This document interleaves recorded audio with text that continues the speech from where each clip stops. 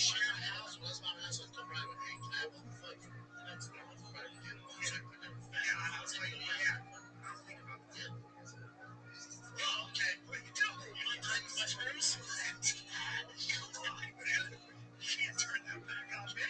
Fucking nuts.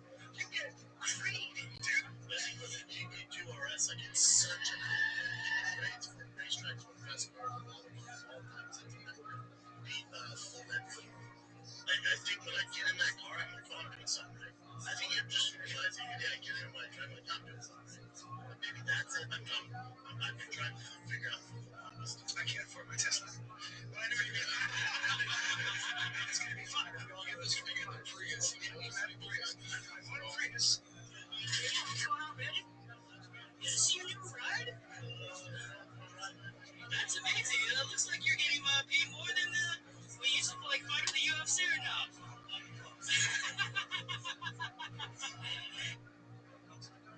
Yeah, I like the wires, dude. I hate your ones. They fall out. I feel so. You wear these wires. And I'm 4 times richer than you, and I still wear my 4 times richer. The iPhone Pros are just a question about canceling. It's actually us. I'm not happy about a lot of stuff. That's I had nothing to do. I feel like that made me. I honestly did the podcast. Like, I don't want to do the podcast.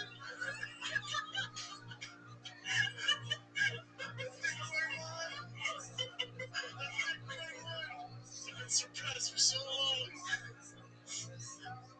Fuck, it's okay, right? I'm sorry, what did you say about the list? I said on that article that because the shit's getting canceled. I go, dude, it sucks. There's sex workers. Clear I get free. Right? Like, you son of a bitch, as I started doing this fucking business. I could, it really did. Unfortunately, most of us, I certainly can't wait for a vaccine.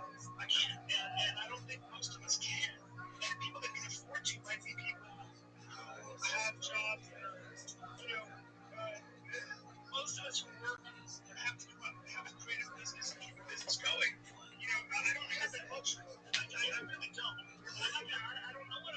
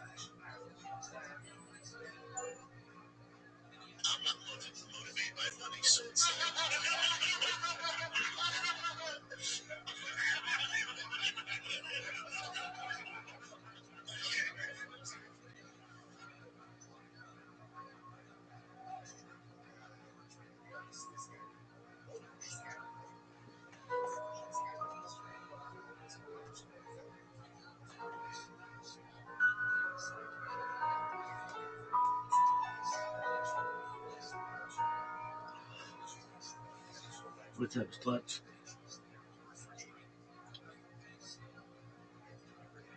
I'm Dr. Justin Sledge. I just published an article in one recently, but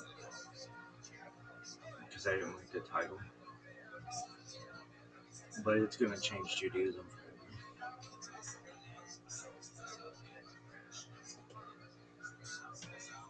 It is my magnum opus in my own way. I don't know if I've ever written something. Oh, I have written stuff this long, easily. I wrote 35-page. I wrote 35-page paper in a week on Kennedy's.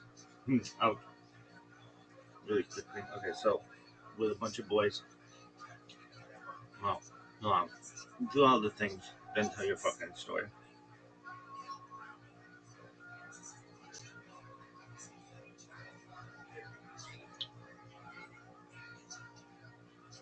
Um, no one really knows for sure. Elu Bay Elu, Dibre Elohim, Chaim, but this is the majority of 5. 3761, creation of the world, Adam. Creation of the world, birth of Adam and Eve, Chava. 3631, 137, son of Adam was born. It's 17th of Nisan, 5786, Saturday, April 4th. I have to wait to publish this thing though tomorrow. I already published it. I didn't like the title. Just could have been a little smoother. But if anybody asks, it was published on Shabbat. Allegedly. Why? Who the fuck knows what day it is? For my own fucking enjoyment. Who gives a shit? This is 99 days of this bitch. That's a lot. 15 hours, 17 minutes, 46 seconds. My dad had this friend. Really? Mm-hmm. Was he? Yeah, he was a unique friend of my father's who we wouldn't have normally, I think, been friends with, but my they had friends of all kinds. My, motorcycles are very dangerous, or can be, especially in the past. And so most of my parents weren't at all motorcycle people, at all the opposite of motorcycle. They knew somebody on a motorcycle. This guy was as Harley as could be. He was married to Harley. Probably had 6 ex-wives. Smoked cigarettes, drank all day, worked really hard, and we were going to Las Vegas together. And he actually triggered in my mind the first time I ever knew that the signs on the road meant different things. I was younger, and I remember he had to pee really badly, and he'd go, those beautiful blue signs. And the blue signs meant rest stop, as opposed to green signs, which mean go. Here's something like no one knows. Most street signs in the United States are green, and but a lot of people don't know how that was done. There was like some test, I believe by I don't know who, but somebody who,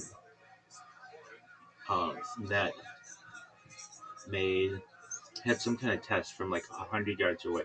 What signs could be read the best, and green was just like in the 1950s chosen, something like that. Anyway, have you seen others? Yeah, a lot of blues. There's this weird neighborhood in Hawaii that has blue stop signs or something. It's weird. Anyway, so this Harley guy. My dad's not.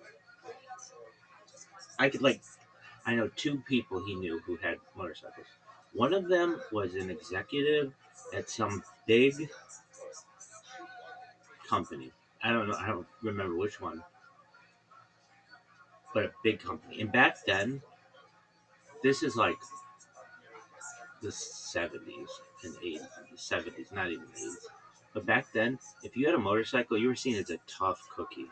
Like, not a motorcycle, fuck gold wings and that shit. I'm talking a Harley fucking Davidson. And so we'll get to the other guy. But this executive my dad knew would, everybody who was a um,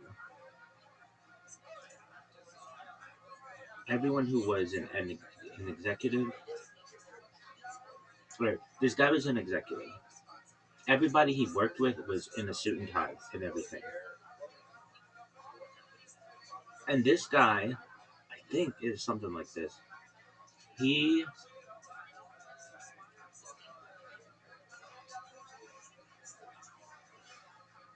he would come in like Harley wear as an executive, and people would be like, I mean, this guy was like a big dog in this company, and it was just not done then. Like maybe today it might be.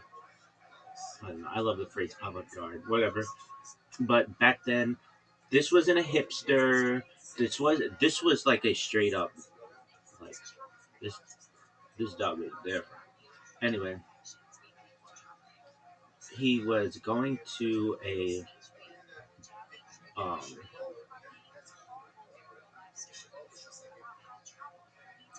what was it? So he would come to work and it's like Harley shit as an executive.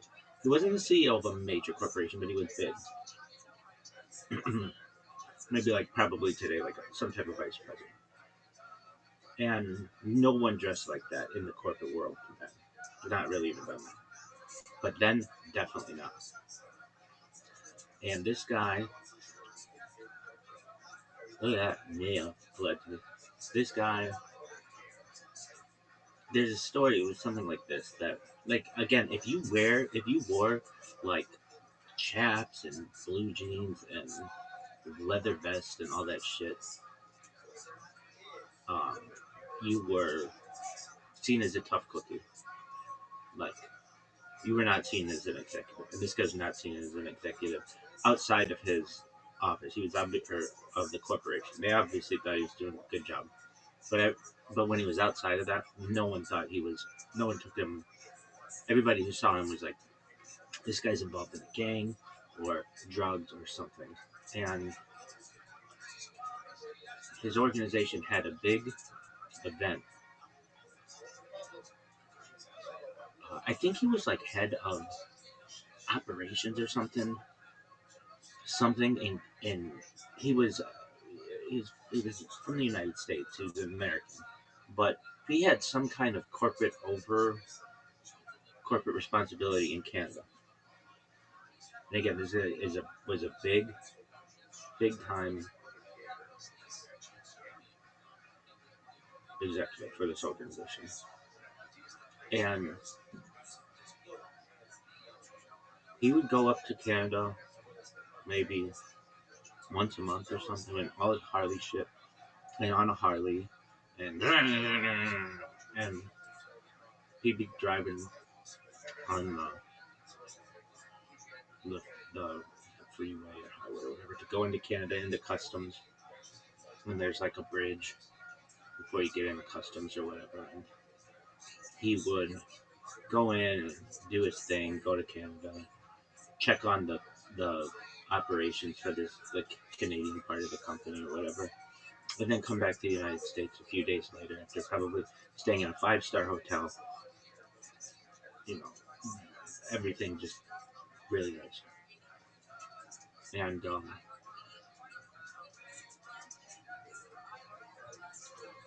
as he came back to, he'd come back to the United States, do his thing. Every month he'd go up to Canada pretty regularly. And one day, for whatever reason, maybe it was winter in Canada or something.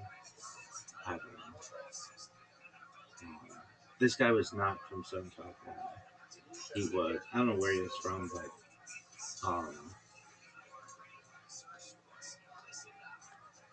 but maybe he moved perhaps.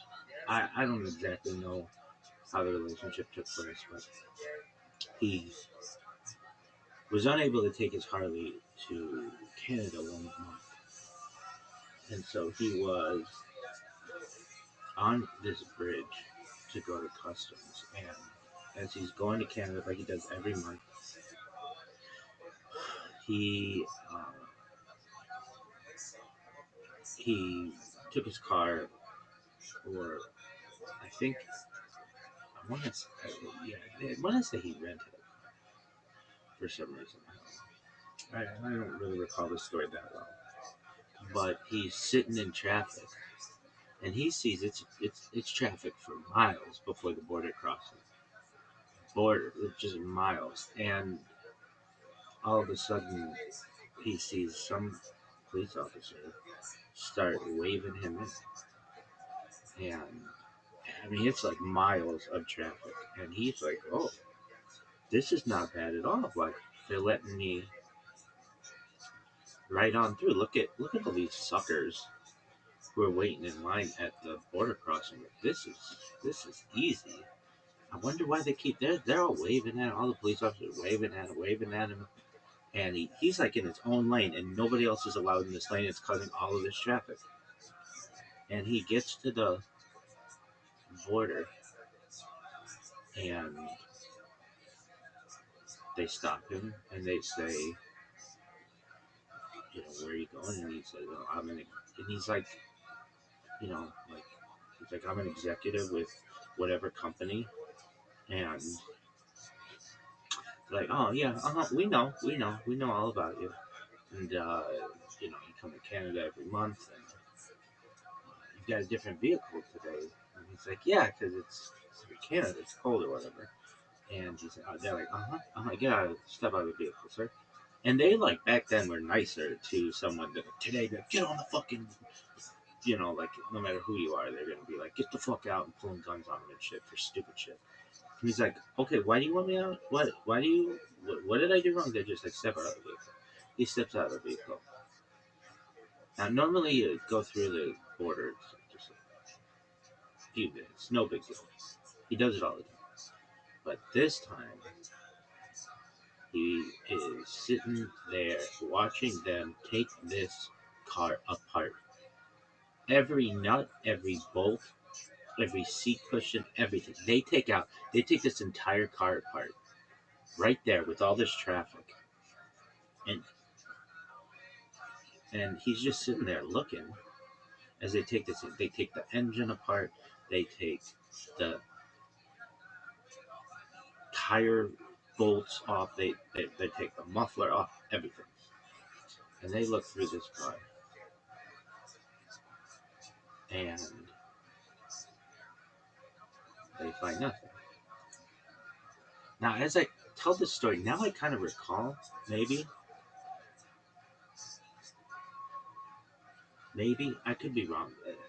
I might be mixing these two stories up with two people, but another one has to do with a private plane. We won't go into that story, but uh, they take this entire car apart, and they find nothing. And the executive's like, "What's going on?" They're like, "We received a tip from someone that said that you would regularly come to Canada, basically bringing in drugs, and we can't find anything." And he's like, "Are you kidding me? I'm an executive at this company." And they're like, "Yeah, but look at you." And he's like, "Yeah, we dress this way sometimes, for whatever reason." And uh, they're like, "You don't have any drugs on you?" He's like, "No, I don't do drugs." They're like, "But look at you." And he's like, "I don't do drugs. That's not my, that's not what I do. I'm a straight laced person. I just dress like this." And they're like, "All right, well, take your car." And he goes, "That's not my car. It's a rental." And he just starts walking, literally walking back to the United States across the bridge, and just left the car, left the car there. And that's the story. Now, who called the tip in? I want to say it was like, I want to say it's like a scorned lover or something, or an angry ex-wife or something, but I don't know if that's for sure. Something like that, though. But basically, he just walked back across the bridge and left the fucking car there in all its parts. Like, it's not my car. And we always thought that was funny. Okay, like literally, like no, no Harley people. Well, here's the thing. Definitely, if we were gonna know anybody, it would be like some weird, not but like different, interesting individual. Okay, so the next guy, uh, so at the end of that story, yeah. So the guy just walked back across the bridge, back to the United States, just left the car there, uh, which is hilarious. Not my car. All right, the next story is my. We're on our way to Las Vegas. You know, depending on the way you go, it can be a drive, and there are these blue signs. I remember this guy we knew. His name is I don't know his real name was. No idea. No one knew what his name was. Everybody called him 99. His mother called him 99. His friends called him 99. His coworkers called him 99. He made a good living, and at this organization, everybody called him 99. No one knew his name other than 99. Now, this is a guy who was a Vietnam veteran. I remember he was just different than anyone I had ever seen before, and leather leather vest, those gloves that are like Andrew Dice Clay gloves, like the finger gloves. Um, just a rough guy, but made made for the time very good money. So it's not like but he was everybody called him Mighty Man. And my dad didn't know him at first, but eventually would start asking people at this organization. They didn't work in the same organization, but just in uh, got to know like who's this guy who's like always got the leather on and everything. They're like, oh, that's 99. Why did they call him 99? And there's this phrase, and I'm gonna slaughter it, but it was everybody would when anybody would ever ask him that or ask why he called 99.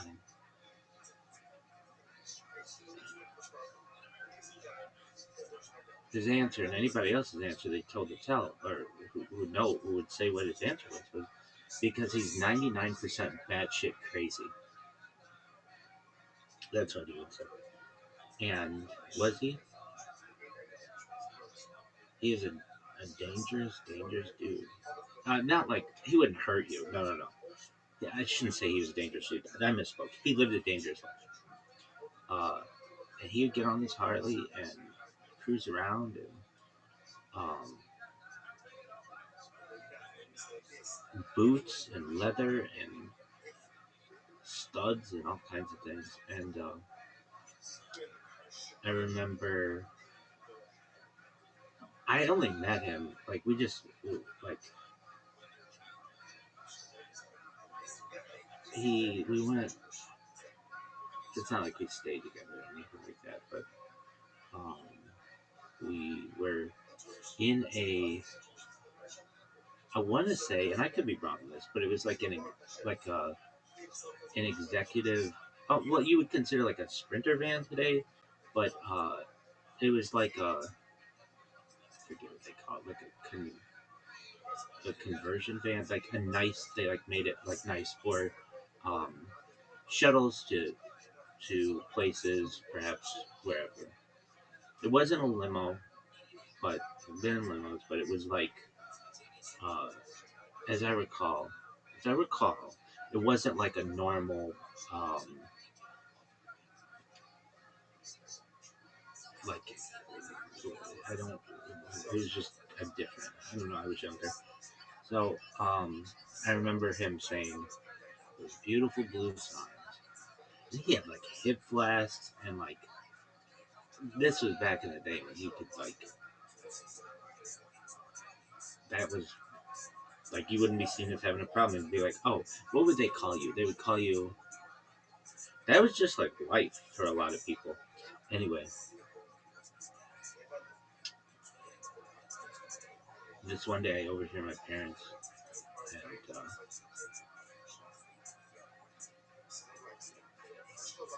something, and they're like, my dad said, "You're never gonna believe what I found out today." Like, what's that? 99 died. She's like, what happened? And apparently, now, I don't know this for sure or whatever, but he was drunk as a skunk on his motorcycle near a very prominent intersection. And this is the story. I don't know, but either he got T-boned or hit by a red light. He went through a red light or something, or perhaps he had the right way. I don't know. But his body traveled over 100 yards and went through the field goal post of a local school. Now, is that true? No, because I know that school didn't have field goal posts there. But that's the story that was being told. Like basically, he went so far on this fucking motorcycle that there was just like, there's no way this guy's making it. Like there's no like, hey, check his pulse. No, his pulse is back at the 30-yard line. Like nothing. And so this guy, he ended up dying. Which, may never be a blessing. I'm talking about him now, 35 years later. That was 99. And he was a badass. Really, yeah. And how did you know these people? From the corporate world. They were not like members of our, like a religious community or something like that. Just in the corporate world, you'll meet people of all shapes and sizes, kids, and backgrounds, or whatever. And some people, you never know, are like really, really successful but don't dress that way. And then there are some people who are perhaps not as successful but do dress like, dress for the job you want, not the job you have kind of mentality. Total. Anyway, so that's 99, and we're at 99 days. Anything else about 99? I used to play this game called Full Throttle. It was a LucasArts game, which is a really cool game. It was like a cartoon story game. I loved this game. I still love it. I played it not now. I mean, like maybe a few years ago. I just played it again, see what it was like, and it's a beautiful game. It takes place in like the Southwest, but it's like you don't really know where.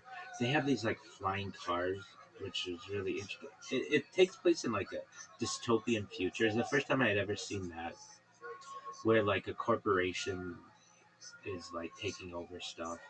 Take a car corporation wants to buy a motorcycle manufacturer, like a small time motorcycle manufacturer, and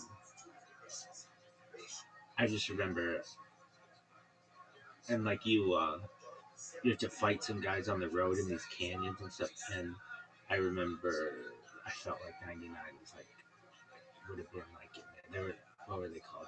The gang you're part of it called the polecats, whatever the fuck that is. Um, anyway, really quickly on that story, my I would play this game, and I'd play it and play it and play it and play it and play it, and I could not get past this one part. It was just like impossible. And I think I'm not a big fan of cutscenes. I'm always like go go go, and so I think there was a cutscene earlier in the game that kind of gave you some foreshadowing of how you could get past this one part of the level. But I did not. I never could do it. There are two games that I really struggled with. One was on Sega CD called Sewer Shark, and that was like the first game I ever had a Sega CD.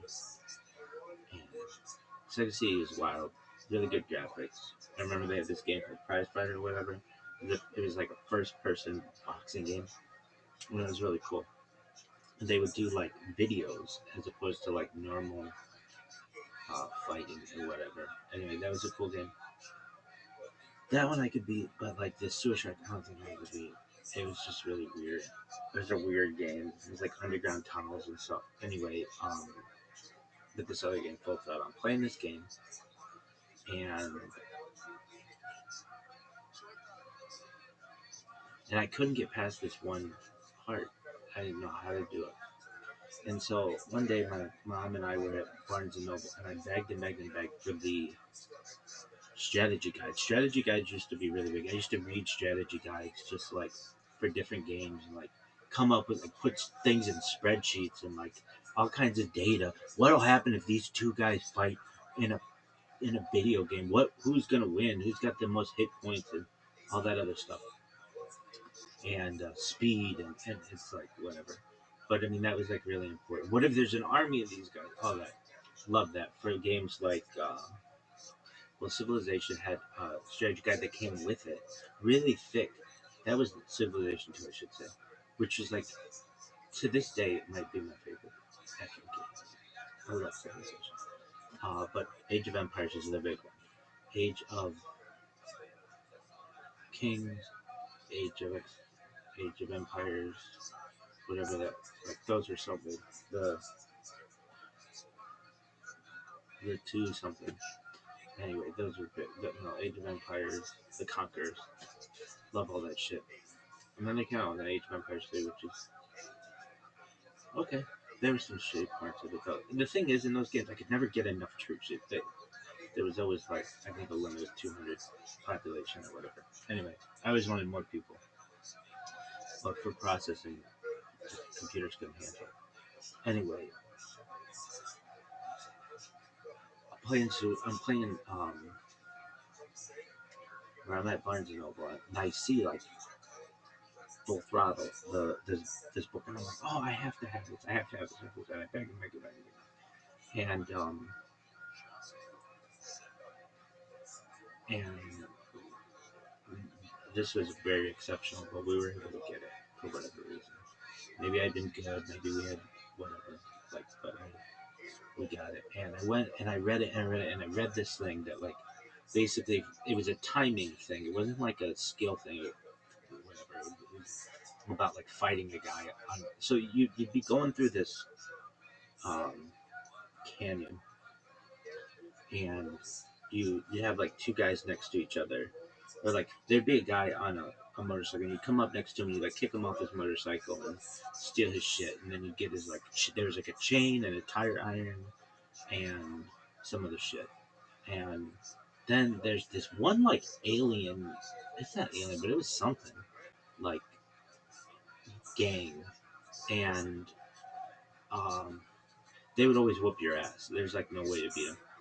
Okay, so this was a game where you had to like use different things in the game to do things. So you get this slime and you throw it at the guy, and if you threw it at the guy at the right time, or no, you threw it at the guy, he would fall over or whatever. You got his glasses, and then you got his glasses, and then you could see into the secret cave, and then the secret cave had some shit in it, and I needed the strategy guide for that. Anyway, after that, I just whatever. There was this guy in this game. He made my friends and I laugh so hard.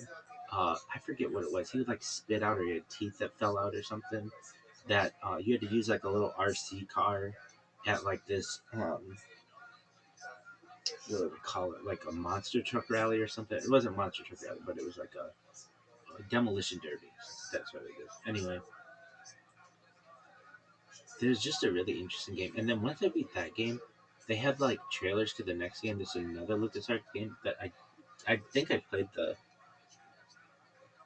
um I played the they call it a demo.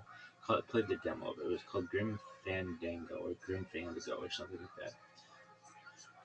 which I wasn't really too into, but it had this art style that I thought I still think will be really important. It's like this Day of the Dead kind of game that it's just like not my thing. But this art style was really interesting, where it would be like real pictures but with cartoons and stuff. I don't really know how to describe it. It's almost like pop art something. Anyway, um, I remember I was in Nashville once, and I saw this. They had this like mural of this pop art kind of thing, and I thought, wow, if you use art like that kind of art style, you can do anything with, because you can use real people. Like the Simpsons art is a thing. Family Guy's a thing, even though they do cutscenes, which gives their show a lot more versatility. But this kind of art was different. It was like, I don't know, this is like almost like Andy Warhol, like pop art with other things. You can combine things, and I thought, wow, that would really make that type of art really versatile. Like you can do anything with that. Anyway, is that the end of your story? 99. So, what are your thoughts? Um, well, I never been a fan of motorcycles because they're dangerous and everything. But there is an invention that the jackets that expand that I think would be more helpful. And I think like if they made a whole ball, that would be much better, safer. And then I don't know, maybe someday, someday I might consider it. But came very close to working as an accountant for a motorcycle company, though I still don't know how it's said. How is it? Uh, Denison or something? I don't know, some Italian company in Costa Mesa. BS my way to get that job, but then I got a better job, better offer immediately. Like I had like a choice of different jobs at the time. So anyway, it's at the end of your story. Denison, something like that. But I remember at the time they were developing this jacket to make things safer. I thought that was cool, and it's out. Anyway, is that the end of your story? Would you like working at that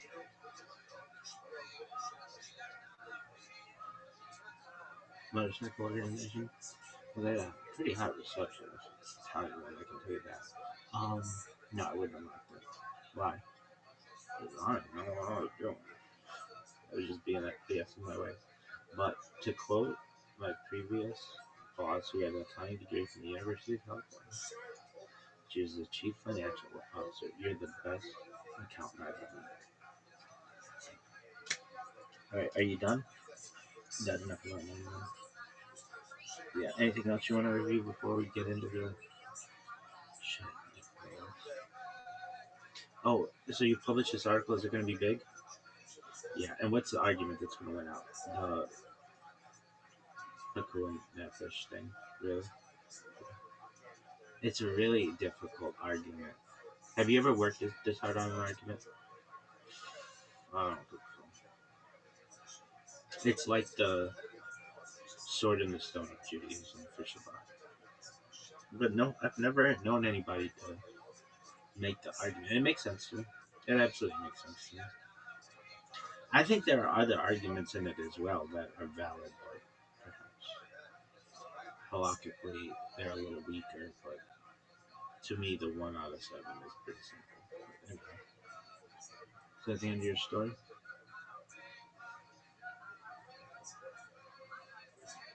And welcome to Esoterica, where we explore the arcane in history, philosophy, and religion. One of the most difficult aspects in starting to study Jewish mysticism and Kabbalah is getting a handle on just how those ideas developed over time. It's tempting to think that, for instance, Kabbalah has just always existed in the form that we have it, or that Kabbalah is just one thing at all. Of course, neither of these positions is really tenable. Such notions developed greatly through the ages and are still developing.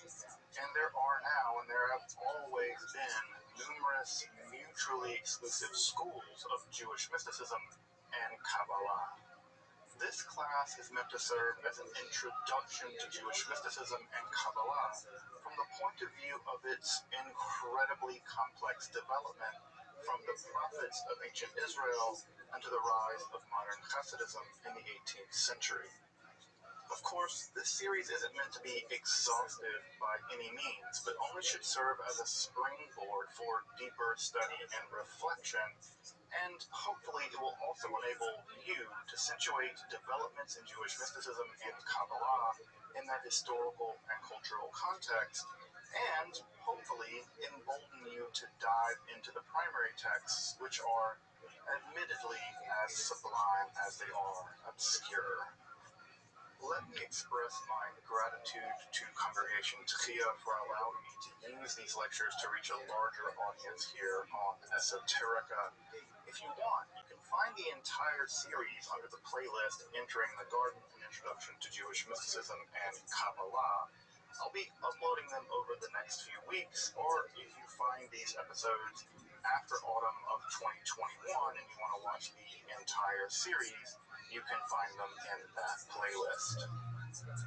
If you find this series on Kabbalah interesting, I'd hope you check out my other content on topics in esotericism and perhaps consider supporting the production of free academic and scholarly topics in occultism, hermetic philosophy by joining my Patreon or perhaps with a one-time donation. You can find those links below, and I really appreciate your consideration. Now, let's enter the garden of Jewish mysticism and Kabbalah. So, let's do a little recap. I hope you had the chance to take a look at the episode on Merkava, or Hechelot mysticism. And so, in order to recap a bit, what I want to do is take a look at those mysticisms just briefly, because in some ways they're going to link us to the topic we're going to be dealing with this evening, and that is the topic of Jewish magic. As you may remember, the apocalyptic mode of Judaism produced a novel religious way of being, but proto-rabbinic circles, the early rabbis, did not like apocalyptic Judaism for lots of reasons, one of which is that it seemed to encourage a kind of bellicose, warlike behavior, and it seemed to commit people to a kind of determinism. And determinism, as you might imagine, doesn't really inspire people to be better. It just says, accept your fate and go on with it. It's all part of the divine plan. Well, the early rabbis really didn't like that idea. They really thought, no, we can choose to live differently than we're living. We can choose a different world. And that emphasis on choice and moral responsibility on the part of the rabbis really tilted rabbinical Judaism away from, although not completely away from, many of the central tenets of apocalyptic Judaism. Now, what does emerge in the world of apocalyptic Judaism is a new kind of mysticism that, ironically enough, does actually prove to be popular, at least with some rabbis. Now, I don't want to paint a wide brush or paint with a broad brush and say, yes, all of Merkava and Shir Koma mysticism were popular among the rabbinical elite. That's simply not true. If you know anything about rabbis, one of the things that rabbis do as a hobby is disagree with one another. So there's just no evidence to say that the rabbis were terribly interested in all practicing these forms of mysticism. And just to parse those out a bit, as to maybe jog your memory, the Hechelot or Merkava literature or mysticism is a form of mysticism in which the mystic descends into the divine palaces, and they have to bypass all kinds of angelic guardians, and they have to give them passcodes, and they have to give them secret handshakes and Dakota rings, and not really Dakota rings, but all this kind of weird stuff. And by doing that, they eventually descend through the various palaces of God and ultimately arrive with what we would now call a beatific vision, which is to say they are allowed to gaze upon the throne of God. In some of this literature, they're allowed to sit upon the throne of God, which I always imagine, like, when you were a little kid, you would sit in the big kid chair. You would sit in like the big people chair, and you would be like real small, sitting in a giant recliner. I kind of always imagine that's what it's like to sit in the throne of God. It's like a really worn out, like greedy recliner that's super comfortable that your like granddad sat in for 50 years. That's what I imagine to be the throne of God.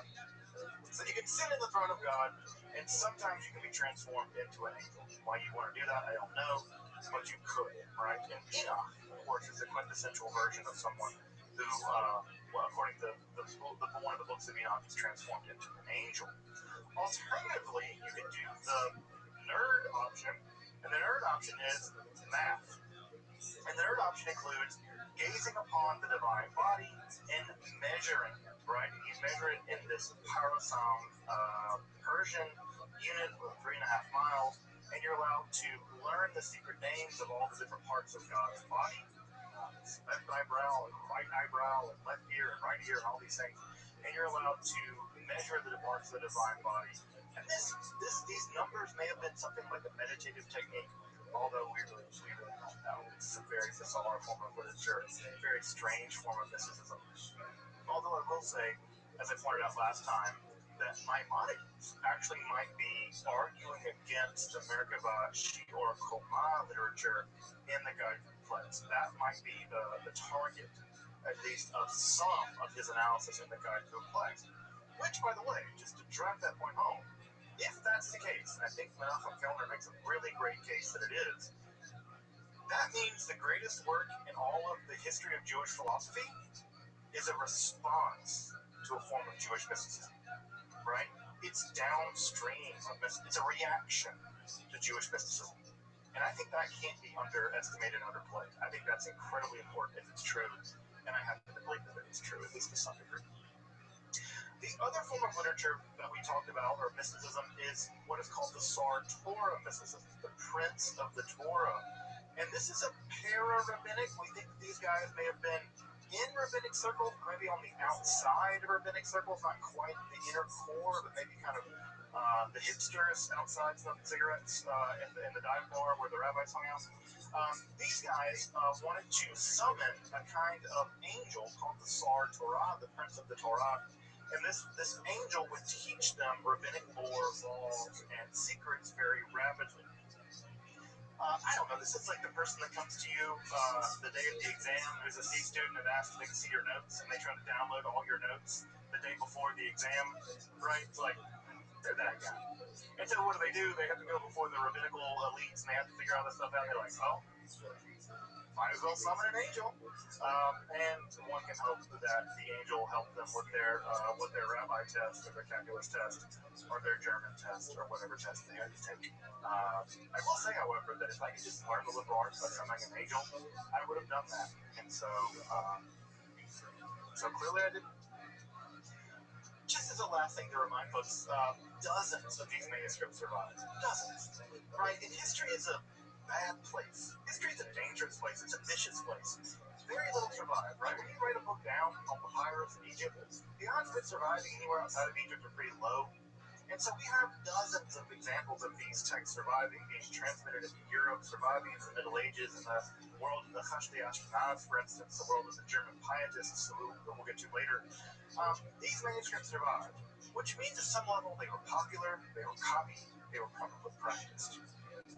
So we see them being used over and over again. We see elements of the Hekala literature appearing, for instance, in the Talmud.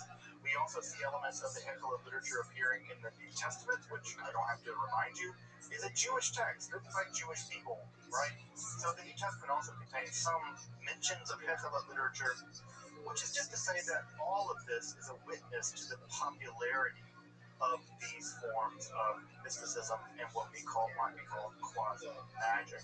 And I say quasi-magic because the Sar Torah literature is a kind of quasi-magic, right? It is a kind of quasi-magic. When I say quasi-magic, you are in fact summoning a being, right? You're in fact summoning a being to magically teach you stuff rapidly, right? You can't learn things rapidly normally.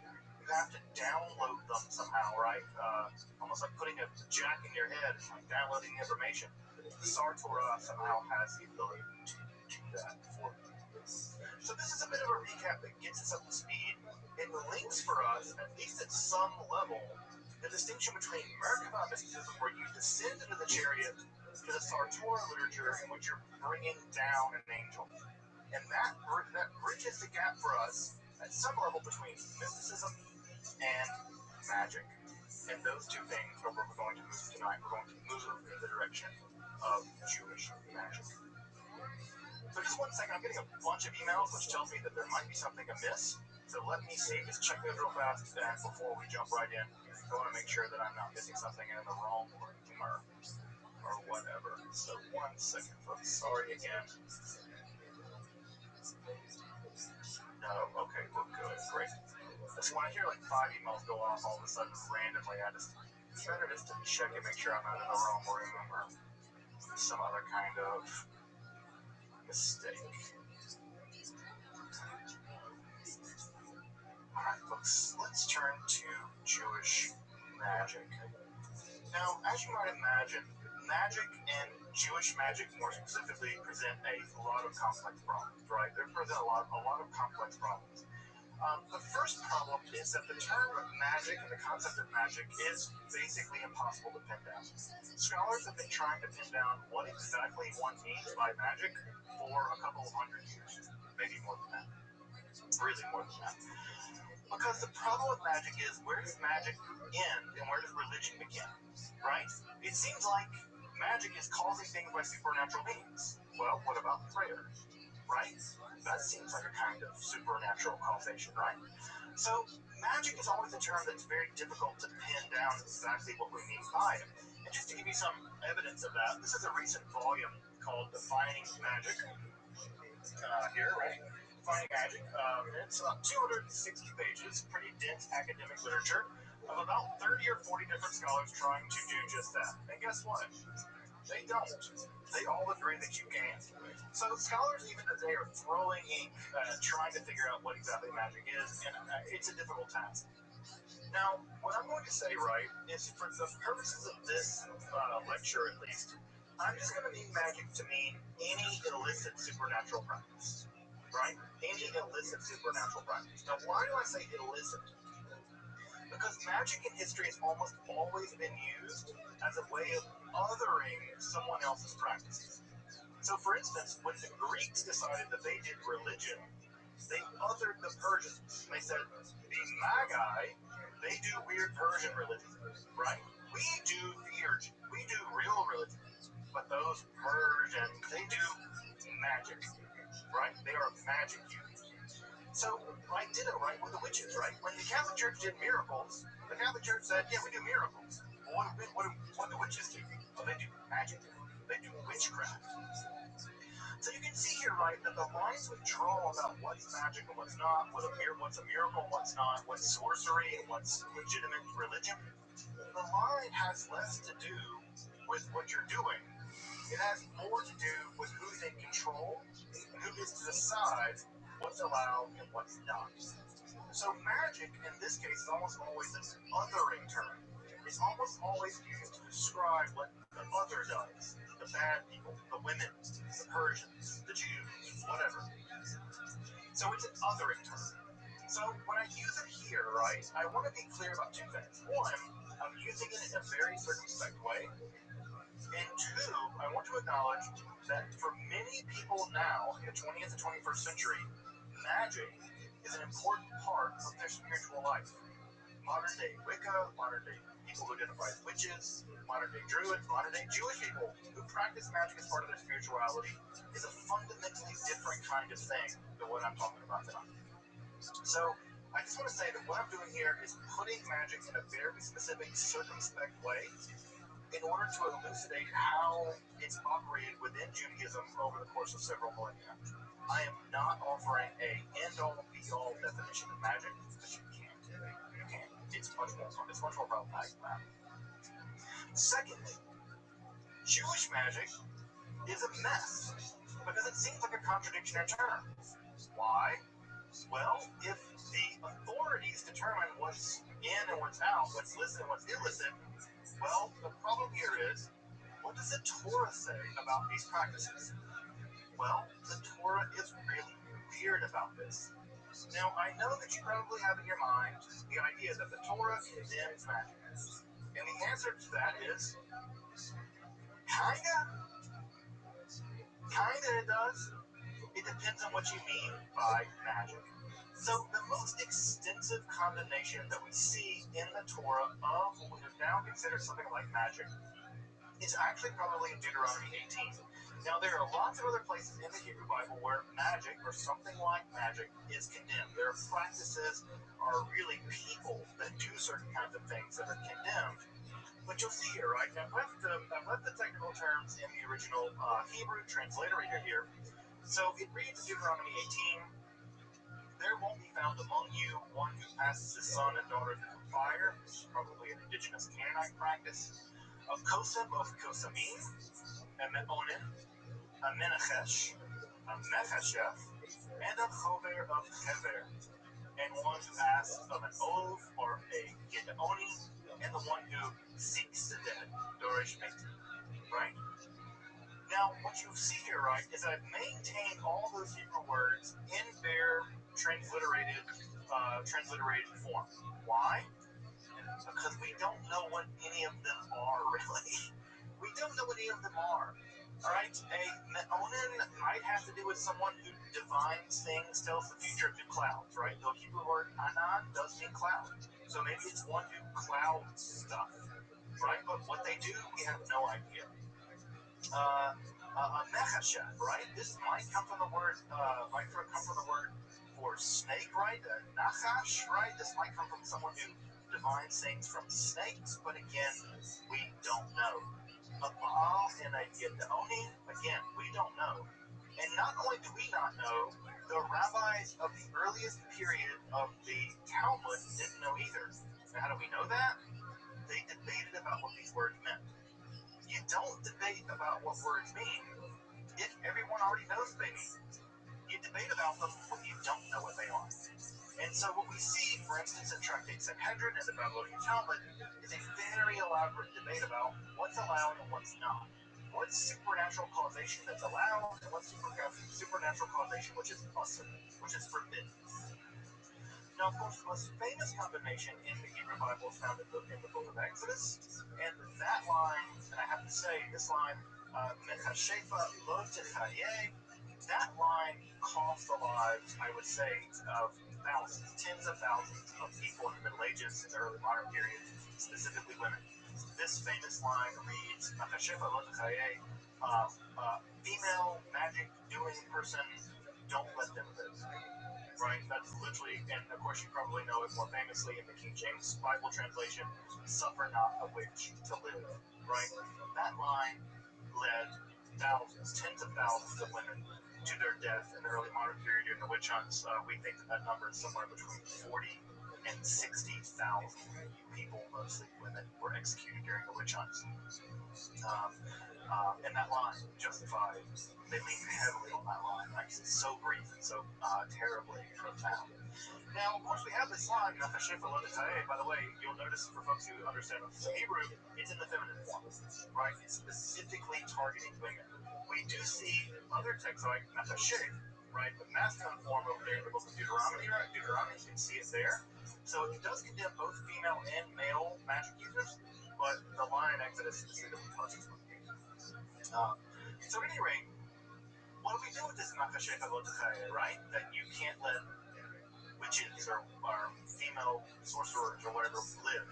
Well, you can contrast it with other sections of the Hebrew Bible which seem perfectly at home with supernatural causation. The two most famous examples are divination. You're perfectly allowed to use divination in the Hebrew Bible. You just have to use a specific form of divination. This is to say, the breastplate of the high priest has a device in it called the Urim of Urim.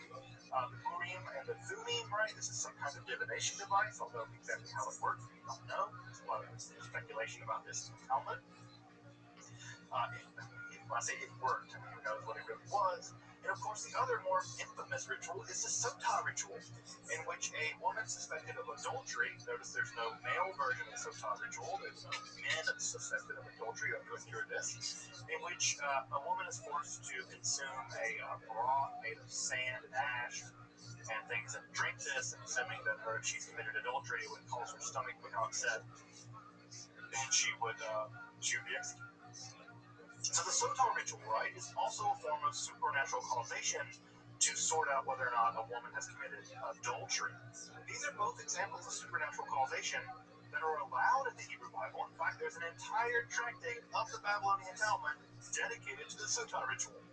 So it's clear that these forms of supernatural causation are illicit, while the other ones, right, being an onen or a menachesh, those are forbidden. So what do these words mean? We don't know. We do, however, get some clues, right? One of the great boons of 20th century archaeology was that we figured out how to read Akkadian. Akkadian is the language of the ancient Babylonians. It's a distant cousin of Hebrew.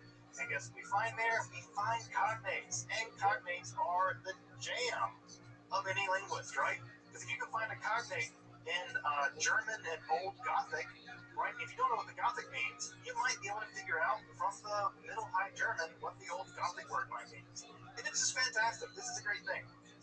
So, ditto, right? We find the Akkadian word, for instance, kishpu, which does mean evil magic word. And look at that, right? Look, we find, right, with the word machashefa, right? You can see, if you know some Hebrew, right, you can see the exact same root word, right? The ka, the sha, right, and the pu sound, of course, is unique to Akkadian. We can see there in Akkadian that we have a very clear word for sorcerer, magic doer. This is important, by the way, because if you read the Septuagint, of course, is the Greek translation of the Bible, Hebrew Bible, into Greek.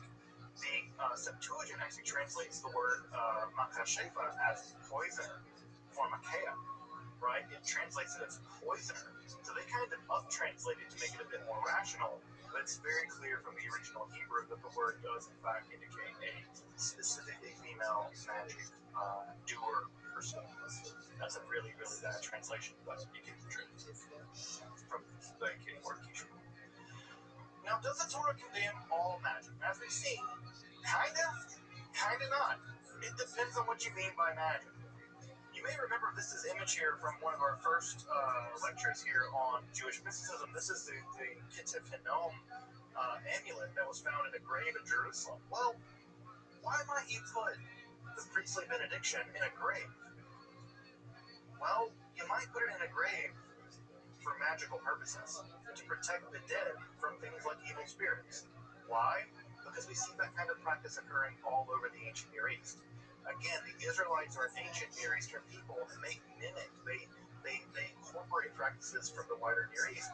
And so when you see an amulet written on silver with blessings on it, the natural leap is that this document is some kind of amulet to protect the dead, perhaps from evil spirits. Well, if that's true, I think there's good reason to believe that it is. That makes the earliest section of the Hebrew Bible ever recovered an amulet, and therefore a magical object. Now, just let that settle in for a moment. That would mean that the earliest example of the Hebrew Bible that's ever been recovered is a magical device. I think that's profound when thinking about the history of magic. That means magic predates, at least in terms of material culture, everything else we know about the Hebrew Bible. And I find that to be profoundly interesting, right? Profoundly interesting. Now, does that mean that the people that put those amulets in those tombs were allowed to do that? Does that mean that they were operating within the normal limits of what was acceptable at the time? No. We have no idea. What we do have is the material history, and we have to deal with it as such, right?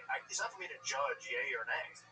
All I can say is, someone wrote a blessing that eventually became part of the Hebrew Bible on a silver amulet and put it in a tomb. And anywhere else we would see something like that, we would jump to the idea they were doing magic. Why not just let that evidence speak for itself at some level? So, it's clear, right, that what the Hebrew Bible is worried about, what the Israelites are worried about when they condemn magic, is less practices. They're worried about differentiating themselves from their neighbors, right? These people do this, we don't do that, right? These people do this, we don't do that either, right? These people do these practices, and we don't want those kinds of people in our community. So notice that the condemnations here in Deuteronomy, they're about being people.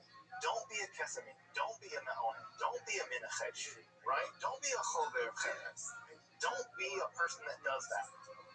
It's not a condemnation of the practice per se. It's a condemnation of those kinds of people being in your community. And as we'll see in just a minute, right, many Israelites, at least one Israelite, a famous one, had to consult with one of those people. So again, the condemnations we see here are not condemnations of practice typically. They're condemnations of people doing those practices. Why? Probably identity formation. We're not those people. We're not those kind of people. But also, it's theologically threatening. If you're moving in the direction of monotheism, right? Monotheism is in your wheelhouse, and you're moving in the idea that there's a singular God who does everything in the world.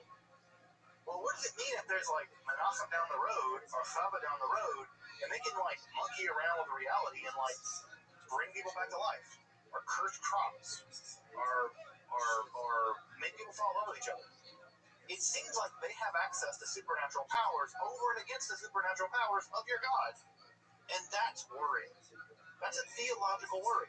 Because if your God is the only God and the only one really in control, who are these people? And what are they tapping into? How do they have access to these weird powers where they can make someone fall in love with someone else, or make someone get a sickness, or cure a disease, or bring someone back from the dead? That's all very anxiety producing.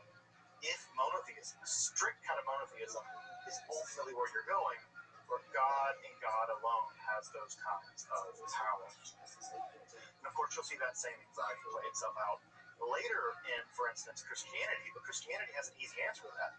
Their answer is they're working with the damn devil, right? And if they're working with the devil, that's how they do this stuff. The Israelites, at least the Israelites once they've adopted monotheism, don't have that answer, right? And so this is a much more complicated problem for them, at least at this point, prior to the apocalyptic. Then later on, fallen angels were teaching people all kinds of bad stuff, as you can see early on in the book of Enoch. The clearest account of magical practice among the Israelites is to be found, of course, in the Hebrew Bible. Because where else would it be found? And that account, of course, is to be found in the story of the Ba'alat Ov. You'll notice here, right, that we have that prohibition on consulting an Ov or being an Ov back in Deuteronomy. But here we have a person with a title, Ba'alat Ov. We don't know her name, but we do know her title. She is a mistress of the Ov. Now, Ba'alat is relatively clear. It just means Baal, means master, so it's one who has control of something. The word husband in Hebrew, Baal, right, is just the one that's in control. Whatever. Aside, the Ba'alat Ov here is a mistress. She is a she, at least gender-wise, grammatically speaking, and she's a mistress of the Ov. Now, we don't know what the Ov is. It seems possible this word is related to Av. It may be roughly related to the idea of ancestors, specifically dead ancestors, and therefore we might translate this word as something like the person who has access to the ancestors who are dead, right? Now, that's a really clunky translation. The typical translation we use for that now is something like necromancer, right? Necromancy is manipulation of the dead for various kinds of powers, or specifically predicting the future. That's exactly what we have here with the Ba'alat Ov. But we don't know what this word Ov means, but I do think it's probably related to the word dead ancestors. These are special people that have access to those dead ancestors. So, you may know this story, right? Saul is in a war with the Philistines. King Saul, first king of Israel, is in a war with the Philistines, and it's going badly. Well, not only is it going badly, God has abandoned Saul. Saul goes to the legitimate forms of divination, the Urim and the Thummim. He consults them, and, well, God doesn't pick up, right? It's like when you're in a big problem, and you call someone and they don't pick up, well, you freak out. Well, Saul freaks out. So what does he do? He goes to an Ov, right? He goes to one of these people, the Ov, and he consults with this woman. It's a woman character here, and she does successfully summon the ghost, the spirit of the recently deceased prophet Samuel, and she describes Samuel as emerging from the earth as an Elohim, right? She's terrified, in fact, and she says, "I see an Elohim coming up from the earth." Now, we do see in other texts, for instance, in Akkadian text and Ugaritic text, where the dead are sometimes referred to as Elim, as gods. In fact, there's a specific word for dead ancestor spirits in Hebrew, the Rephaim, who also seems to be sort of alive in the afterlife in some kind of weird way. exactly what the Rephaim are is mysterious. In fact, a new monograph just got published on the Israelite conception of the Rephaim, and I am really interested to read it because this is a very mysterious problem. Sometimes the Philistines are referred to a Rephaim as giants. This is a really mysterious term in Hebrew. At any rate, the Baal of Endor does successfully summon the ghost of Samuel, the Ruach of Samuel, and of course, like all prophets, as you probably know, they had bad news, because prophets always have bad news. Never go to a prophet to get good news. They don't got it. If you go to the prophet bank and go to the good news section, it's empty. It's all full of bad news. And the bad news is, yes, God has abandoned Saul, and he's going to die tomorrow. And guess what happens? God abandoned Saul, and he dies the next day.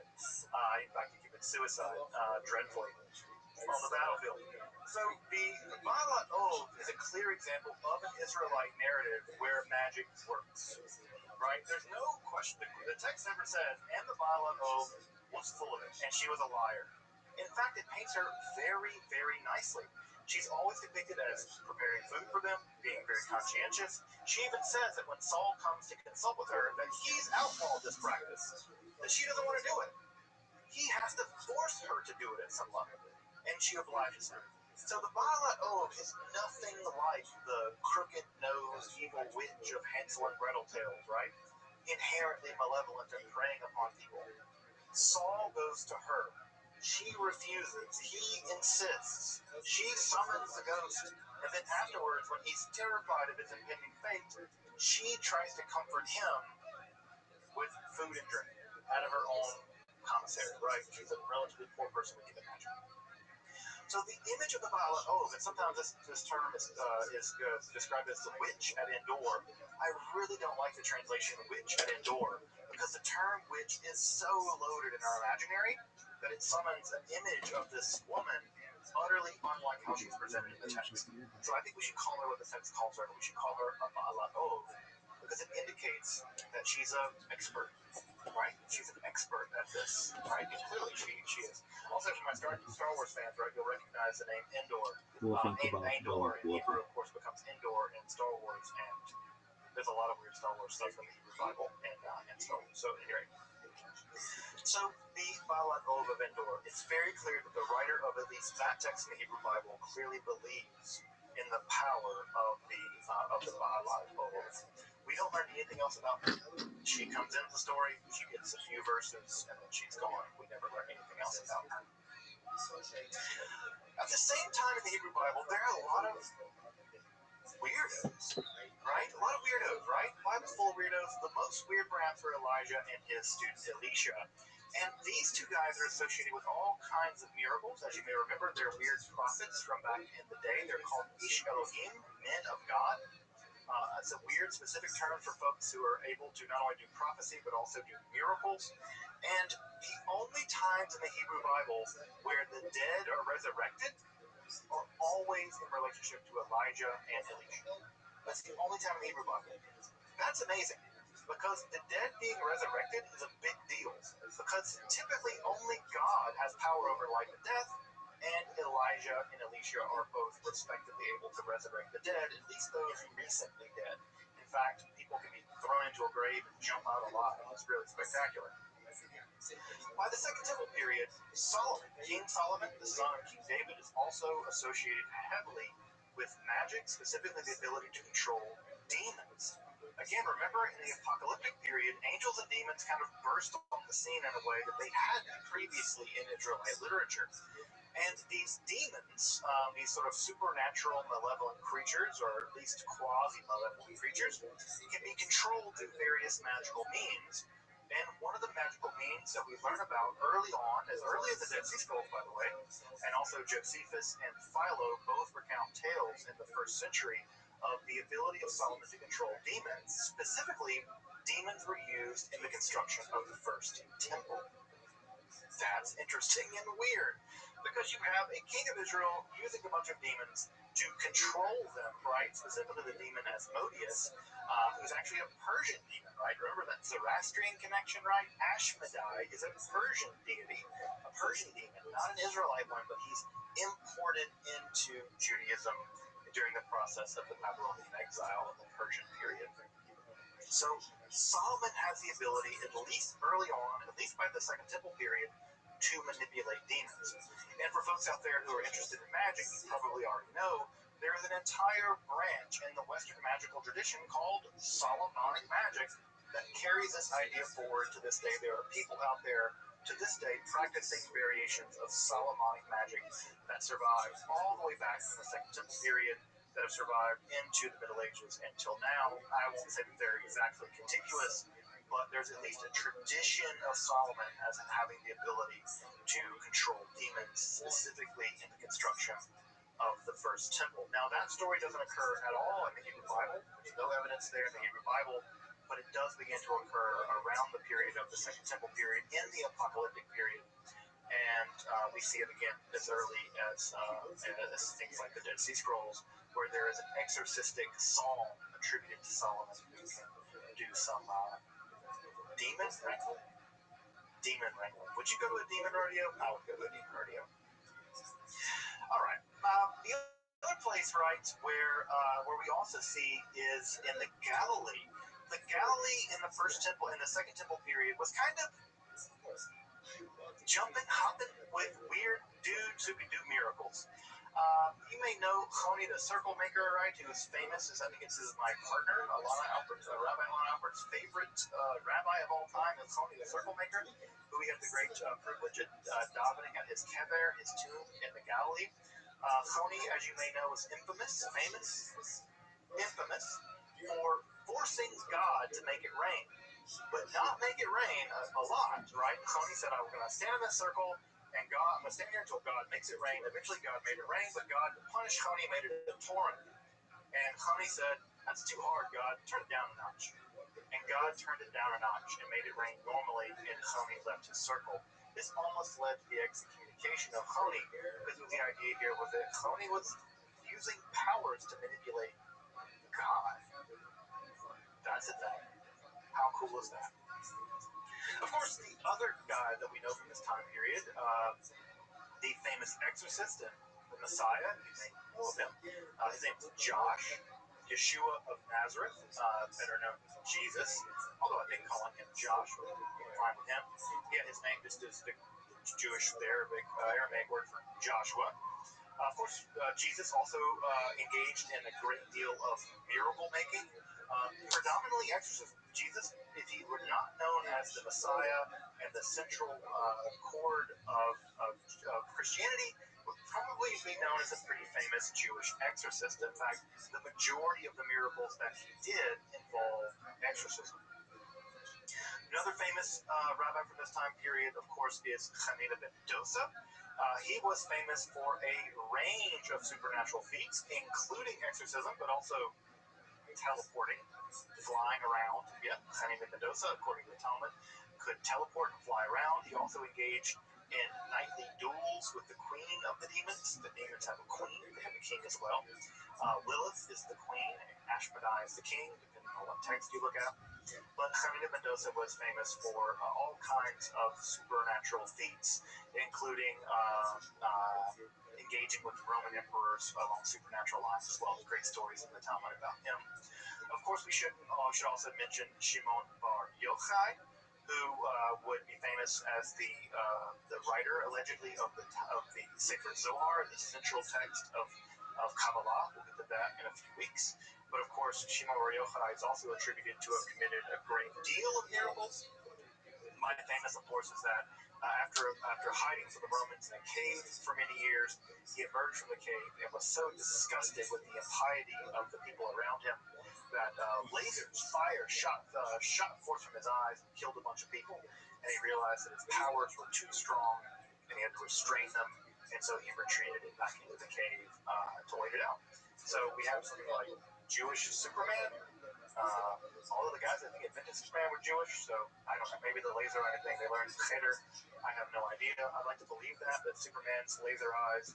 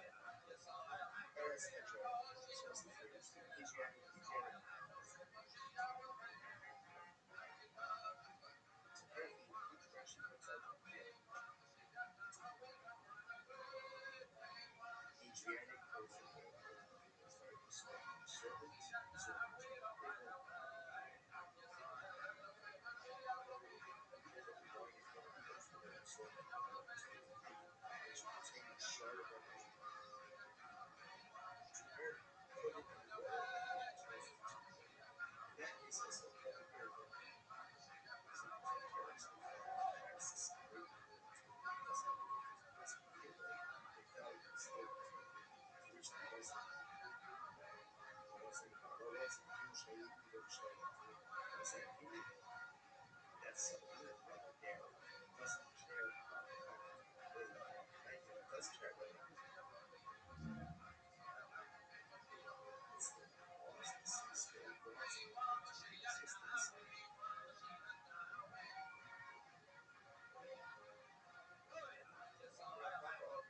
Lucia's hair don't give a right of business. The Greek Rabbi is of the Americans. Hair, no. Shiny Lucia's hair, that kilo dollar. Rabbis were made up by Yerusha. Because normally, perhaps this case should become problematic. But halach and raisa is that they were made up by Yerusha. And as long as the get doesn't get after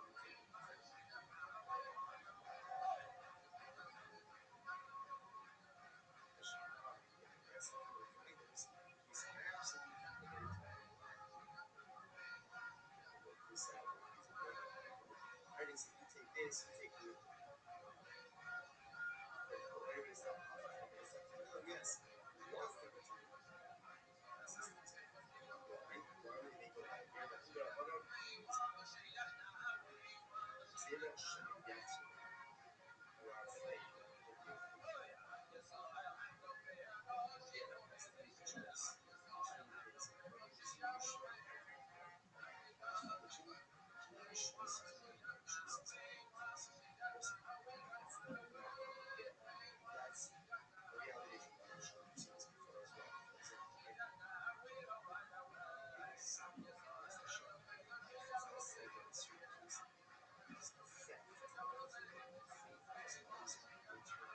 which is victim should accept in order to facilitate the peace creative everything for people to engage in self-sacrifice instead of financial money is necessary for us.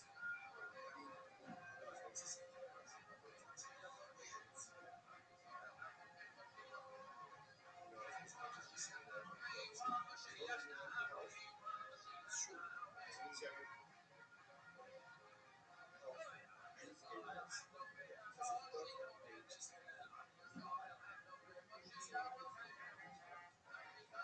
many people advance their not to religious challenges. There's a choice between religion and we're afraid that Gary has to choose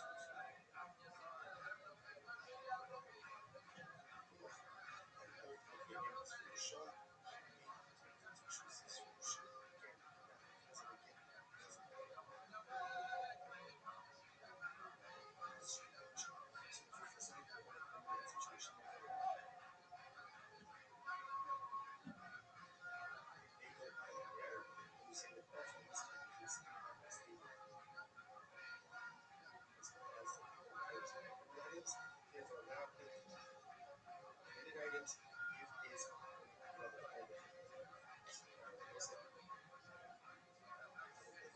finding that the hungry rice and sacrifice, not just for the so spiritually consideration. Stark für was. Ist das ein Business Partnership? See from here, it's a sort of a balance, right? Of the show, they would not be allowed to occur in the projects. As well, if you don't put the person in this area, in this precarious situation. So, for example, early yesterday, so we're going to always say, say,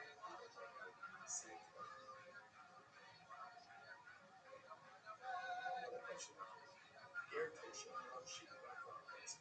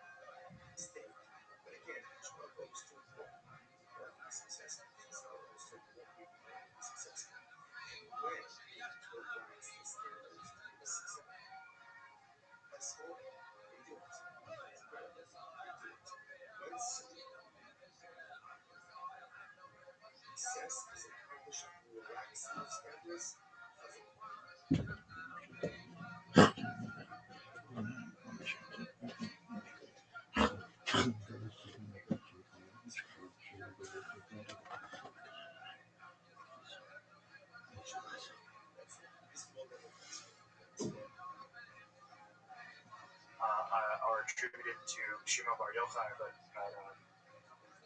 I'm just gonna believe that. He's gonna go believe that that they are derivative of Shimon Bar Yochai, but I don't think that's true.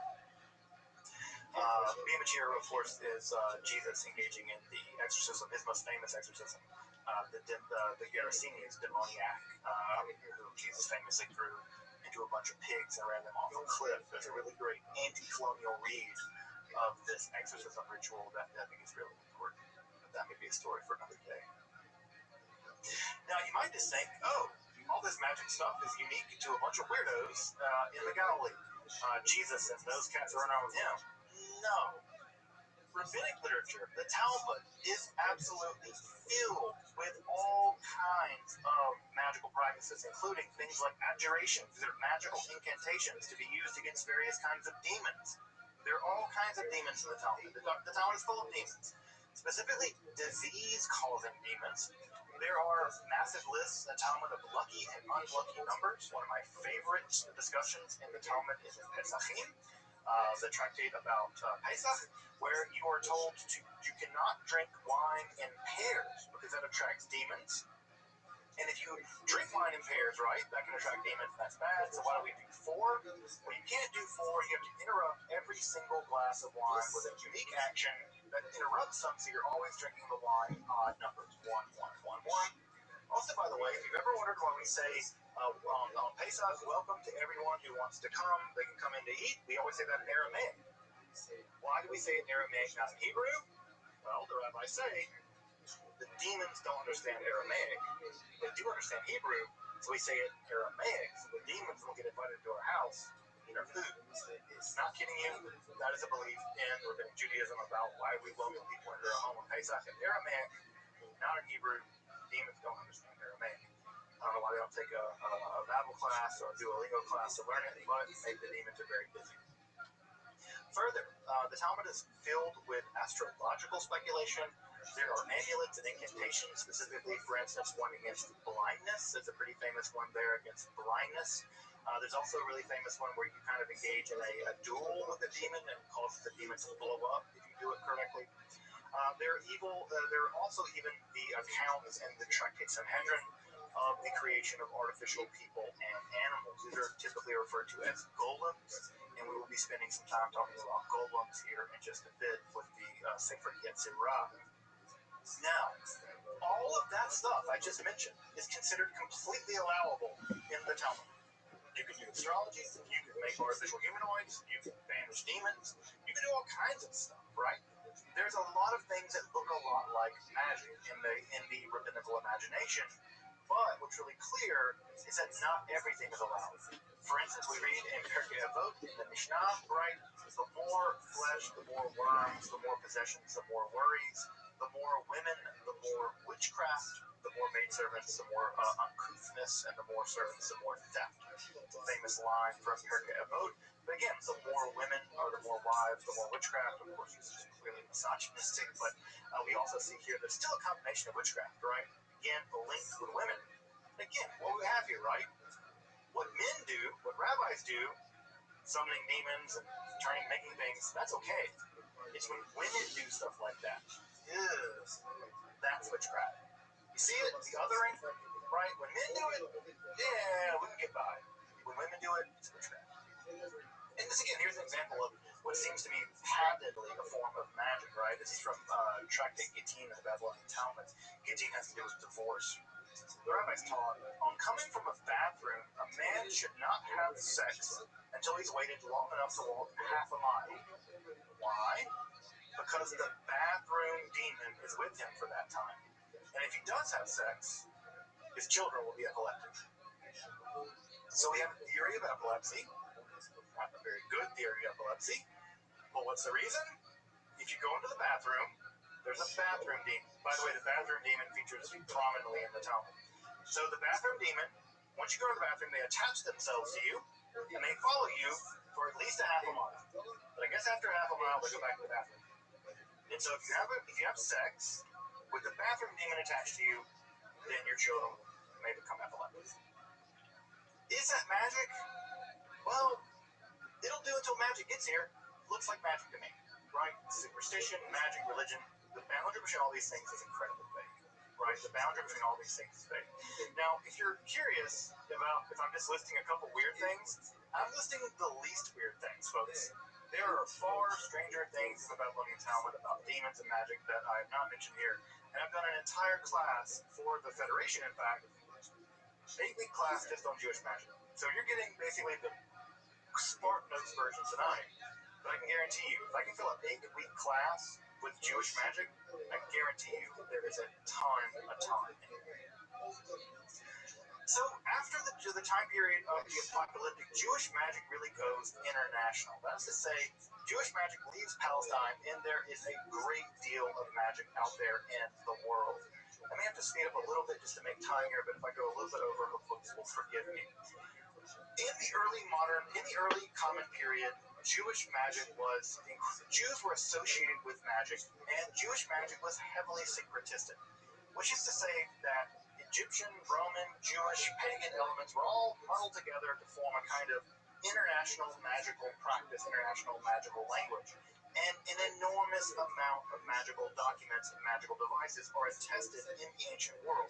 These are gathered together in what is typically called the Greek Magical Pottery, of which there are numerous examples of Jewish magic being practiced in the ancient world, both by Jews, but also non-Jews using Hebrew or using Jewish names for God for their own magical purposes. Why? Because they thought the Jews and the Jewish God had some kind of special magical power. This is just a small gathering of some of the magical devices that are definitely associated with Jews that have survived from the ancient and late classical world. So you can see here we have love spells, right? If you would cast this into a fire to form a love spell, you see a deficciones, right? Deficciones is a curse tablet here written upon in metal that would be used to curse people. You see amulets here that invoke angels, right, to protect you from various kinds of spirits. You see a curse here on the left-hand side, written on papyrus that is survived from the late classical period, early medieval period.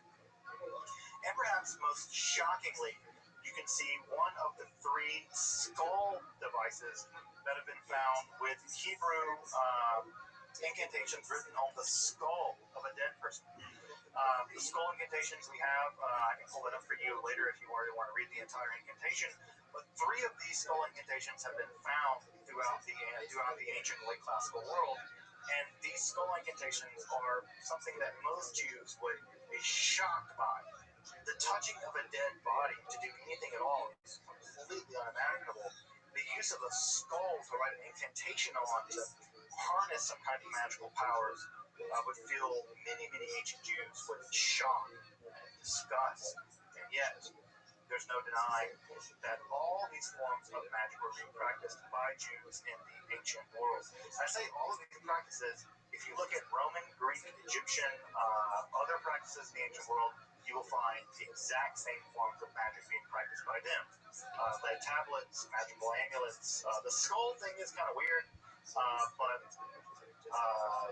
magic love spells, right? In fact, you cast this into a fire, and it says, if as this burns, may the heart of Rachel burn for me. We even have Rachel's name written on there. We don't know who Rachel it was, but some Rachel.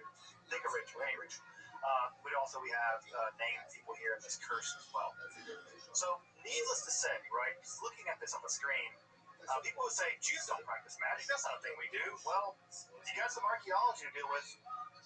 Like, really? There's a lot of this going on, right? And again, this is just what survived. If this one survived, you can imagine how much there was. You can imagine there must have been a ton of this going on. In fact, what's great about this one here is that there are spaces left for the names to be put in, which meant this was made commercially, right? So this device was made commercially, and then the magical practitioner would go in and add the names in later to kind of make it work. This is being sold. This was a commercial object you could buy in the shop or whatever in the market from a ritual expert, and they would call people to curse people or call people to flourish or whatever. A very popular form of Jewish magic in the ancient world, but also a popular form of Christian, Mandean, and pagan magic was incantation bowls.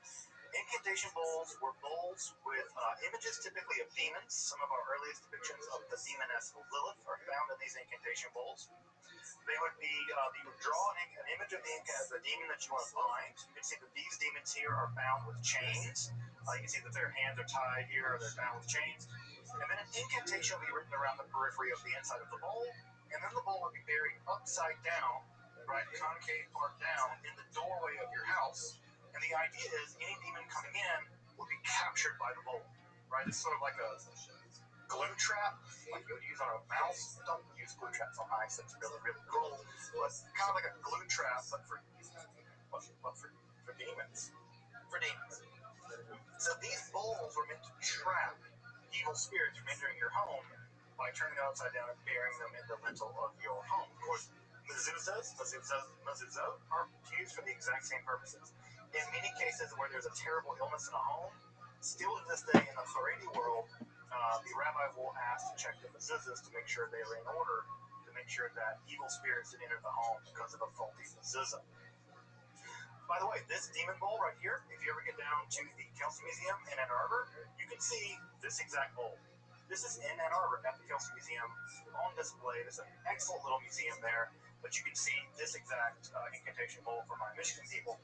Get down, go to the Kelsey Museum, see the incantation bowl. You may notice here this is just a lot of wiggles. You're right, it's a bunch of wiggles, but it's wiggles that look like Hebrew, vaguely. Well, not everyone can read. So, if you couldn't read, you might get the wiggle bowl. But if you could read, you would get the real incantation bowl with the real incantation written around it. So we have these illiterate bowls, right, that are written with pseudoscript. And by the way, we can always tell who these are meant for because the Aramaic ones are always for Jews, the Mandean ones are the Mandeans, the other ones for Christians or whatever. So everyone was using these. There are thousands of these. If you get the chance to go to the Royal Ontario Museum in Toronto, they have one of the largest collections of these demon bowls in the world. They have a whole wall of those. So if you really want to, these demons here are bound with chains. You can see that their hands are tied here, or they're bound with chains. And then an incantation will be written around the periphery of the inside of the bowl, and then the bowl will be buried upside down, right, concave part down, in the doorway of your house. And the idea is any demon coming in will be captured by the bowl, right? It's sort of like a glue trap, like you would use on a mouse. Don't use glue traps on mice, that's really, really cruel. But kind of like a glue trap, but for demons. For demons. So these bowls are meant to trap evil spirits from entering your home by turning them upside down and burying them in the lintel of your home. Of course, mezuzahs are used for the exact same purposes. In many cases where there's a terrible illness in a home, still to this day in the Haredi world, the rabbi will ask to check the mezuzahs to make sure they are in order, to make sure that evil spirits didn't enter the home because of a faulty mezuzah. By the way, this demon bowl right here, if you ever get down to the Kelsey Museum in Ann Arbor, you can see this exact bowl.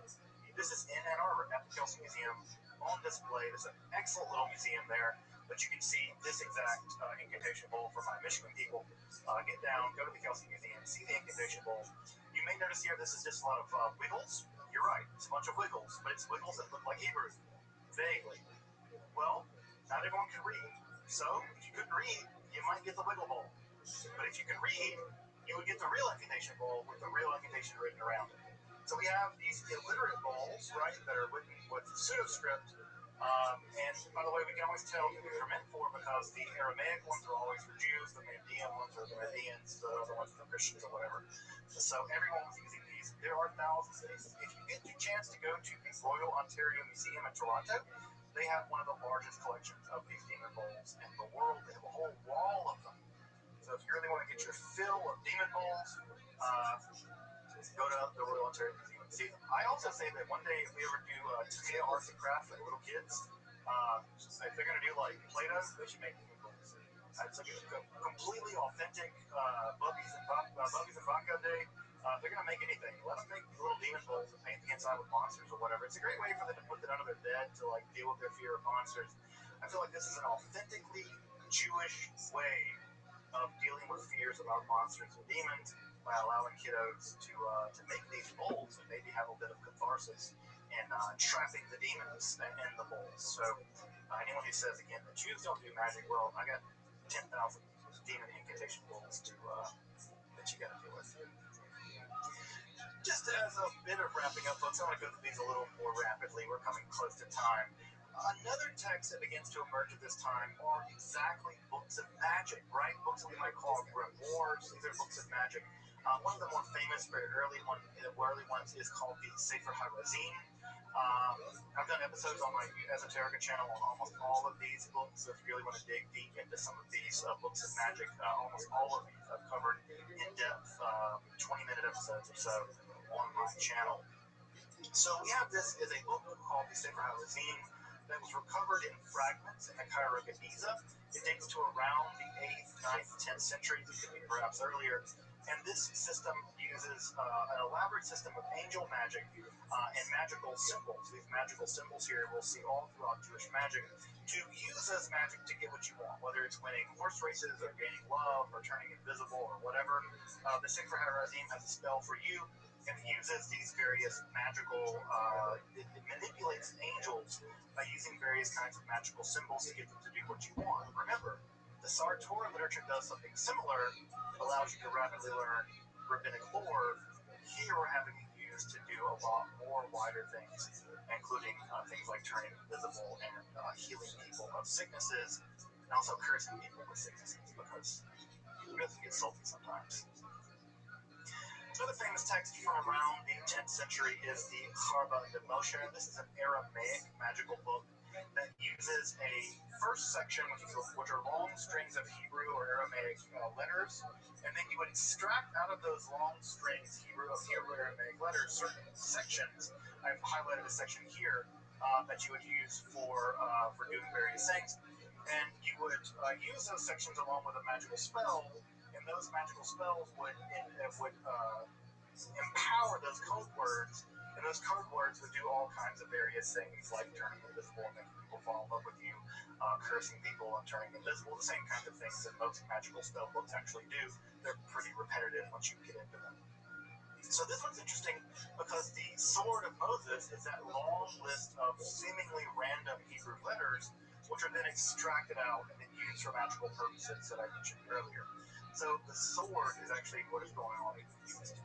Some of these magical words also show up later in Christian magical texts, which means that Christians were so interested in Jewish magic that they had the Jews translate some of it for them so that they could use the magical power as well, and then convict the Jews of witchcraft and kill them. But hey, history, dangerous place. Some of the famous texts, right, are the Sefer HaYashar and the Sefer HaMalbush. The Sefer HaYashar is a text of astrological Jewish magic that tells you how specifically to do magic on certain kinds of days so that you can focus your magical power using astrology. Again, anyone who says that ancient Jews don't do astrology, well, again, got some text for you to deal with. Of course they did. Everyone did astrology. So we have a magical text that uses magic, angel magic, and astrology to manipulate various forces of the cosmos to accomplish various ends. And of course, we have the Sefer HaMabush, which allows one to make a special kind of cloak or garment inscribed upon with various magical names of God that allows you to do all kinds of things. For instance, summon an invisible army, which doesn't want to set a nation army, whatever, right? Your Jack White quote, Miles may vary, right? But you can use the Sefer, the Malbush, the garment, to do all kinds of magical things, and you write upon this garment with various kinds of magical names of God, and you fast and sort of things as well in order to enact the magical power. I picked this image up, by the way, FYI, because this is an image of a Jew from the Middle Ages, and notice he's also forced to wear a yellow device, but notice it's a yellow circle as opposed to a yellow star. So I just find this image interesting because he's forced to wear an identifying marker, but it's not the star of later periods, it's the circle. This is also in Germany, so it's horrifying harbinger of things to come. Perhaps the most famous book of Jewish magic in history is the Sefer Raziel HaMalach, the book of the angel Raziel. Raziel, of course, is a name that means the secrets of God. This is actually a collection of various books, including the Sefer HaMalach. It's still printed to this day. In fact, I have a copy right behind me. This book is actually printed in very, very tiny little editions, so you can carry it around in your house or put it in your car. And even the book itself is said to have magical powers even to this day. You're looking at an image here of some magical angelic script from the Sefer Raziel. These devices are meant to allow you either kamayot or amulets, which guarantee various things like success or defense from magical evil powers. So again, here we have magical devices, and these magical symbols, by the way, date back all the way, some of them all the way to the Greek magical papyri of the first centuries of the Common Era. So this is a 2,000-year long process of practice of Jewish magic. This famous edition was printed in 1701 in Amsterdam, but like I said, it continues to be printed all the way to this day. In fact, I have an entire copy printed on one piece of microfilm, because the idea is, as long as you have a copy of the book, even if it's just on microfilm, then the book still has magical power. Then I have an entire copy on microfilm downstairs with the Sfarim. So this book, the Sefer Raziel HaMalach, is said to have power even just having it. In fact, I have several copies lying around. And so here again, we can see these magical images, and this idea of this magical script continues to be used all the way down to this day in modern occultism. It occurred most famously, of course, in the 1530s edition of Cornelius Agrippa's 3 books of occult philosophy. It continues to be reprinted in modern books of witchcraft. Modern witches continue to use these magical images all the way down to this day. Jewish magic is alive and well. If you go into Haredi bookstores, you will find books on Kamayot, books on amulets, books on magical psalms to recite for various magical powers. You can find all kinds of books in the most extremely Orthodox community if you want to go. I go into Brooklyn and Borough Park. I go into the very, very extreme Orthodox Jewish bookstores because I can blend in. I go in the bookstores and I look through the shelves and I find books of magic. There are books of magic about how to make amulets, books of astrology, Sefer Mazalot. In the Haredi world, Jewish magic is alive and well today. New books are being written on Jewish magic, and those books are being practiced all the way down to now. It also survives in the liberal Jewish world. For instance, in the Kohenet movement. The Kohenet movement, as you may know, is a revivalist, sort of quasi-pagan Jewish revivalist movement that wants to resurrect the idea of a Jewish priestesshood, and magical practices in that world are also incredibly popular. And so in that world, in the most sort of radical left-wing Jewish world, magic is also being practiced. So we have the most radical left-wing world of Jewish practice, magical practice happening over there at the Isabel Freeman Center, right? All the way to B'nai B'rach, where they are publishing books of magic, Jewish magic in the Haredi world. Jewish magic's alive and well, folks. It never went away. It's always been there, right? It's always been there. How do we know? Because the Bible has to condemn it. Condemnation is always proof of practice. It was being practiced by Israelites. That's why they condemned it. Well, it didn't work. the prohibition almost certainly made sure that it would continue to be practiced. It's been practiced all through time. The earliest part of the Hebrew Bible we have is probably a magical amulet. We have evidence of Jewish magic reaching back to extreme antiquity, to the very beginning of the Israelites. We have evidence of it being practiced in the Haredi Black Hat world and in the leftist Jewish world of the Kohanim. Jewish magic has always been here. It is here, and it will endure. It will no doubt endure. I have some recommendations if you want to learn more about Jewish magic, especially ancient Jewish magic. There's some of these great books by Rothschild and Hariri. The Hariri text, by the way, is published by Wayne State Publishers, so shout out to Wayne State Publishing here just down the street from me. So if you want to take a look at those books, I can't say they're terribly expensive, but they're really high quality scholarship. And if you want to learn more about the history of Jewish magic up until the rise of the Kabbalah, those are both excellent texts to consult. Welcome back, and thank you for joining me as I explore the garden that is Jewish.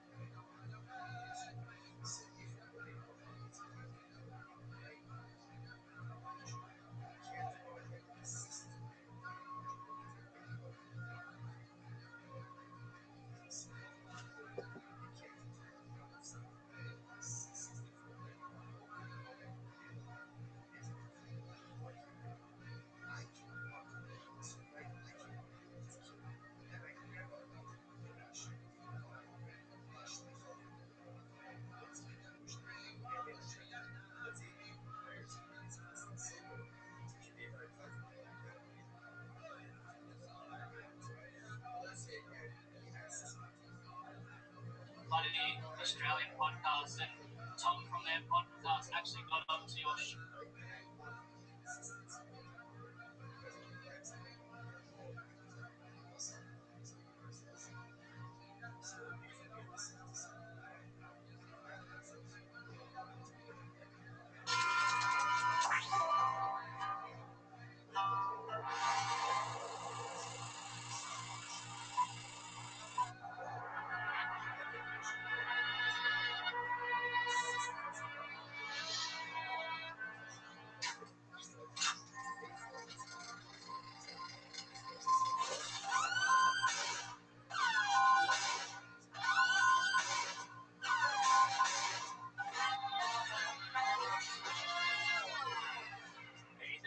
Coming to you live from Death Squad Studios for a brand new episode of Kill Tony. Here's Tony and Yay! Hello, everybody.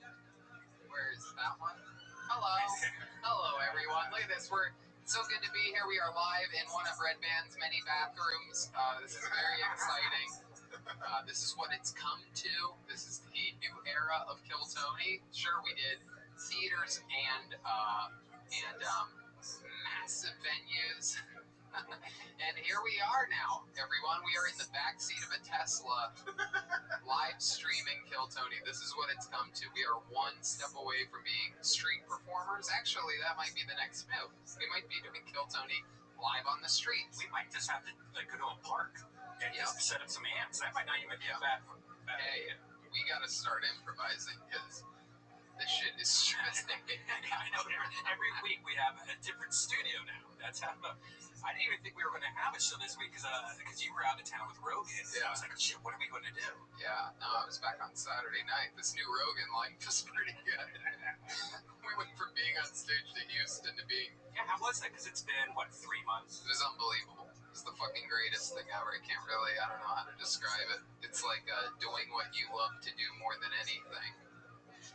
And then not doing that, which you did every day or every night forever for 13 years, and then taking 3.5 months off, and then doing it at a great place, Houston, Texas, the record-holding city for one of my favorite places to go on the road, but record-holding for most ever Kill Tonys on the road. And, they just fucking get it out there. Texas gets it. They always have. I've always gone there quite a few times a year. And, so it was a fucking blast. The first set, figuring shit out.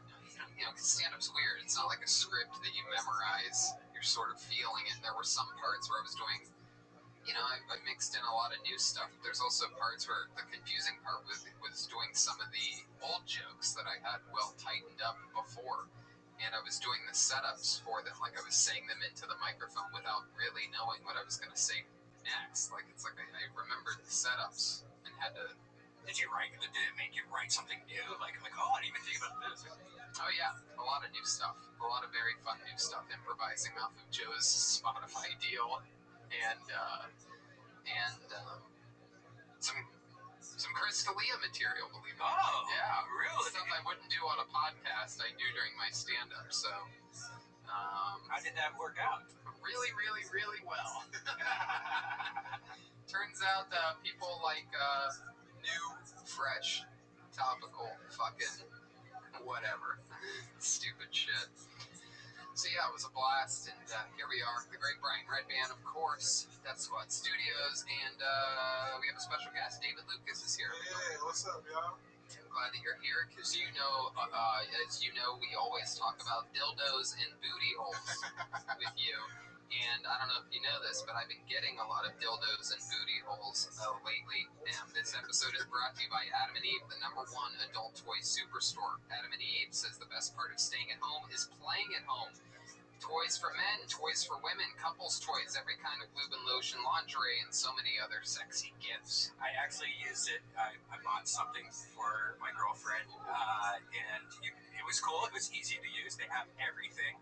And this discount coupon code that we have took a lot off the amount that we had. They have vibrators, they have lube, they have adult movies if you want that, and it can ship to you in a box so that your neighbors don't know what you're getting. And it was awesome because I can't wait to show you. Maybe I'll bring it to the next Kill Tony when I bought her. It's a good thing they put it in a box. It'd be weird if they had like a clear dildo shaped container. Well, it just doesn't say Adam and Eve on the outside of it, right. So people know it's free. No, of course. You should all take advantage of the downtime right now and choose almost any one item and get 50% off at adamandeve.com with the code KILLTONY. When you do, you'll also get 10 free boredom-busting gifts, including 6 spicy movies, a 3-piece bonus kit, and the best of all, free shipping delivered discreetly to your door. Just remember to use the code KILLTONY. That's KILLTONY at checkout for this amazing deal. Adam and Eve has thousands of products, so enjoy staying at home with Adam and Eve. Go to adamandeve.com, use that offer code KILLTONY to get 50% off just about any item, plus 10 free gifts. Use the code KILLTONY at checkout. Yeah. And it goes on and on. After you have sex, after you have a romantic evening, after you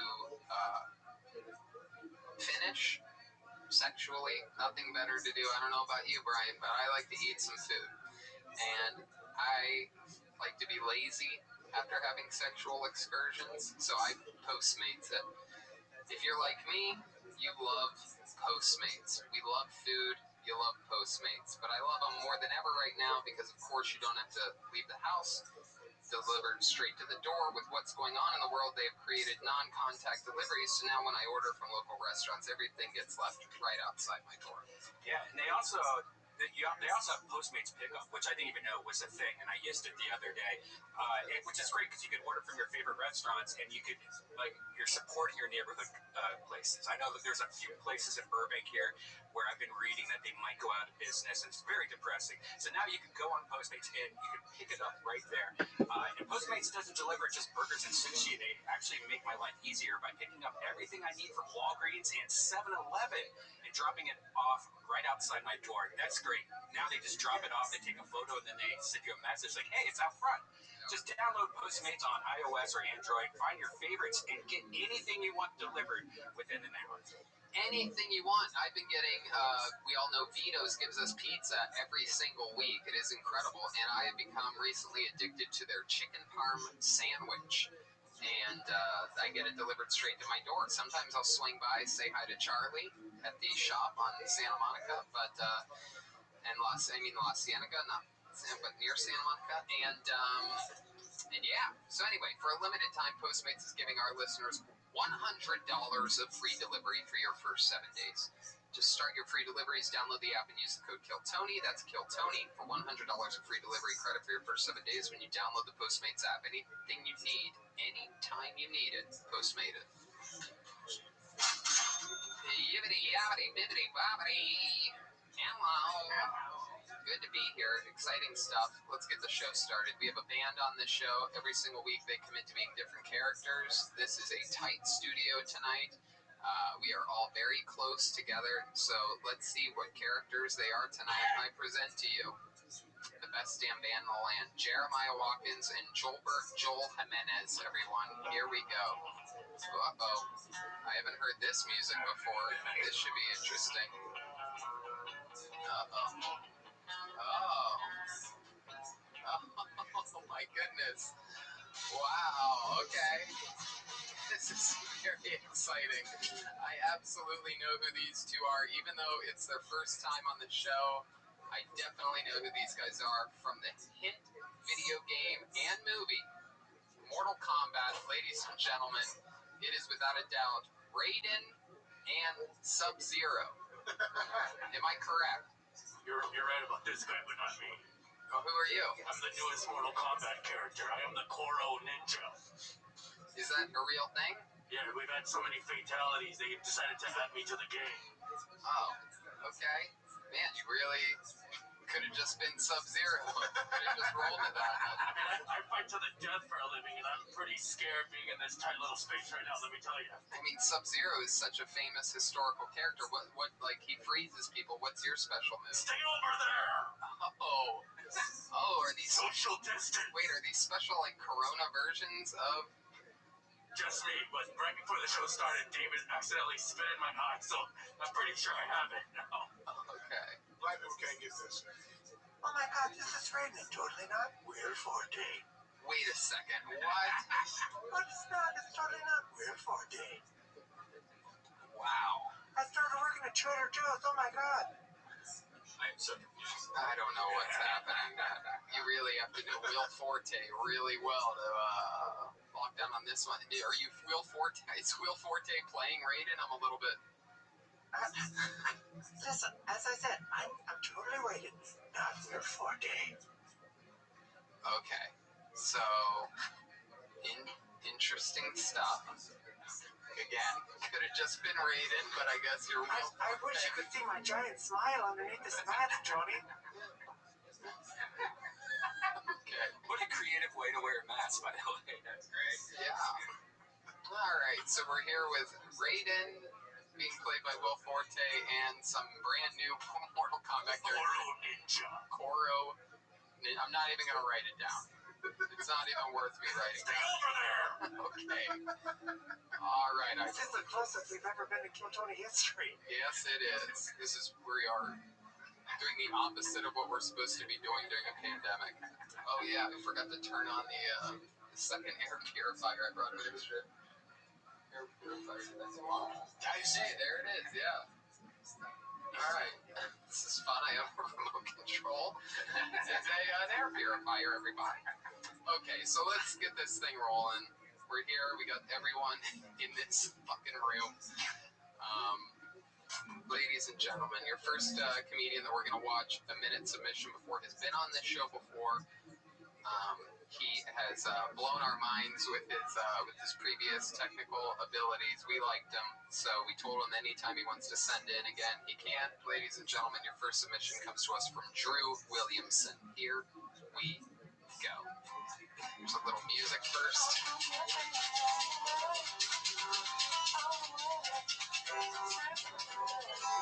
There you go. There it is. Drew Williamson. Here we go.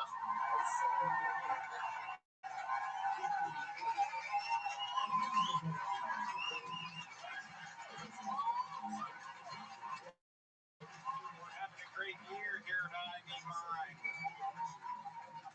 Our product lines of aquarium decorations and houseplant GPS locators have redefined the tech sector. Today is the introduction of our super top secret project. We showed this to a group of investors who said, and I quote, "We don't know what we are looking at." Ladies and gentlemen, may I introduce you to VI Shark.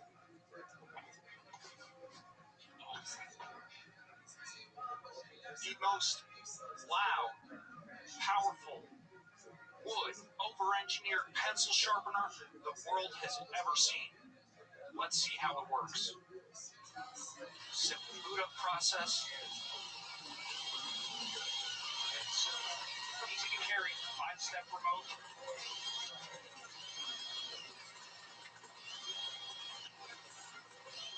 Let's see how it does. Keep the RPMs up.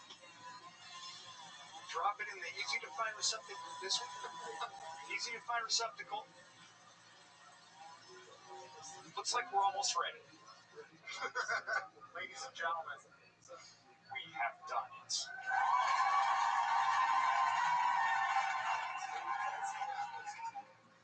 There it is.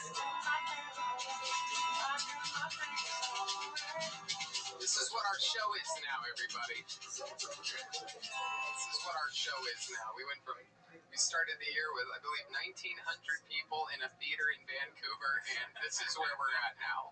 We are now in a closet with one another. I mean, I've always been in the closet, but now all my friends are with me. There you go. I'll beat Joel to that joke. And, Who's Joel? I'll be Koro Ninja. So stupid, I remembered the name. Underwear headband. Okay, that's very nice.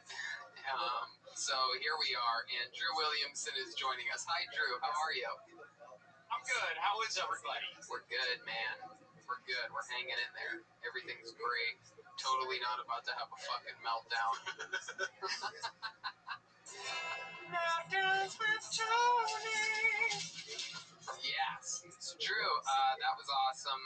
As silly and as dumb as it absolutely was. That's what we love here right now. How you doing, Drew? What's been happening in your world? Not much, really. We are just running through the video games, all the free ones that we could find. We made our first purchase recently for my son, but it's a different world. We are gearing up for, I got a letter from my bosses on Broadway. They're estimating anywhere from Thanksgiving to Christmas to start opening things up. I actually read a thing today that said Broadway is planning on not reopening until January 2021. Did you read that at all? I haven't seen that update, but I literally read that today. Broadway, yeah.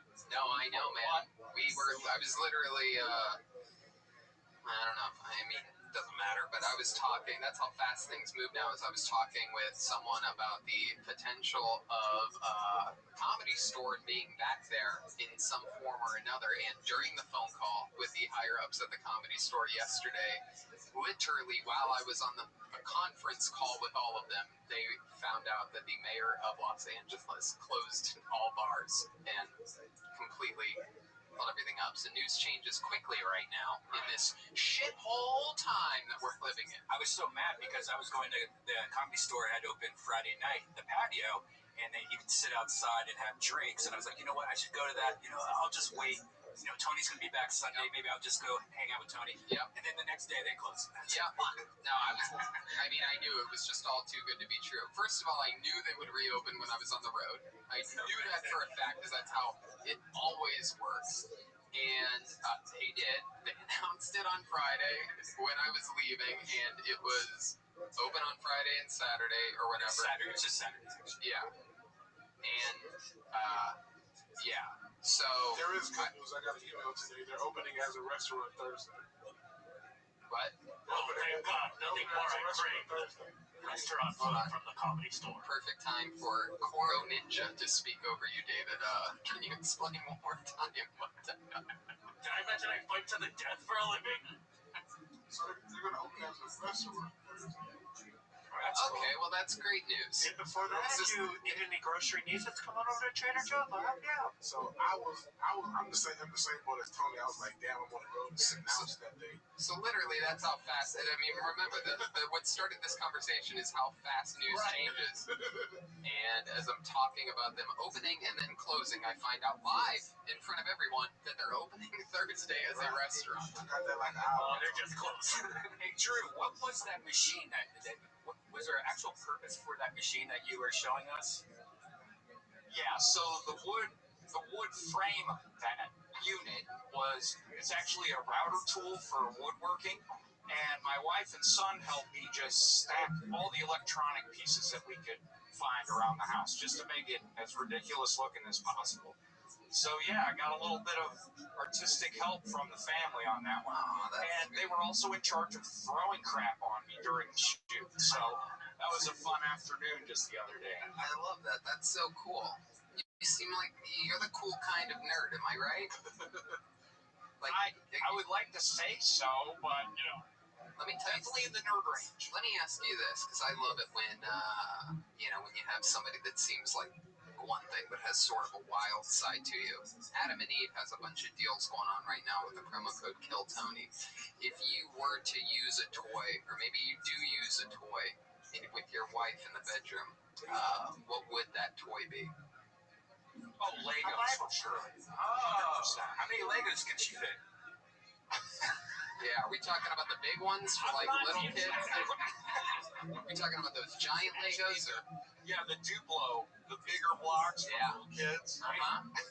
Yeah, I used to have buckets of those things. Yeah, I remember Lincoln Logs. Those things were fun too. No, you're much older than me. That's the 10-year. That's the 10-year. Lincoln Logs. I had Lincoln Logs growing up. But I'm a million years old. I'm freaking rated. You guys remember building brick cabins? Yeah.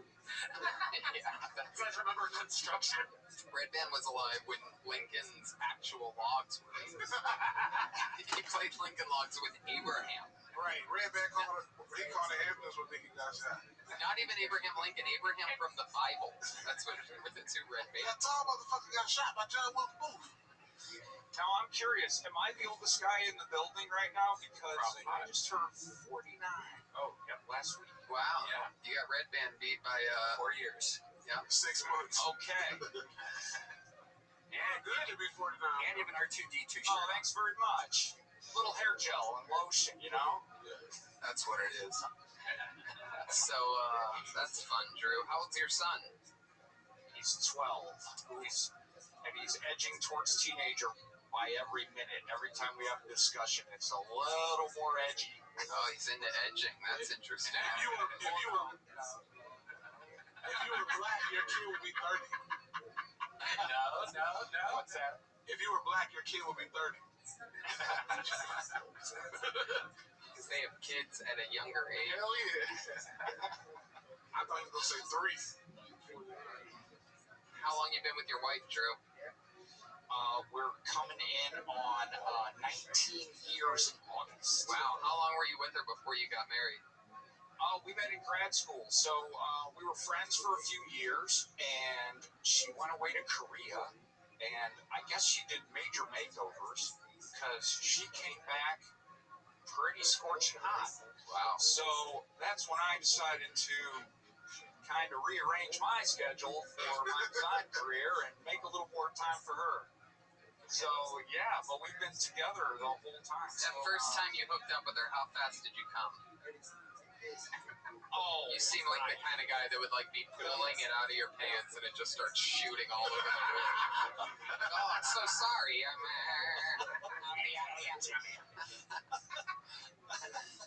a lot of nights are, oh, you're ready. Oh, Drew. What else you been doing during this quarantine to stay busy? Any other fun hobbies or anything?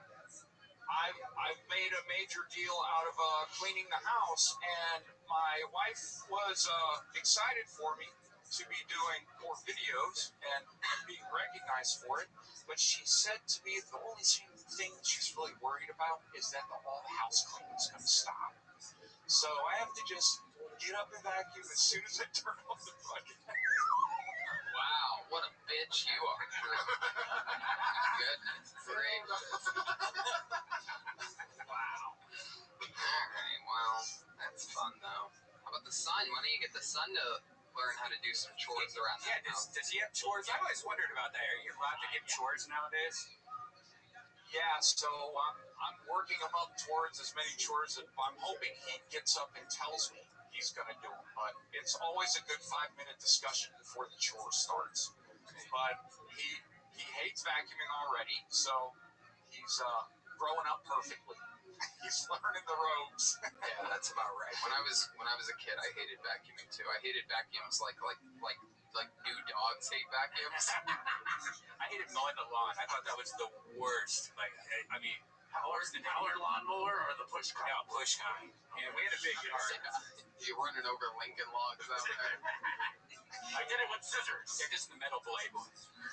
I hated whitewashing fences back in the day. That's what I really hated. You did that, Brayden? Yeah, I'm 1,000,000 years old, silly.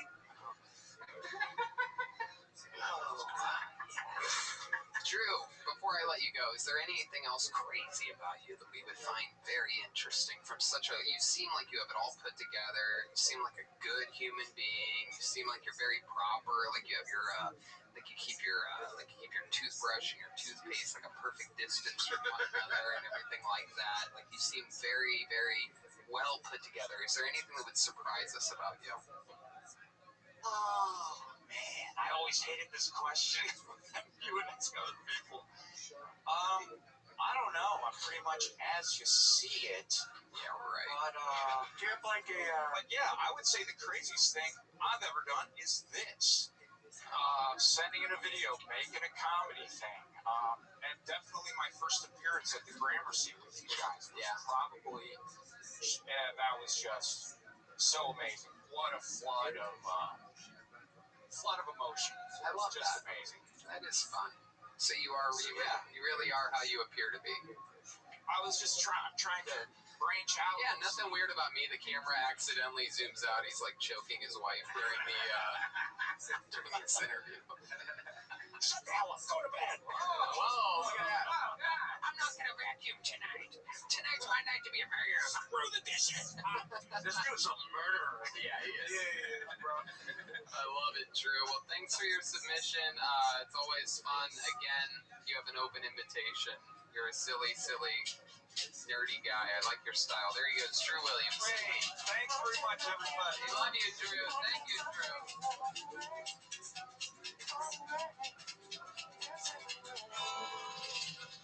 Fuck yeah, here we are on to our second comedian. I still haven't killed myself tonight. This is very exciting. Ladies and gentlemen, your second submission coming up here in just a moment is coming from a man who we've met him before the pandemic, and meanwhile, during the pandemic, he grew to become one of the very famous characters on the show. We've seen him interview Mexican prostitutes. We have seen him up the ante from there and interview Mexican transgender prostitutes. And now he is back. Ladies and gentlemen, this is a submission from Manolo after this little bit of music here. Hello, darkness, my friend. I've got to talk with you again. Ladies and gentlemen, it's Manolo. And now, a music video world premiere.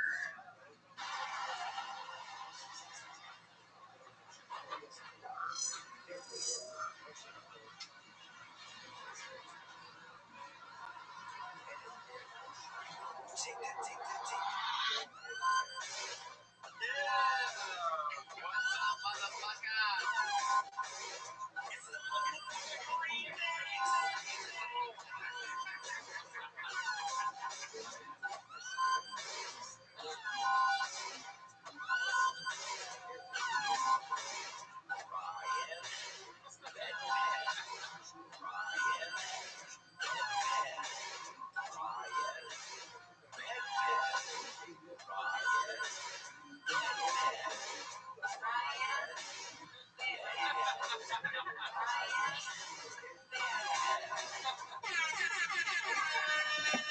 And remember, Black Lives Matter. Don't speak to me in that tone. What do you mean? What's up? That's skin tone.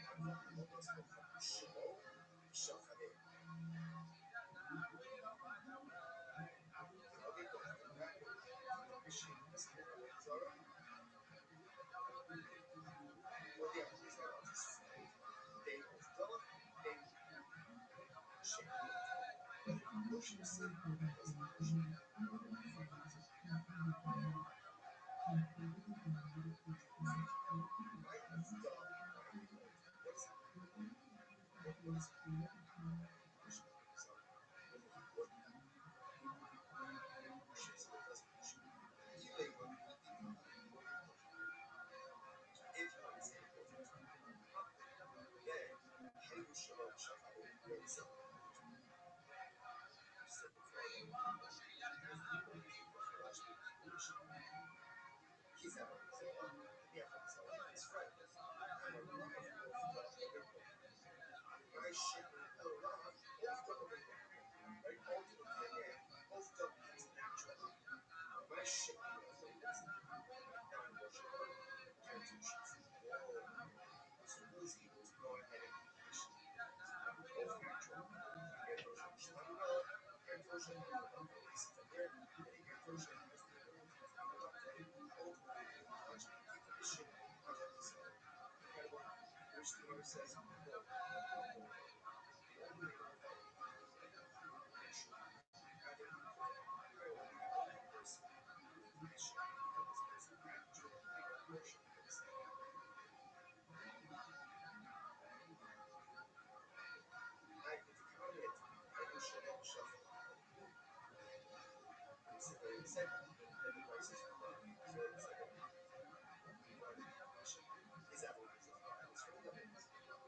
says nations to this two different bases. Nation, John 7 of the R, 7 of darkness. Nations teaching the this. You have two options, right? You can both worship Allah. They both worship this again, work. His idol, his friend's idol. I don't go to.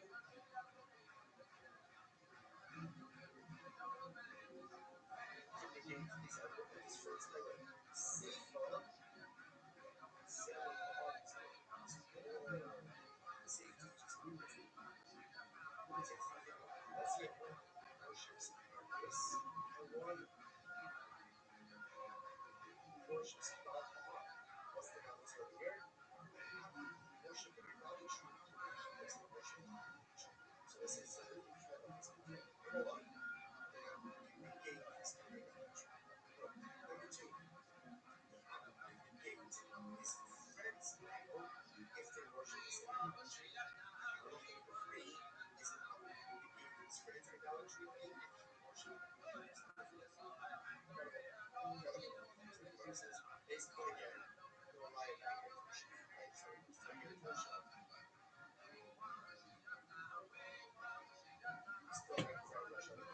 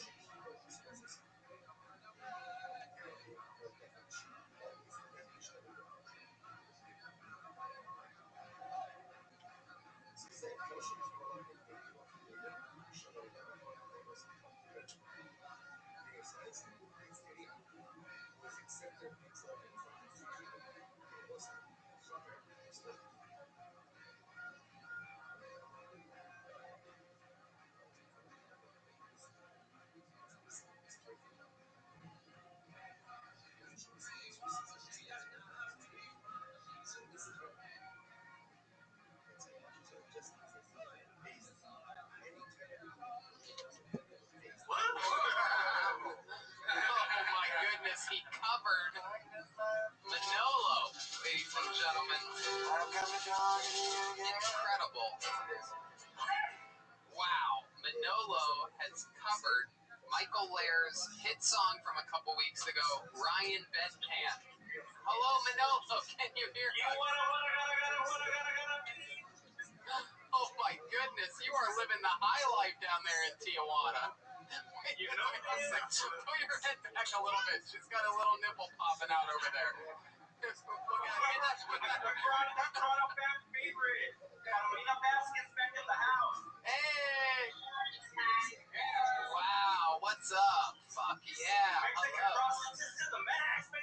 Oh my goodness, that one to your left looks like she's questioning her life right now.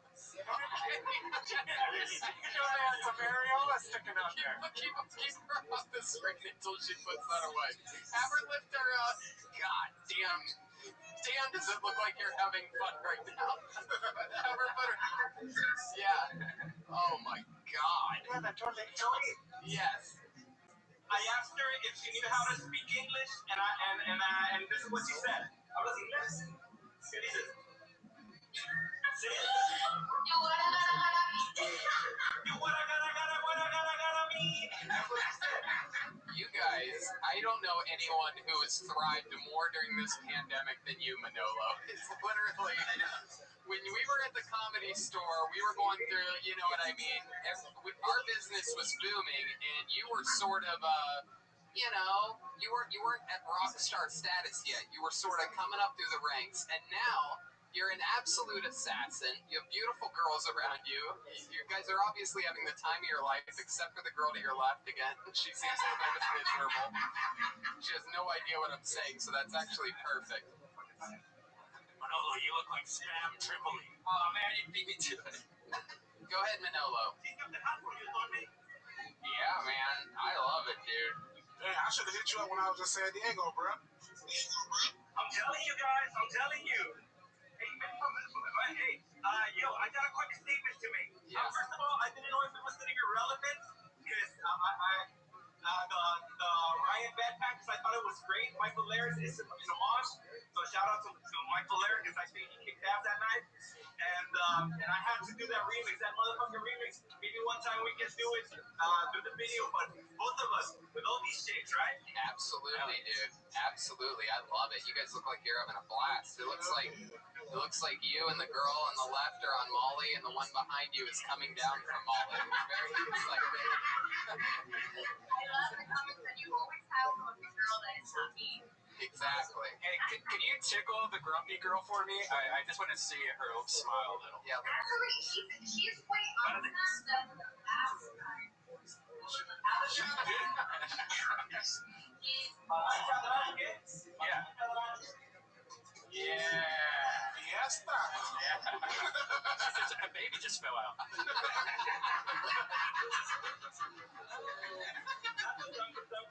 Drunk, baby. I got a quick statement, Tony. Yes, go ahead. Lying in bed alone, wearing a condom, is the same shit as driving in your car wearing a face mask. I have to say it. Sorry. Hey, you know what? I like that. That's a pretty smart take. That's some pimp shit. Yep, you're absolutely right, Manolo. Again, you have become a genius during this pandemic. It is incredible. Thank you very much. And yeah, we're here. You know, we're gonna be here. We're gonna go on a shower break today. Oh, okay. There you go. And where can people find you if, like, one of us wants to maybe open up their phone later? Red Man's asking for a friend. Gianni Versace. Oh, God, you gotta spell that for us. Like Gianni Versace, but Sanchez? Oh, okay, Johnny. You're gonna know Gianni Versace. So it's GIANNISANCHEZ. Yes, sir. All right. Well, there you go. You're gonna have one more subscriber tonight. Go ahead.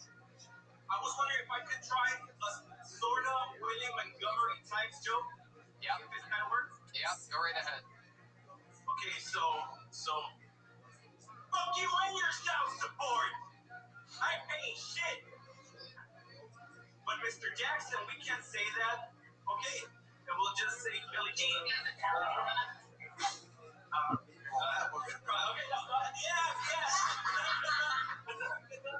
Basura. This is chaos, and I sort of love it. Oh my God. What has this show become? Hey, God damn. I have never. Oh, okay, all right. Oh my goodness. You must have broke into Tony's house. Cause how you get that?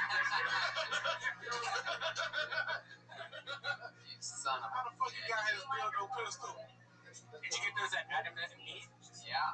That's a new Hey, put it in your mouth and turn it on. No, it's not. Huh? Oh my goodness. I'm black, so I won't go. You know what? I just had an idea. Kill Tony, Tijuana, July. Oh, I want to be there. We got the best spots. I'm telling you, Tony. We got the best spots. Are they open down there? The border's closed, right? Is the border closed, Manolo? 5 minutes. You can take a U.S. shuttle. That's I'll bring you there. If you guys want it, you can look it up and see if it makes sense. I get the feeling Jeremiah won't be allowed to come on this trip. Tony, you had to put that episode on OnlyFans, bro. I've been happily married for 1 million years. Yeah, I feel like we'd have trouble getting down there. They would let Joel in, and we wouldn't be able to get him Tell me back. about it. I'm a tourist who can actually speak English, and they did not let me cross the U.S. because of everything. Oh my god. Oh my god. Please tickle that girl on the right. Yeah. Tickle her. That's how I like my women. Let's see if I can make her laugh. Can she hear me? She can hear me, right? It's just, we actually can't really hear you that much. So that's why we're struggling a bit. Oh, okay. But yeah.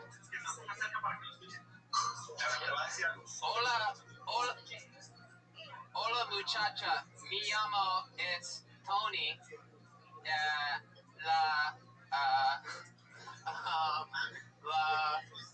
Tony le gustan los hombres, todos los días. A Tony le gustan los hombres. Le gusta chorizo y salchicha en la boca y... Alright. Gordo chica. Tony has chupetoto. Tony es muy flaco, sí.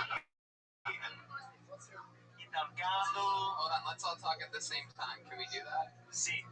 Yo soy americano. ¿Maricón? Yeah, see. Yeah, it worked. There you go. See, I did it in 3 words. No say that. No say that. No, I know, but it works. It's just a dopey game. It's a gay in Mexico. Because I won't be going anytime soon. I'm the first openly gay I model. love that. Wow, he has a dildo and an electric toothbrush. That is exciting. All right, Manolo, this has been awesome, dude. You're fucking incredible. I mean, what can I say? This is... Wait, is that are you in a bathtub?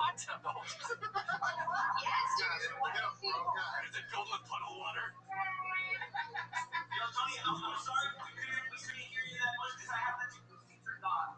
Oh. Maybe that was that time, you know? Try putting water in it. It helps. If not, my arrows would have killed. Dude, Manolo, I might come visit you in Tijuana soon. I just found out that I'm doing the La Jolla Comedy Store. Okay, perfect. I'm telling you, pretty safe. Maybe I'm talking. It's pretty safe. That's pretty safe. Pretty safe is always what I'm into. July 9th through the 12th, I found out I'm doing the La Jolla Comedy Store. How far is La Jolla from where you are right now, Manolo? 40 minutes. Almost 30. Oh my god. All right, there you go. Without traffic. If I come back from that weekend in La Jolla with an itchy crotch, you know why. It's not because of Manscaped. That's right. And it ain't because I had him at 8. What was that? Nothing. I love you, Manolo. You guys are amazing. What's your name again, sweetheart, with the phone? I am me. V. Vanessa. I love it. I love it. And the angry and what's the angry girl's name? Ooh, I'm a badass, that's why. She is a hostage. Visit you guys someday out there, so. Absolutely. You're definitely welcome 100%. And we're looking forward to it. Emma, wanna be in Mexico. Well, you got a spot at the ice house. Whatever you want. Not if Trump has anything to do with it. All right, guys. Thank you so much, Manolo. You're the best. No, thank you very much. I'll be keeping the party going till next Monday. I love it. Absolutely. Send us a submission anytime, Manolo. You're the best. Bye, guys. Bye, ladies. Bye-bye.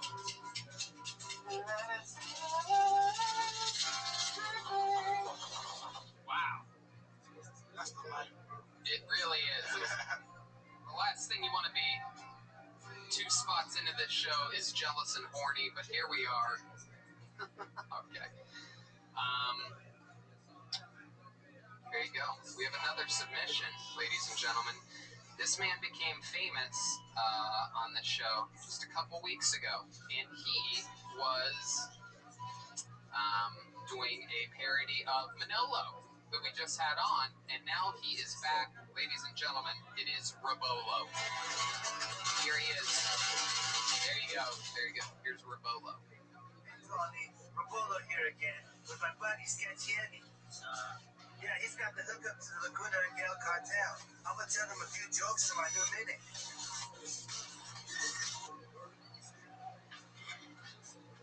Get it? It's my fucking dick.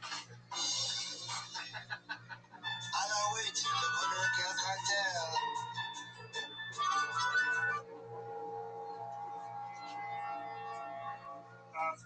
Anyone else mistake Harvey Weinstein for Harvey Firestein, the gay Jewish guy from Independence Day? Get in my office and watch me shower.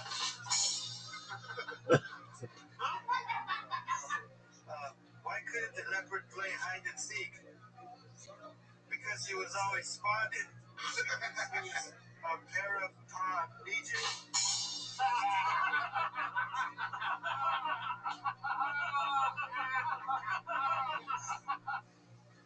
That was real funny, right?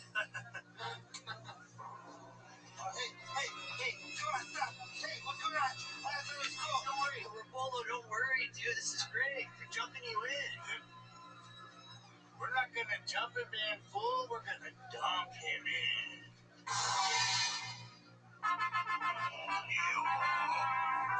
Poo-poo, mierda, caca on his face. It's poo-poo on his face. Enjoy it again.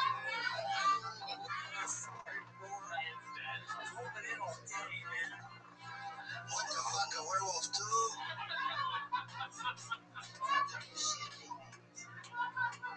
I'm getting too old for this shit. You're now part of the Laguna and Gale cartel. What is your name? Salisbury.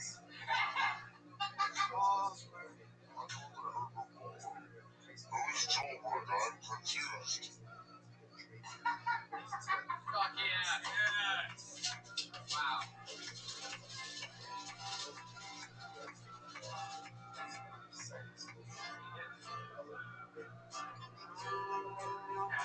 Yes.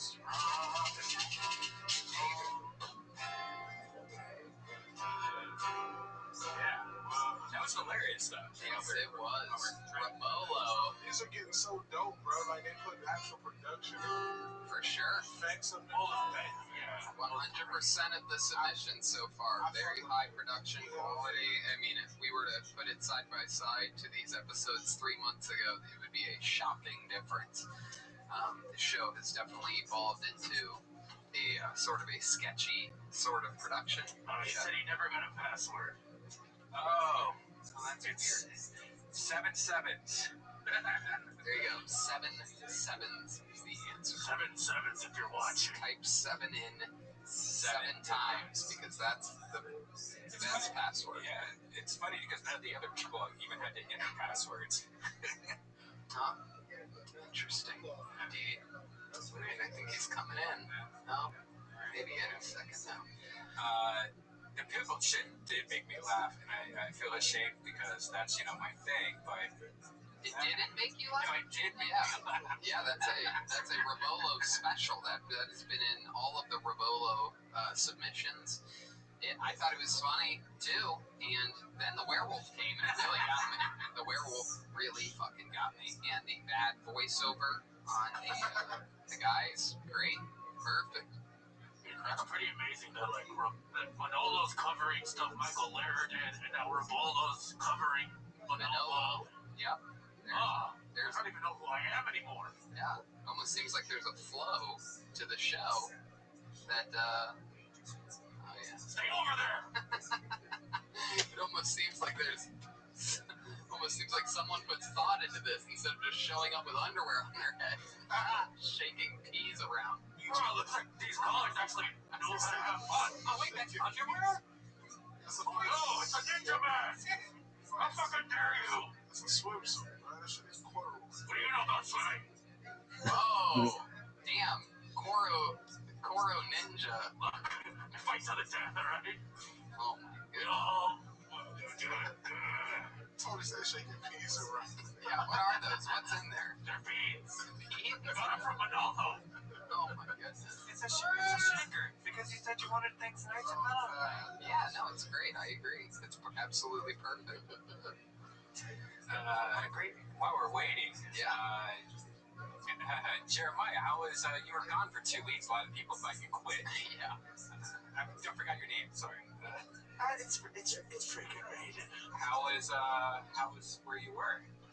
Actually, I went back to Kansas City. I went on a secret trip there. And Overland Park? well, not Olathe, but Overland Park is where Raiden is from. Yeah. There's as many black people in this studio right now as there are where Jeremiah was, by the way, if you're wondering. If you're like, hey, I wonder what the numbers in Olathe, Kansas are of black people. This many. That's the answer. It's actually not true at all. My mom has a black neighbor. We hung out and played pool. It was a lot of fun. Yeah. They may have just been doing blackface. What do you think about Aunt Jemima and all this shit going down, David? Bro, that shit sucks, man. Why they trying to take black people ask for equality, and now white people trying to take black people off the pancake? What are the white women over there? I saw Aunt Jemima at the grocery store. I was like, I just buy a lot of these right Yes, now. they should worth a lot of money. Yeah. Before You we guys have really care about the logo on your syrup that much? Yeah. we fucking have Aunt Susan. Just eat the fucking syrup. Who gives a shit? That's a really fat get-rich-quick scheme. It's buying up all the Aunt Jemima and being like, these are gonna be worth something someday. These are gonna be every day now. Brian, you're sipping on syrup, man. It's true. That's just like gold, bro. You can sell them on the black market, or now they have to change the name of it though to You know what else the they're market. changing, bro? Equality. They don't want people to use the term master bedroom anymore. Oh, no shit. This shit is getting out of hand. See, what's crazy is that I heard about that and I'm like, why? And then I'm like, oh shit. And so like people are learning about racist things that they never even thought of or knew before. Like I never thought the master bedroom had to do with what bedroom the Massa. I don't even think black people knew that. I don't think anybody fucking knew Says that. the white guy. They want you to call it the primary bedroom. I'm still calling my shit the master bedroom. There's a bunch of rich white kids right now on the internet that came from an all-white neighborhood Googling, like, what can we change? I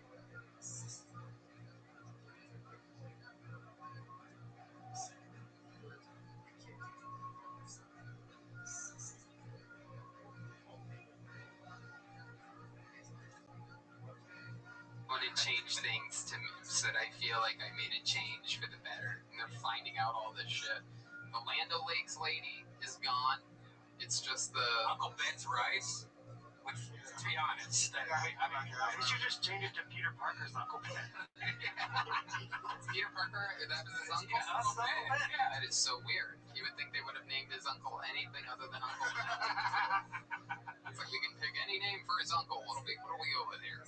I think rice sales would actually skyrocket if they changed it to Uncle Ben from Peter Parker. Yeah. Spider-Man, because there's so many Marvel fans. There's so many freaking Marvel fans out there. Yes. Sure do.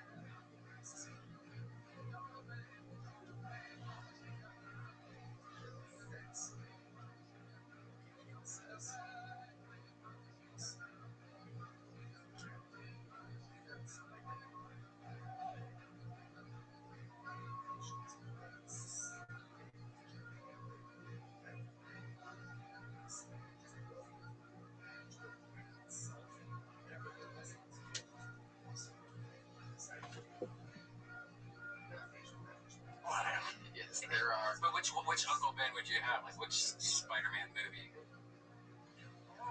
It's a good Welcome back to Nerds.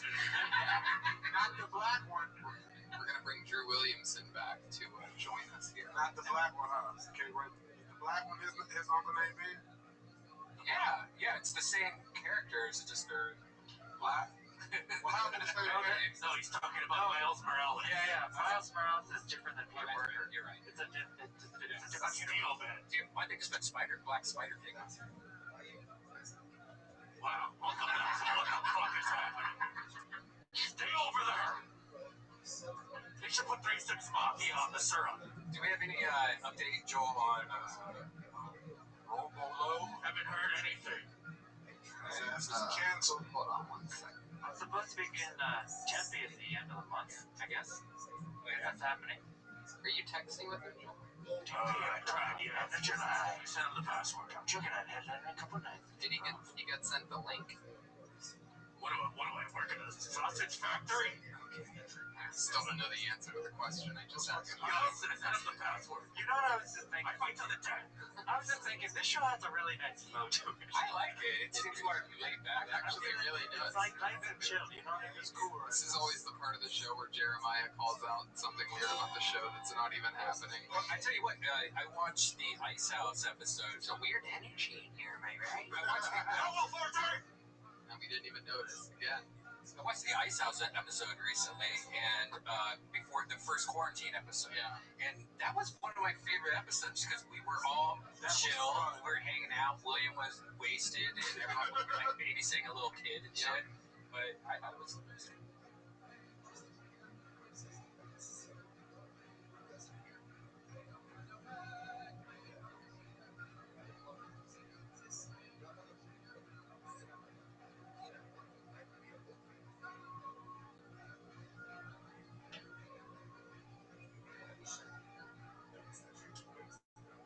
Good time. It's fun. I mean, you know, we could always just fucking do a podcast. We always could.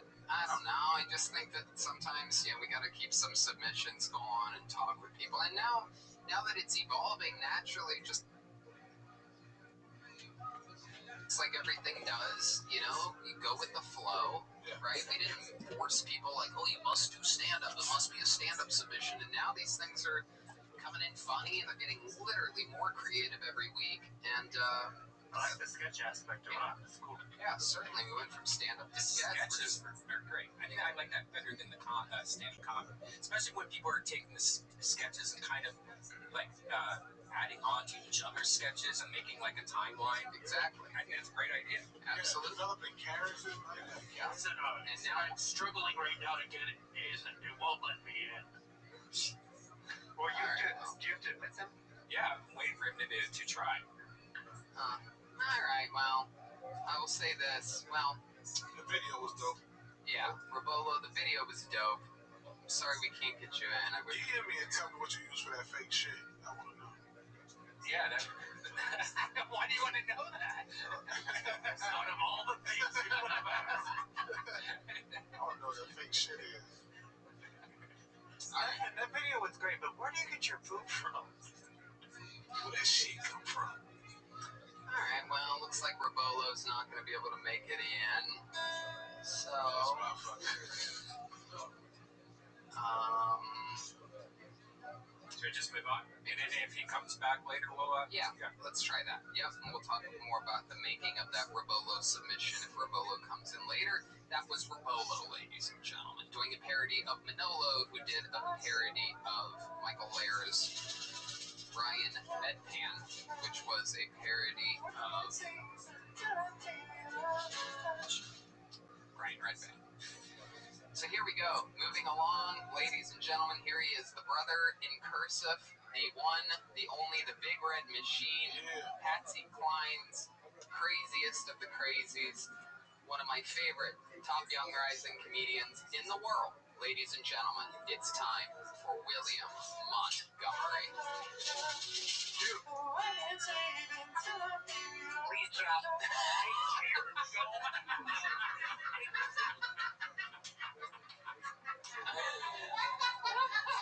What's up? I was metal dejected earlier. the Dixie Chicks. What about my toe and chip? A lot of people wanna shit on Chris Delia, but that's not his fetish. Whatever happened to the stop and move away from the vehicle guy? No, really, whatever happened to that guy? Chris Angel's greatest trick is how he made himself disappear. It's pretty obvious a black guy named it Cracker Barrel. No, but seriously, I want to give a rest in peace to Judith Barcy. She was the little dinosaur on that dinosaur movie, late 80s. Judith Barcy's father shot her in the head, tried to burn the house down, make it look like an accident. I just want to give it up for Judith Barcy tonight, y'all. I got COVID virus. All right, William Montgomery. There you go. Yeah. Absolutely. Hey, William, turn your camera sideways. Hey, right there. Turn your camera that sideways. A little bit slower, you bitch. Why? I got COVID virus. Turn your camera sideways, William. General Robert E. Lee, turn that shit sideways. There you go. Very good. Widescreen, motherfucker. Yeah, nobody ever wants to talk about him. General Robert E. Lee. They took the statue down. You're gonna bring that shit up tonight? What's up, man? What you drinking tonight? What do you mean, what am I gonna bring tonight? A little bit of icy. With a little bit of mixed with a little bit of Sprite. Leave that kerosene alone, bro. What? Stop drinking that kerosene, dog. What are you saying? What does that mean? Is that a black guy? William, I always feel like William's like one drink away from just saying the N-word on this show. He said it to me before. Yeah. Really? He always Hey, says what pussy said that? What pussy said that? I said that. That was Koro Ninja, one of the newest members of the Mortal Porno Kombat. Ninja, I haven't liked you since 5 days ago. I swear to God, I will break into your parents' crib or house, whatever you want to call it. He got your girlfriend underwear on his face. Don't fuck with me. Stay over there. Don't fuck with me. William, how you been doing this week? What's going on with your mental health and things like that? I bought $400 worth of board games on eBay. I bought $200 It's a good investment. worth of the sub. Do you really believe that, Tony? Yeah, those are all going to be worth a lot more money. Have you bought any Aunt Jemima syrup lately? Can you say that a little bit slower, you bitch? William has a little You can fucking hang fire around to him tonight. too many black people. it's hard for Yeah, him to I'm understand angry things. tonight. What'd you just say, David? You can hang around too many black people talking about you. What'd you just say, David? Too many black girls? It's funny, it looks like you're actually looking at him here in the studio. What, Tony? It looks like you're actually looking at David in the studio with the way the TV's angled and everything. And now it looks like you're looking at me. Whoa, now you're looking at Joel. Jeremiah's crotch. Oh, Koro. Here's something I wrote. Hey, Jeremiah, how have boogie nights been on Wednesdays? What does that mean? Will you say that slower, you bitch? Oh, Koro, come on. You're anger. Hey, Jeremiah, how have boogie nights been on Wednesdays? I don't really get it. Can you explain that a little bit? Come on, Yosemite Sam. 2 years ago, Jeremiah and I, before he met his wife, he showed me the ways of whatever you want to call it down in Thailand. We were having sex with people. Wow. In my hotel room, Jeremiah was on fire. This is and you want to call it? This is wild because we know everything William Montgomery has ever said is 100% honest and true. So, Jeremiah, what do you think about these accusations? They're not actually accusations. I'm being outed right now. Oh, wow. Yeah. Cancel. Jeremiah, Yeah, I was on fire in Thailand having sex with people. Walked up the steps and we shot her. And then I said, nobody ever wants to talk about that. And Jeremiah, you said, William, you're so funny. Just maybe. What else did Jeremiah say when you were in Thailand? Oh, I already know what. You're freaking turd. You're freaking turd. Inslip, I saw you motioning to Redman to get this ready. I can't believe you were doing it to me. William, what else did Jeremiah? Oh, yeah, what else did I say over there in Thailand, William? I just got $8,000 from the government. I'm buying a house. Why? Jeremiah, can't buy an $8,000 house. We're not still in the Orient. Hey, William, what else did I say? Do I have your attention? You said to me, so Judith Marcy, I get it. You're sad her father killed her. Is it true she was the little girl in the cartoon? I think it was 1989.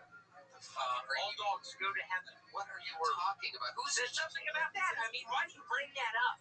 That's not fucking funny. Hey, how's work though, Will? For real though, We're how's talking about our history together. That's it. That's all it is. how's work? How's my work? I got fired 2 weeks ago. Man, you just started working last week. Yeah, I started working at Walmart, whatever you want to call it. What do you? I got fired 2 weeks ago. What do you? I sell shampoo. You need a I bottle sell of water, bro. shampoo. That was my next question. What do you do at Walmart? Clearly, you're the shampoo guy.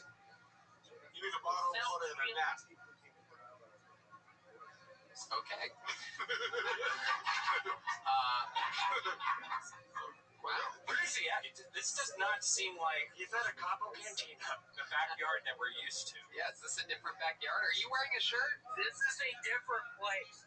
Are you? No, I'm not wearing a shirt. Wow. See the red dot? Oh, God. Oh my goodness. Oh, William.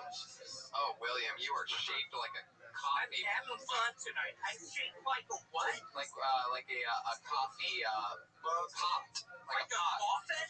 No, like a coffee pot. Like what you pour coffee out of into a cup. Like the tea kettle Like a from... coffin. Yeah, like the Kool-Aid Man pitcher. You're telling me I'm shaped like a coffin? Actually, yes, a coffin works as well.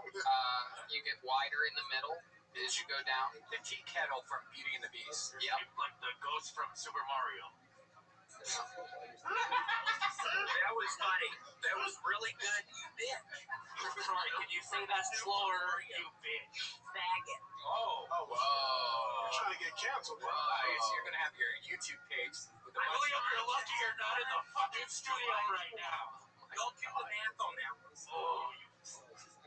You're not going to be able to do I've anything. had enough. Judith Marcy is in the grave. Who's Judith Marcy? Final question, then we'll let She you got go. murdered In by Thailand. her father, Oh.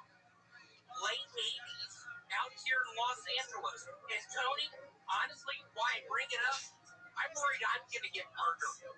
There is someone who won't stop snail mailing me. What is snail mail? It's the regular USPS. All right, William. I baited you into that one, Tony. You got Hey, me. Tony, what about next week? I can show up at the studio. No chance, dude. What's going on, big dog? Hey, Jeremiah, what about next week? I can show up at the studio. What's going on, big Yeah, dog? we can talk about it. There's not enough... Okay. Eating healthy today, but I do have I just said we won't talk a about it. nothing much. Just enjoying the weekend. About to eat this salad, some avocados. There you go. What kind of salad? It's like a mixed salad I got at the store, and then I put 4 avocados in it because I'm gonna have it with like some fried chicken, and it'll go down better with the avocados, so I don't raise the blood pressure too high. Excellent. Well, that's And then good. no fried chicken for me after this. All right.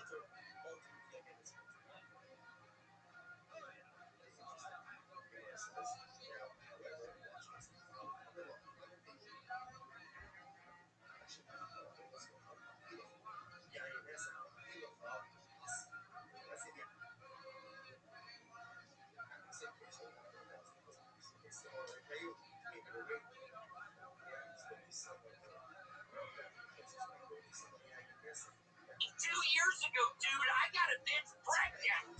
Oh my goodness, we're I finding out. have a child. I said I'll have you on the show. Calm down. I have a kid. William, I'm gonna have you on. Indiana. You better be glad you ain't black, bro. You'd have been no got I shot have a by the kid. police. What? My kid's black. William, what's your kid's name? What did you name your child that you're not a father to? What's the kid's name? Sunflower seed. Sunflower seed. That's funny. No, William, what's his real name? I want you to answer this. David Nickel. What did you just say? Yeah, I don't think you're allowed to say that You word. shouldn't be saying that. David Nickel. Whoa. It's my 3-year-old son, and he don't give a shit no more. Wow. Y'all are talking about COVID. He's got it, and he's getting on airplanes. Wow. The 3-year-old's just getting on airplanes by himself? He's getting on airplanes. I'm messaging him with his earplug, his ear tags, and he's making people sick. Okay. Alright. That sounds We good. don't care anymore. We're infecting everyone. My goodness. I bought $400 worth of Monopoly boards on eBay 3 nights ago. Why'd you do I that? don't give a shit anymore, Tony. Why did you buy all those Monopoly boards, William? Because I don't care anymore, man. I think I can jump off of a 1-story building. Do it right now. Do it. Well, this will be podcast history. Ladies and gentlemen, last week he climbed a tree. This week he's going to jump off of a 1-story building. This is the first time this has ever been done, not only in... Tony, what a great idea. Yeah, it was your idea. I'm kidding. It's a joke. Oh, okay. You summed it up there, motherfucker. 2 weeks ago, I jumped Motherfucker off got the his shit bridge. together. I didn't care no more. This is like a I heard about Judith Martin getting killed by... All right. There's a limit to how many Judith Marcy references This I is can like a have. tape that the cops find in an abandoned house. All right, William. Was that a Hispanic person? Yeah, it was. A little bit fuck. low. Yeah. We feel like we're watching the Blair Pitch Project right now. That was hilarious. Who said that? Totally rated. That was Raiden. What is this? Great. Four-leaf Hey, Cloverfield? good job.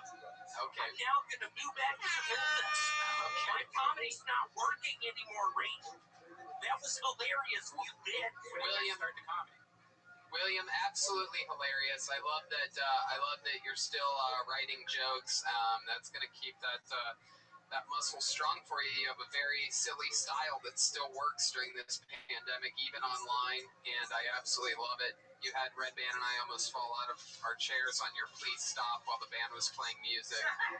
Absolutely hilarious timing and execution of that. And At some point, y'all let me. I want to come hang with y'all. we are. We're going to get. We just need. VR. Yeah, we just need 7 more Dyson air purifiers, and then Spencer Edward? there you go. There goes William Montgomery, everybody. This is the part where you just start saying random made-up names. Now you got to get rid of them. Judith Marcy, Spencer Edwards. David Nickel. Yeah. Well, that's William Montgomery. You know him, you love him, and we have gone during this pandemic missing some of our favorite legends of Kill Tony, some of our favorite human beings, and one person that we have not spoken with in absolute months is, without a doubt, one of the most famous people in the history of the show. She signed up at, I believe, the age of like 61 for her first time. She got on. She has bucket luck like nobody else's business. She is a magical spirit and a super nice lady on stage and off. She's writing. She made a lot of friends in the comedy business at the Comedy Store.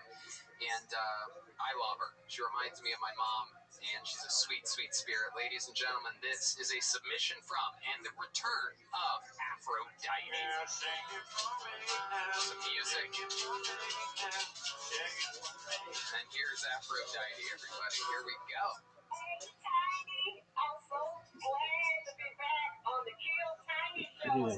Tiny, I so miss you so much doing your show out of a baby basket at the Comedy Store. Everybody just loves you. You're so tiny and adorable. Well, okay. I'm just doing something to entertain myself because of this fucking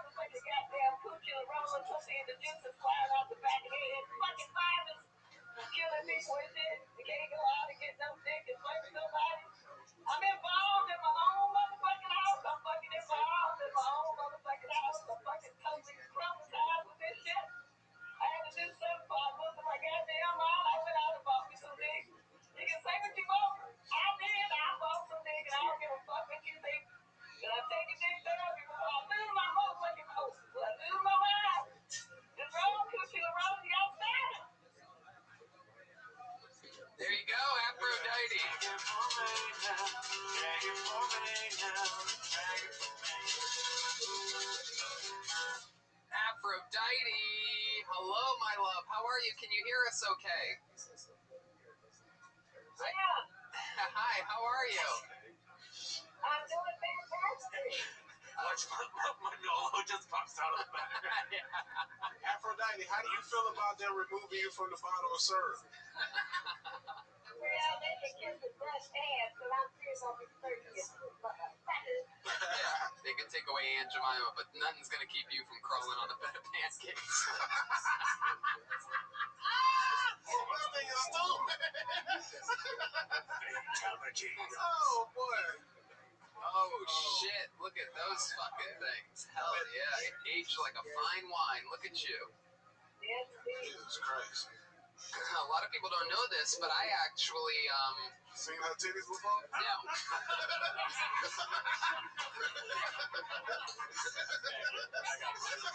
I got a much bigger laugh than I thought it would be.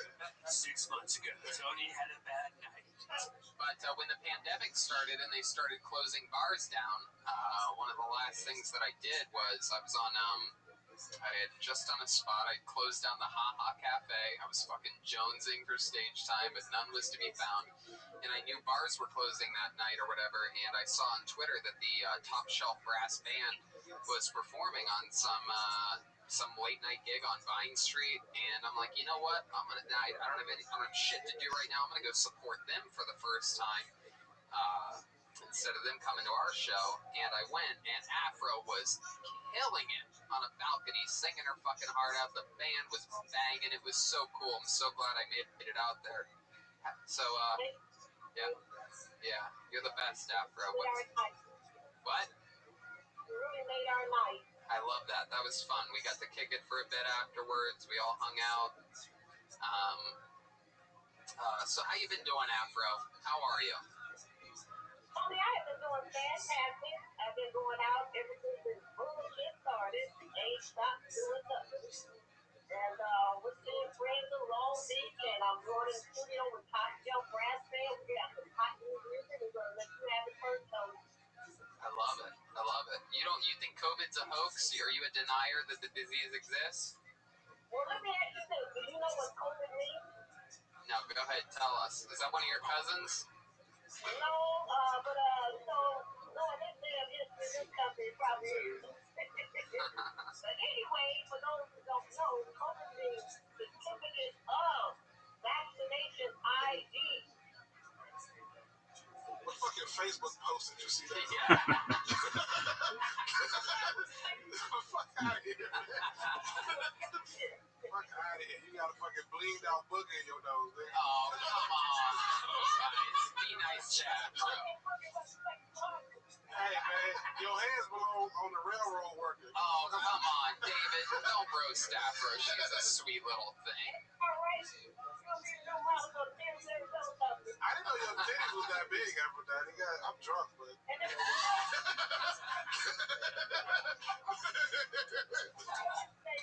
I did not know them bitches was like that. You always got on the bags with your comedy store. You never... Afro has the most amazing bucket luck. I mean, I absolutely love her. I think she's a sweet spirit that mixes in well with the chaos on this show. She is proof. Her getting so many opportunities on the show that the show is not misogynist as so many people, claim shows to be nowadays. It's not racist. Clearly, we're not ageist. You're proof that we are good people. We're not against. We're not waitist. Oh, wow. Wait, say that again? I'll be 65 October 10th. It's going to be 10/10/2020. I fucking love that. You are a little spitfire, you. What do you... Oh, you got a man now? Yeah, he had the same one. Oh, okay. Are you sitting on him right now? Where he at? Well, he was just over the other day fucking me real good, okay? How old is he? My age is 1 year younger, but his girl like her than if you're 6'3". Oh, shit. When you ask out, David, but y'all sitting on the middle. I'm not trying to fuck. I just didn't never know you. Huh? What are you going to do with that keyboard? You got a song lined up or something? You going to give us a little I diddly? get writing songs and moments like those people were so sad. Kendra LeBron. 30 seconds or a minute. Yep, let's do 30 seconds. Be all right. Let's do 30 seconds of an afro. I have to shake it. I've never done this before. That's called diabetes. It's all right. Oh shit! Got a better drummer than we have. That shit was connected to the keyboard.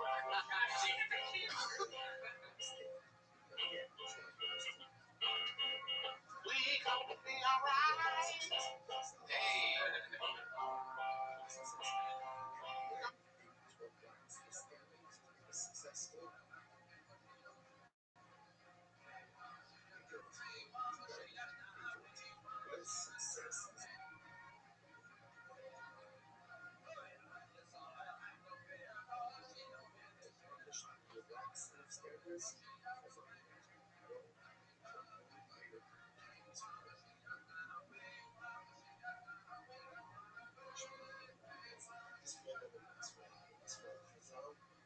Be alright. Fuck yeah. Intro to keyboard. There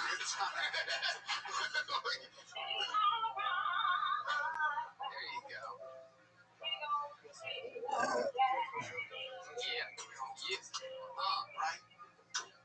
We gonna Skirt. be Yeah.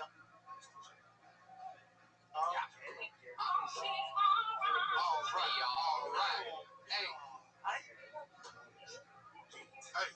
Hey, skirt, skirt.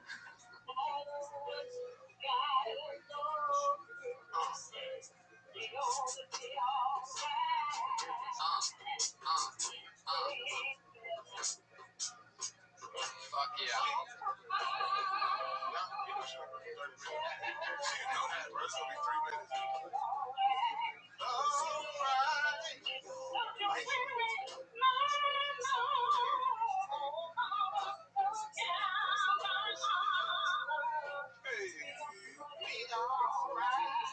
Yes, we are. Here it is. We gonna be alright, Aphrodite. Thank you so much for that incredible submission, for that performance. She's gonna be playing this for 3 more hours. Long after we end this Zoom call, she's gonna still be playing. I love it. Yeah. We love you, Aphrodite. We love you so much. Thank you. Have a great night. Thank you, Tony. Everybody love you. That's right. The great Aphrodite, everybody.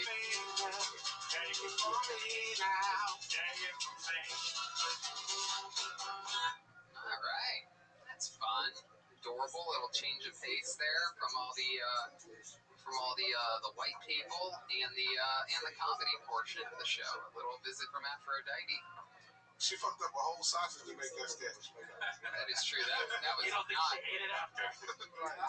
That was not Adam and Eve product right there. That was fresh from the butcher. Yeah, it's fucking El Super. If you had to do butt or her vagina, which one would you do? If you had to, this is one of the weirdest. No, it's only one or two. Titties look 28. One or two. It's an interesting question. Vagina or butt? If you absolutely had to. I go butt. Why? Explain your answer a little bit. Because I know that pussy got. Aphrodite's 65 still fucking. That pussy got 300,000 miles on it. Yeah, but what about her butt? That's like 500,000 shits. Yeah, but black girls ain't really into people like that. Both arms is horrible either way. That's like a. It's like fucking butt and a bone comes out. Oh my god! All right, that's good. I'm glad you said that. That's gonna be. This way, I don't have to answer the question now. That pussy gonna look like Arby's meat. No, you have to answer it. You have to choose one. All right. Well. I choose butt. Okay, we got your answer. Jesus Christ! Good Lord, how many times are you gonna fuck Aphrodite? Okay, well, see how I rationalize this is. Well, wait a second. Here's a follow-up question. Is this? If I pick butt, is it after David fucked her in the butt, or is it still just her fresh butt today? It's reset. 65-year-old butt. Yeah, but it is her butt right now. We don't know how long ago she showered or anything like that. Oh my Butt at goodness. this current time, or vagina. This is an interesting question. You know what? I'm gonna let Jeremiah answer first. That's horrible. Jeremiah, you gotta answer. Or Raiden, you have to Oh, no, but she's back. She's listening. Goddamn, Red Man. Hello. Fucking piece of shit. Oh my goodness. Get her out of here, bro. The fucking white ass teeth. Oh, but you be nice to Aphrodite. I love her, but we're talking about her ass or her pussy, and he got it right Oh now. my goodness gracious. Alright, you know what? Just to be nice, because I love Aphrodite. Come on, Jeremiah, you gotta answer now. Jeremiah, go ahead. Quick answer here. If it makes you feel better, I'll ask Raiden. Okay, it's the butthole. Oh, okay. How about Jeremiah? The stakes are raised now. I can't let that slide. What do we got next on the show here? The listeners want to know. I don't know if they want to know that bad. Yeah, they do. Come on, you have to answer what, Jerry? Just a quick answer. Just a quick, you know what? Answer it for us, Jeremiah. Which one? Wow, Tony's so subtle. Yeah, it's impossible here. Normally, when we're doing our normal show, I subtly tap in and whisper. This is much harder. I have to literally, I'm like a football coach on the sidelines. Ask Captain Underpants. Oh yeah, all right. Since we're just gonna say that Jeremiah meant but for both. Yeah. All right, so We know what Captain Underpants wants. I say get over there. What are you gonna do, Joel? Gotta answer. We know you can't get sick, so Can I just sniff the afro? come on.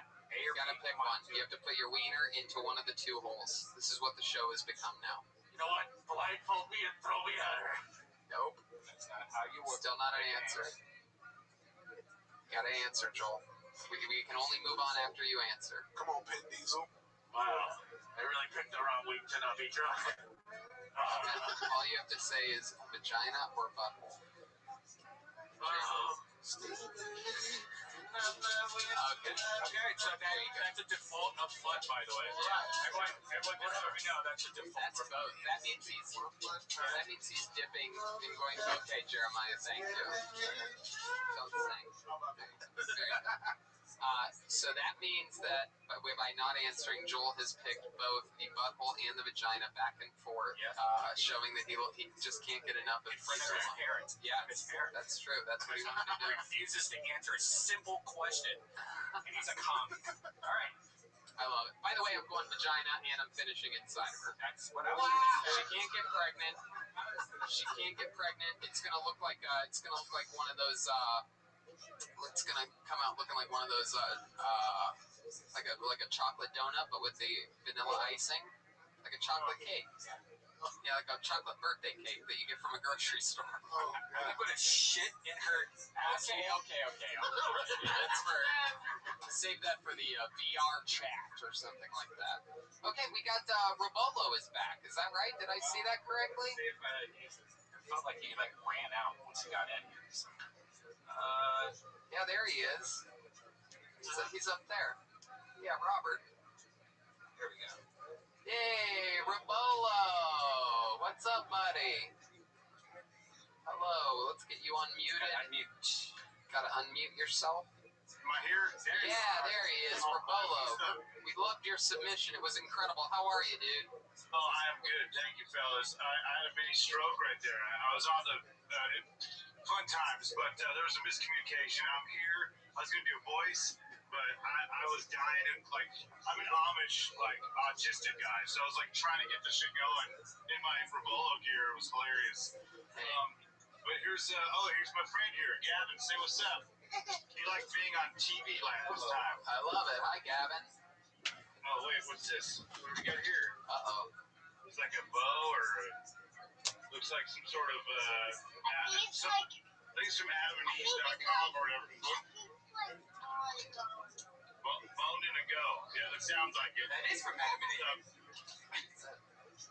Robolo, tell us about the making of the video that you sent in for us. Tell us about that. A lot of production and incredible video. Oh, thank you. This child, man, he just ate it really bad. Right, dude? Okay, so I thought I'd up the ante. You know, Manolo is a big figure. He mentioned something about the cartel. I'm like, Rebolo's gonna step it up, and we're gonna go to the cartel and tell jokes. And I asked some of my buddies to do it. And the poo is made out of brownies. Sam's Club. Those fuckers hurt, man. Oh, those poop in the butts hurt, and they are real painful. The first take that I did, it was like 3 hours of heating up those brownies, and it literally, it felt like it sprained my nose. My goodness, look how that kid popped up. This is like watching Crystalia's DMs. Oh God, he knows it. It's topical, Heck yeah, it works on everybody right now. It's getting weirder. Oh, hey, look. To make it creepier, here's Gilligan. Hey, hi Gilligan. That's my brother who played the prostitute last time. He's supposed to be a skipper. Man, chaos. I love it. Hey, can you tickle that kid for me? Oh, I don't know, man. I'm trying to start a career. I don't know if it'll fight me, but all right. Get good. More than that prostitute. I don't know if she was a prostitute, no offense, but. Oh my goodness.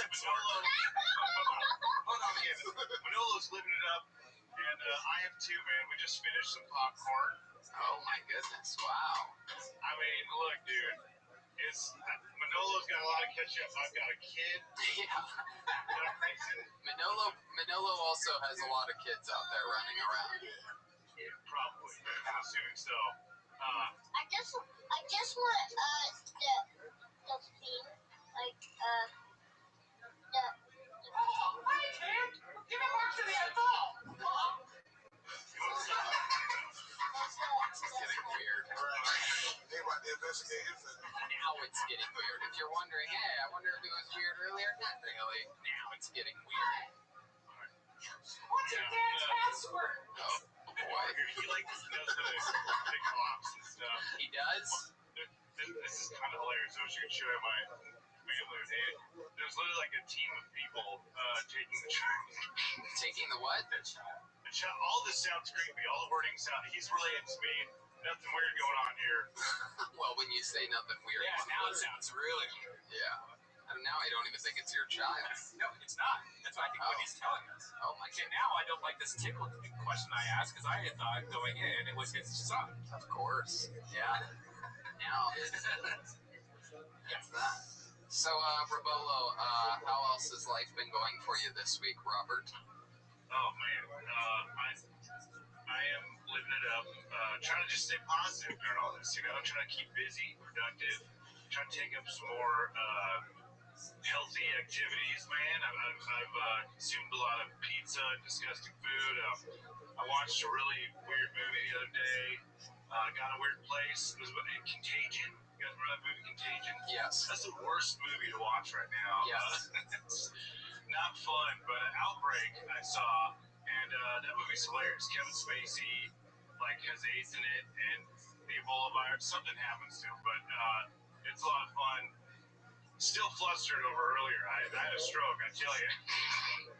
Okay. Boy. No, it's good. It's great. Lots of laughs during your video. All is well there. Thank you guys. What's the deal with Gilligan? The Gilligan thing is a little bit confusing to me. I don't recall seeing him in the video. No. I was trying to get my brother to reprise his role as the prostitute, but he couldn't tonight. So I thought I was doing some Skipper Gilligan thing, and we didn't have much planning because I didn't know if we were going to be on or not. But it's just a fun. I mean, there might be some symbolism there. I don't know. It's like a David Lynch movie. Just pretend you know what's going on. When all else fails and you have a half put together idea like Gilligan in the background, you just do it. You know what I mean? Yeah. That's what I learned at UCB. Is if you have to plan your characters, just roll with it and hope for the best. And you did that here. The video was unbelievable. Again, big pop on the werewolf coming out of nowhere. Great stuff, dude. Oh, thank you guys. Yeah, no, the last video was out of whim. I didn't know what to do. normal character, but I was just compelled because Manoa is so hilarious. And so I did that video, and I got a lot of good responses, and that feels good, man. I mean, it's a fucking weird time. We have no idea if we're gonna be able to sit in a patio at a Chili's, or if we're gonna, all get whatever. It's nice to. I appreciate you guys doing the show during all this. I have a question. Is that belt that kid's above the bed behind you? It is, yeah, because it was mine, and he made it his. It's very small. Yeah. All right, bud. Fun times chatting with you. Thank you so much.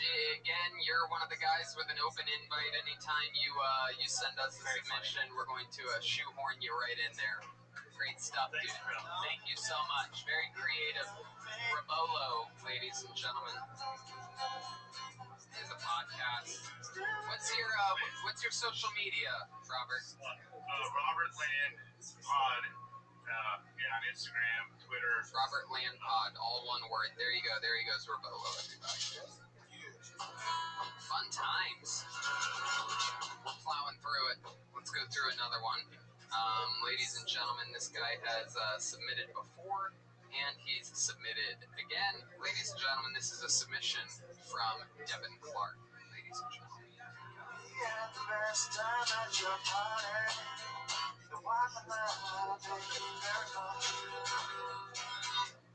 Here we go, Devin Clark. Hey, what up, y'all? I used to work at Yahoo. You guys remember Yahoo? Yahoo was a hard job, man. We weren't allowed to Google anything. Google was like the N-word at Yahoo. Don't say it. Don't use it. They were very strict. I remember there was a lady there. She was brand new. And she said it just out of habit, She was like, okay, I'll Google it. She was never seen again. I was like, what happened to Pam? Pam's been erased. Erased. I need a job, though, man. My uncle owns a hot tub store called American Hot Tubs. He said the industry's been hit very hard. He's throwing a hot tubs matter sale right now. It's like Black Lives Matter, so hot tubs. Get your black ass in a hot tub. 30% off. Very disrespectful. I was out there protesting, but I was not looting, okay? I was angry, but I'm also unemployed. Like, can I loot a job? Can I loot gainful employment? I would love to run into a store and then run out holding a career. Like, look, guys, I'm manager at Applebee's. I looted this job. I start tomorrow. Hell yeah, Devin Clark. Absolutely doodly. That's how it's done. Right there. Jokes, baby. Jokes. Hello, Devin. How are you? I'm doing all right, man. I was kind of tired. I was in a long ass line this morning. I've been in line for like 3 hours. Yeah, what were you in line for? I was trying to get my certificate of vaccination, ID. That it did. All right. Okay. Oh, the COVID callback. That's right.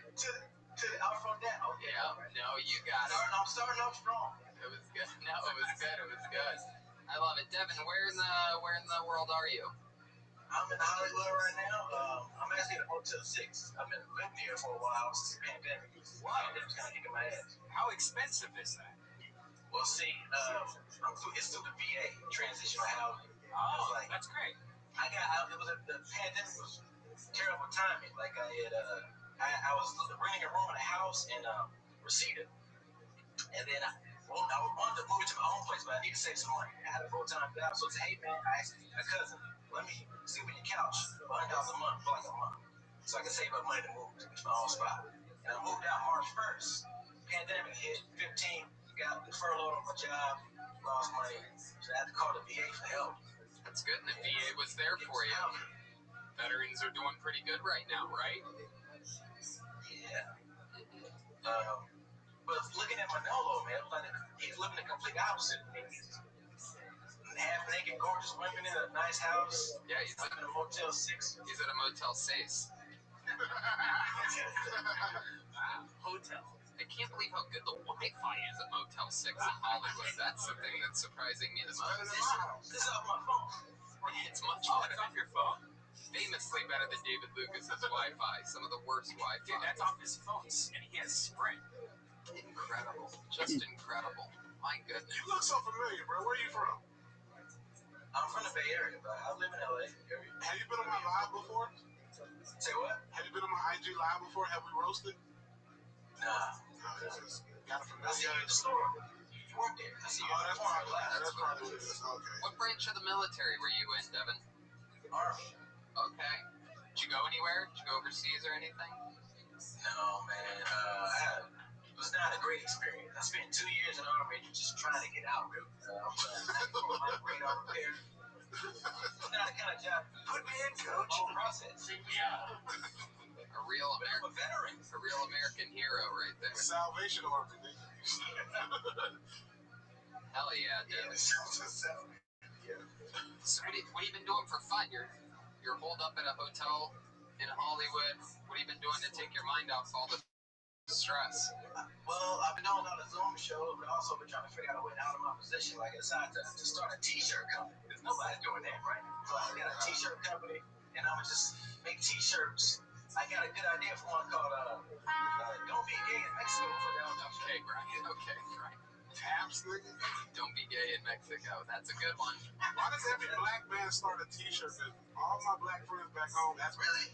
They asked me to invest in a T-shirt business. They're like, bro, you gotta do is buy 300 T-shirts. I'm like, What else are they gonna sell at the car wash? hey man, get your motherfucking don't head ass up out of here, bro. Oh shit. Wow. Devin, how long you been doing stand-up? 8 years. 8 years. And how long ago did you move to Hollywood? Or to LA? Here in September of last year, Dallas. Yeah. I really liked his set though. I thought that was really good. Uh-huh. Yeah. That is a great bit, bro. God damn, that was a great bit. But it's fucking timepiece. It's not gonna last long. Well, yeah. That's true. Yeah, that's one of the topicals like that. Yeah. Yeah, but it's good. It's good That's a great bit. it's good to exercise both. Topical's good when it's But good. as far as T-shirts, David made you to put I chew butt on a T-shirt. I think that was it. Nah, that was just in that instance with her, bro. I just don't trust that pussy. Oh my good. Why do you not trust?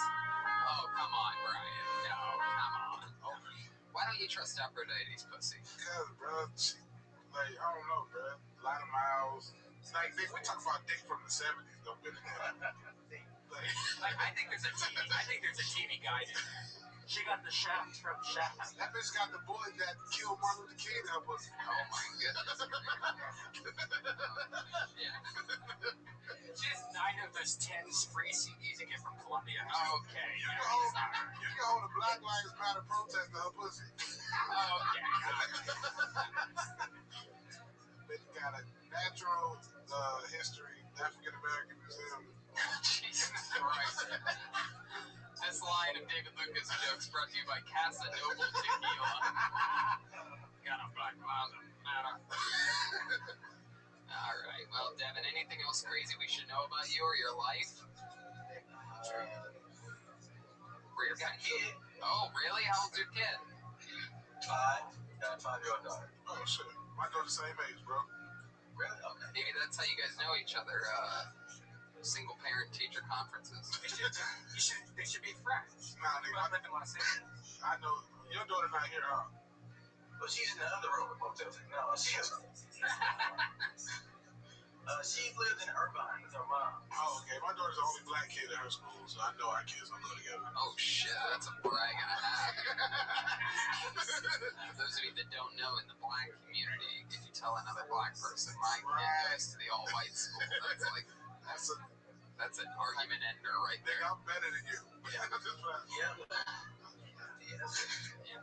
You're funny as fuck, though, bro. That shit made me giggle, bro. Oh, thanks, man. Appreciate it. Really great stuff, Devin. So fun to have your submission. Thank you so much. I need to try harder with the submission. I know people doing sketches and short films and shit. Hey, be goofy with it. Be goofy with it. Use that set that you have. You know, use the Motel 6 to your advantage. Yeah, we do a review of the Motel 6. Yeah. Imagine you doing a review of this stupid shit that you see every day, like, whatever. There you go. Red Band just wrote a sketch right then in front of all of us. I'm gonna do that. I like it. Great. If you do it, we'll play it next week. There you go. Okay. Then I'll put on a T-shirt. Yep, absolutely. 100%. The Motel 6 sketch by Devin Clark t-shirt available next week. So there goes Devin Clark, everybody. Thank you, Devin.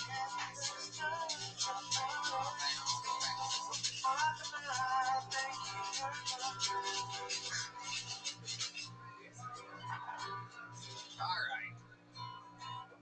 That was Devin Clark. And now, and only now, in your final hour, do you realize the true power of the dark side as I present to you my favorite comedian right now. You know, a guy who to me, while he's, still fresh and new technically as a stand-up comedian, he is a comedy veteran, and to me, is filling the shoes of some of my favorite out-of-the-box creative people like Brody Stevens and, so many great comedians that, one door closes, another one opens, and this is one of my favorites, the great Michael Blair. Everybody, here we go. Little bit of music for some reason. Here's Michael Blair. Drug addiction is a systematic failure and worse, targeting. Why does everyone get sympathy except cocaine? Big Pharma has blood on his hands. You fucking coke-whore. Let anyone suck your wheelchair dick for the sweet cocoa. I sold my son Colin for cocaine. No NBA players are signing off with Corona. Magic nonsense considering a comeback. Positively united. Civility. U.S. law enforcement agencies talk to each other like a bunch of Rudy Tuesdays. FBI, bye-bye. Take it to your desk with your calculators. Big word calculator coming from the CIA. I say go kill yourself. But at least you're not Dimebag chasing DEA. Slow your roll alphabet soup. All seizures pay for your babies and my condom, mate. Is there a problem here? Loyal rudeness. Would you like coffee? You know I love a heart. Michael cash cars still employs moron custodians. One left a noose in the garage of a Bubba Wallace. NASCAR plans to investigate, including removing from the gift shop the kids' book, Catch the Goose on the Loose with a Noose. Every sport is stepping up. For over 100 years, MLB has spelled BLM backwards. Donald Trump bragged this week about the U.S.'s booming lobster industry. Sales of lobster up in Maine. Mail order bride has never been more affordable. And you wanna believe how cheap it is to get a private island dick suck from a child.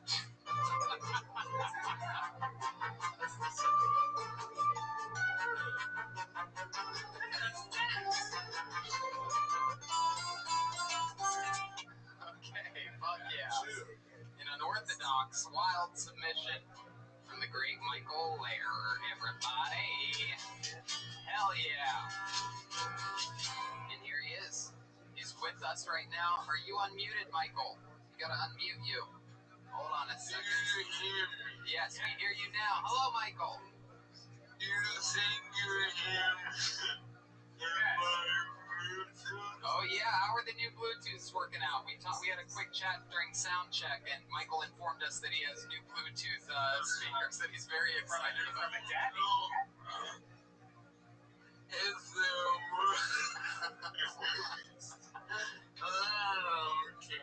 How are they working out? How are the new Bluetooths? I love them. They're real high-end, and I can talk hands-free, so I can do my Tai Chi. Fuck yeah, dude. Looking ripped today.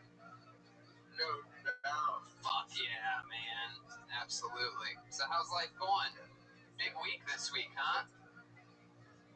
Yeah, my dad saw Kid Tony for the first time. Oh, wow, that's awesome. How'd that go? Is he a fan of the show now? He didn't know I was sick. Oh, my God. Oh, what a horrible way to find out your son has Lou Gehrig's disease. You're just tuning in to enjoy a comedy show, and boom, you're going to outlive your own son. What a horrible way to find out. Yeah, but you know, the gift of laughter solves all crimes. Oh my Hey, Yeah. Red Band, will you bring up the Escape Fest bio? Oh, yeah, hold on. Have they changed that bio yet for you? This has been. Yes. Will you read it, Tony? Yeah, this has been a long, ongoing thing. They finally. Because Louis J. Gomez doesn't like money, but I'm forcing his hand. All the Hollywood power pumpers lit him up like a fucking Christmas tree. And I got one-on-one. Okay. Why don't you read it? Yeah, I'm gonna read it. They changed it. It was originally Mike Lehrer, and you famously said, "Who the fuck is that?" And they changed it. Now your actual name is there, and then it says, so it says Michael Lehrer, and then it just says Tony Podcast. But get this, Michael's all jacked up from motor neuron disease. No. God's hands again in parentheses. Hey, that ain't right. Red Bear, what's happening? Is that the wrong bio? It ain't right. That's what you sent me, and honestly, Michael, being honest, I read it earlier, and I think they changed it. Did they change it on you? What's the, Oh, I think... Yeah, Lewis is trolling him. It's pretty apparent. Wow. You're gonna get it, Louis J. It's name first. Oh my goodness. What's going on? Yeah, this is, Like, honestly, Michael sent me a link earlier, and that's the link. Yeah, they may have changed it again, Michael. It looks like this is going to continue to be an ongoing problem in your life. I know this must be. There she is. Yeah. And all I do is make money. That's true. I don't think. How you living, girl? How are you? I'm lovely, thankfully. Let's do an update on Stacy's wedding. Okay, how many days?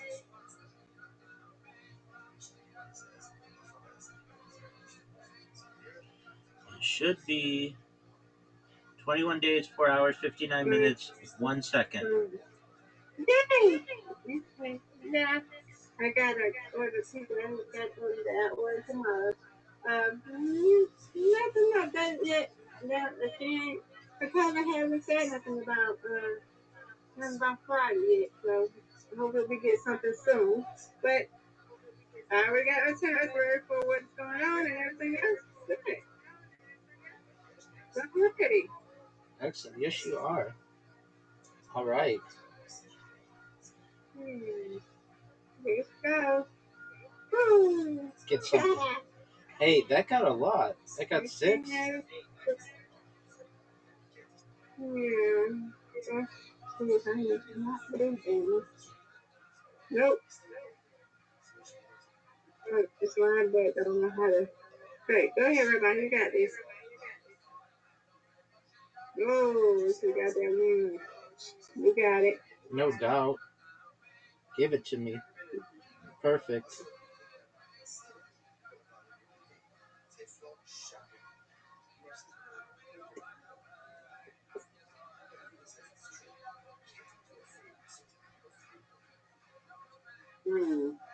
That looks good.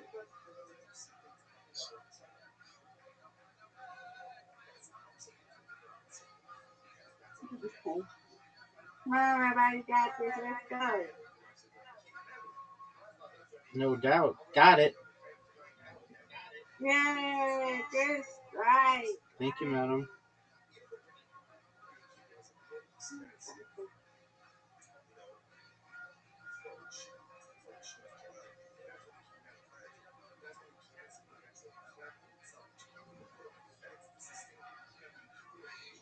Get it. Got one. First one. Come on, Rabbi. No doubt. Got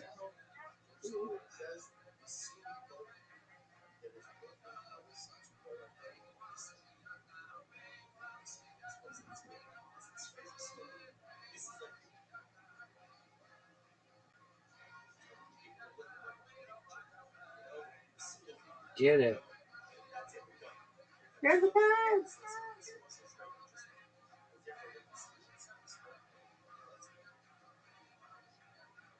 Get it. Come on, Rabbi. Almost. You got yeah. No doubt. Good job. Thank you, madam. You're welcome. Look at that strike, folks. That's one.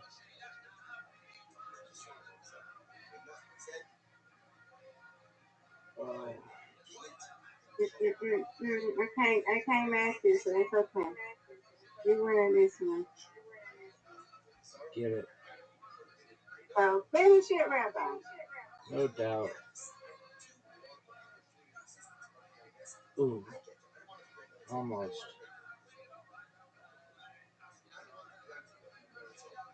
Get it.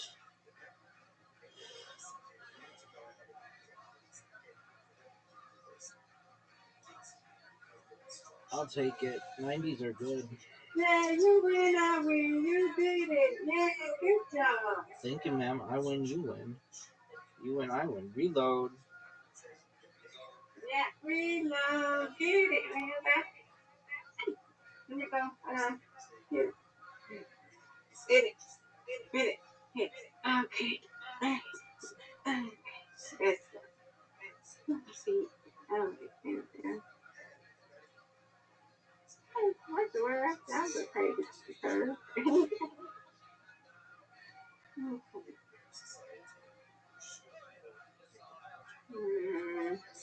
Anyway.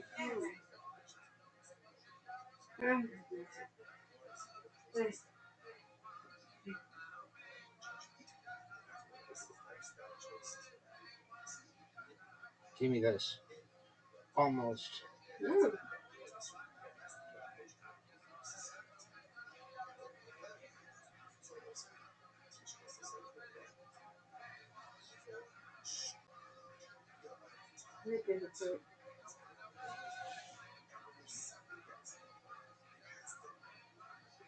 Get it. Come on, Rabbi.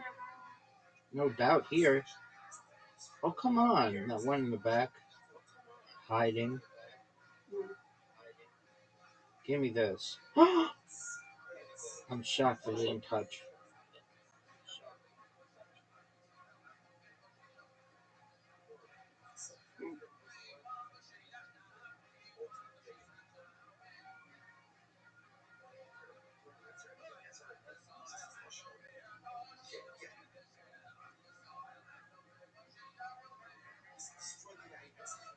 Get it.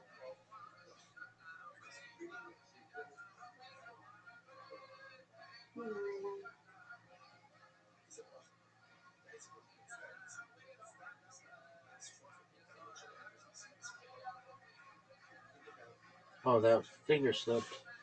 That was terrible.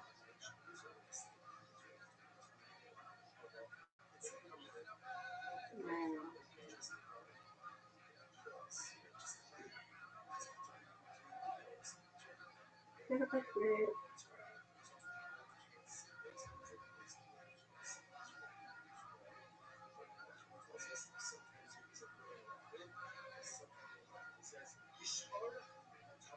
Get it.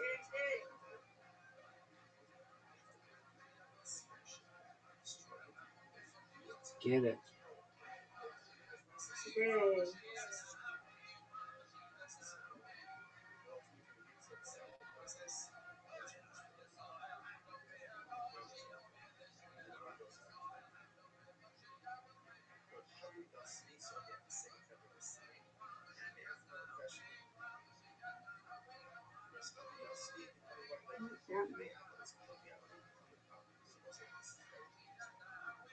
Right, Rabbi, finish it.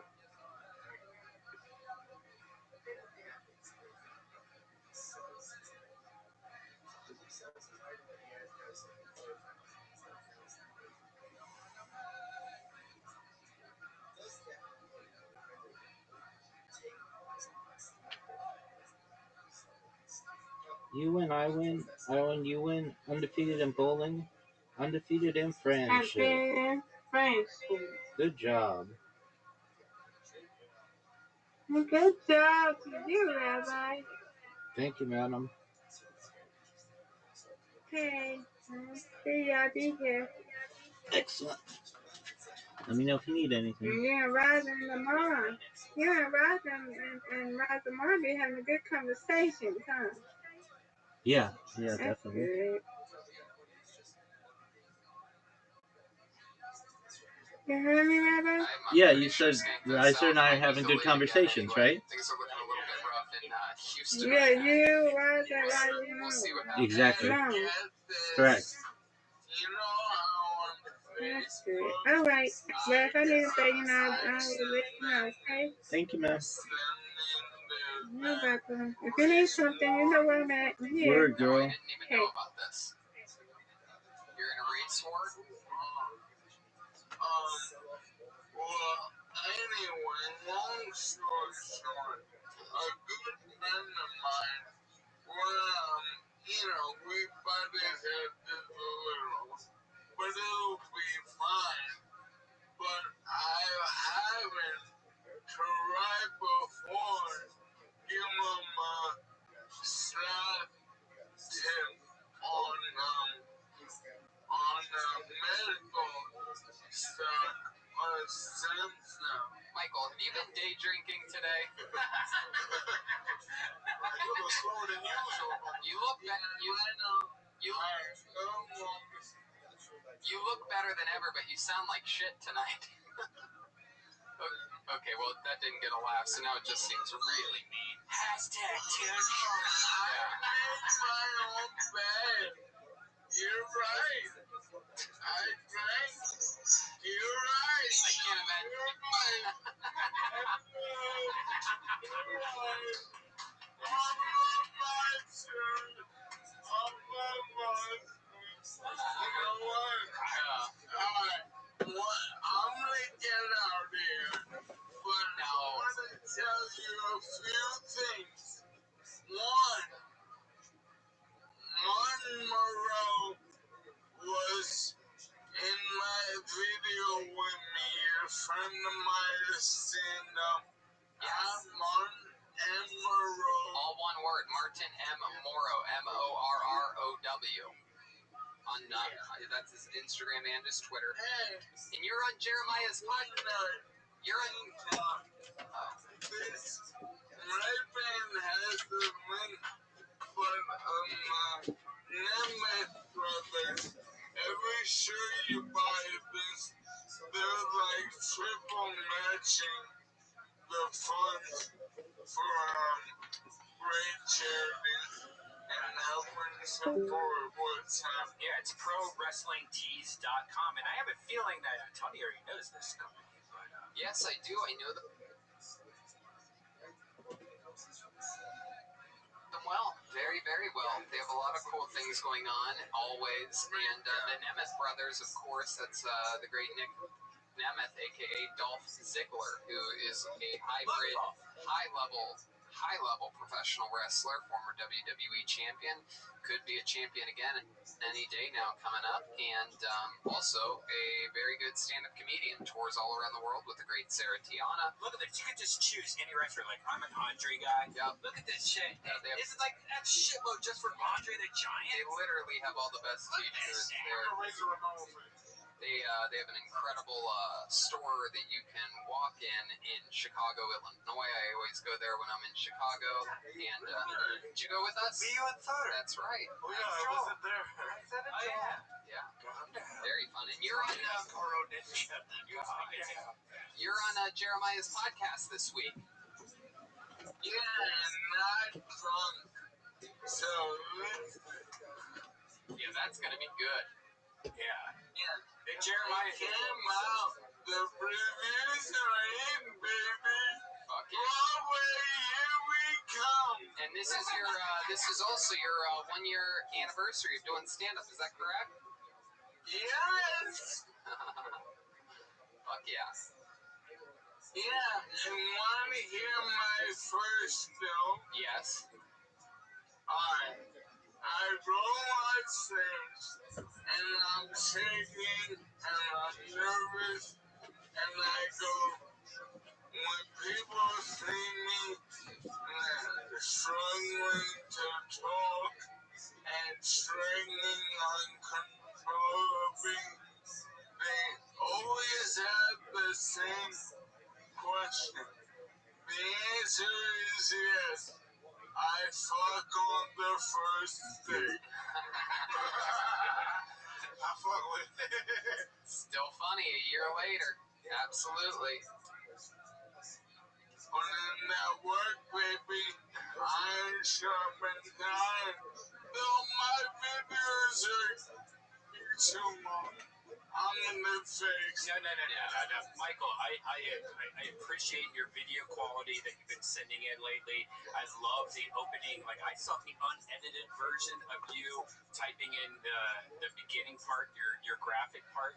Like, you sent that to me. I love it. You are kicking ass, man. I love it. And please, make your videos longer. Yep. You're full of shit, cause No. We'll talk in chat later. We'll talk. like assholes. Everyone has one. And as far as my videos, everyone has a different opinion. That's right. 100%. I love it. You know you have full creative control. You're given the keys to the car. Especially since he turned me on to this lion's mane. You guys know about this? The mushroom. Yeah. Tony, Explain it for the other. I'm 2 weeks in. Let me tell you something. I was talking with him.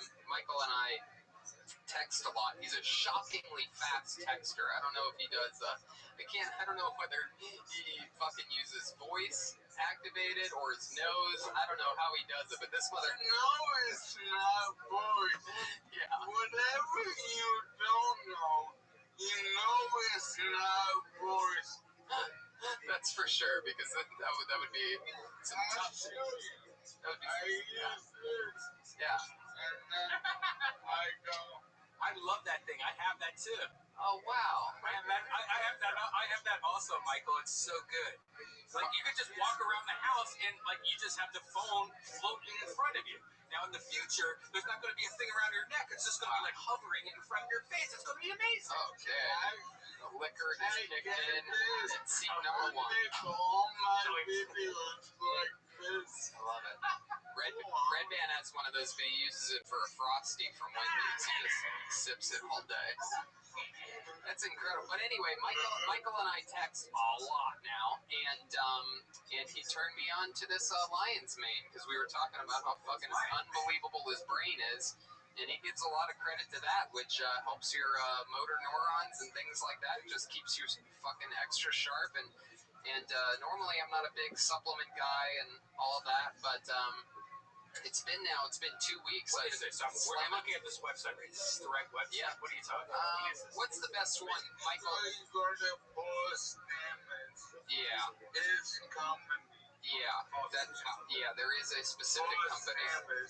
He's a Rogan friend. Yeah. He's on there all the time. Yeah, I think. But his company makes them. Yeah. Yeah, Paul Stamets. That's one. He's the foremost mushroom expert in the country. And just like magic mushrooms, you know, they have so many different benefits and qualities and this and that, but I've been trying to, you know, sharpen up because I've been fucking, you know, not performing and this and that, and you don't know exactly where your brain is at. And this stuff, I mean, I don't know. I'm pretty positive it's fucking working. I think it makes me I get shit done faster and get to relax quicker in the day because I take care of all my crapola early in the morning and clear thoughts. And I mean, I was riffing this weekend on stage after not doing it for 3.5 months. It was my first time performing with lion's mane running through my veins, and I'm just What's saying. the effects? Was it like I just think it's just normal sharpness, just like sort of anything. You know what I mean? Like it's. I've heard of people that have concussions eating it to sort of like help their rehabilitation. Yeah, Oh exactly. yeah, it promotes Motor neuron. Yeah. Neuron. It's brain shit. It's good for your brain, is the point. And Michael hooked it up. So, what if you take it that and Afro brain at the same time? Wait, Alpha brain. Alpha brain. Oh. Yo, I'm thinking of Aphrodite. I'll do the butt. Yes, we hear you, Michael. Isn't it crazy that David got stone cold sober looking at Red Band? Everybody's wasted today. Michael, go ahead. Alright, you know how melting? Yeah? Alright, so I know everyone asks you to ask Joe Rogan shit, and you know I'm not that guy, but tell him you have a friend who is melting, and that's holy mushrooms. If he has any mushrooms, then maybe help me. And I take this mushroom 4 times a day. Okay, I will ask Joe Rogan. That's not a problem at all. I will ask Joe if Poly Mushrooms has any special mushrooms for my friend that is melting Lou Gehrig's disease a few years into ALS, and if he has anything special, that he takes his mushrooms 4 times a day. And if he has anything extra, that would be great to know. Right? Is that right?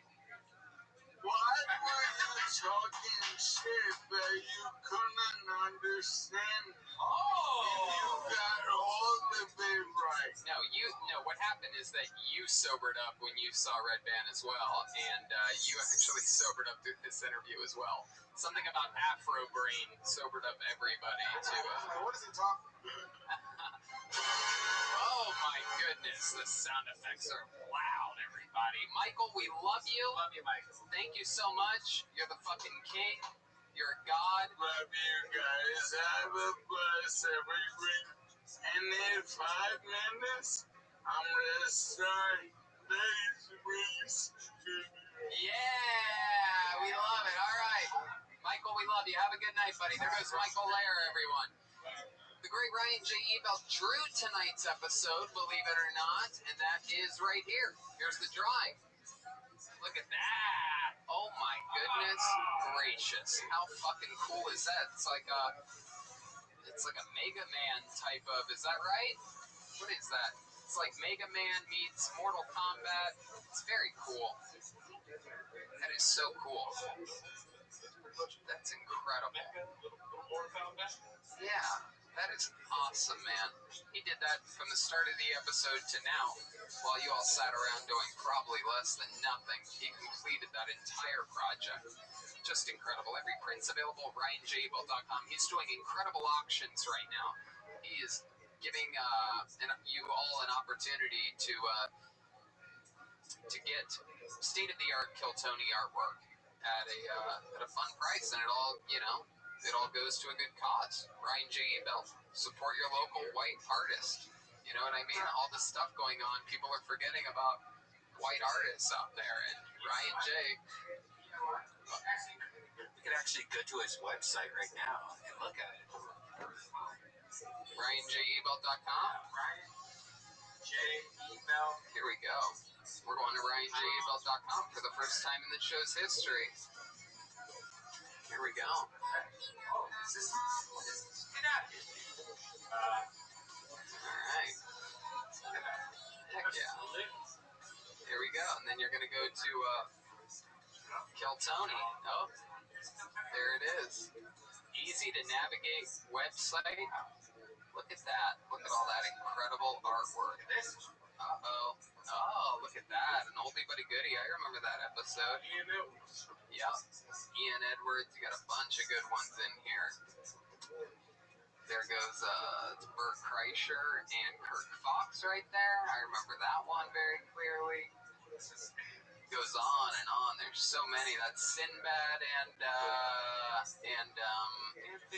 Dan St. Germain. Indeed.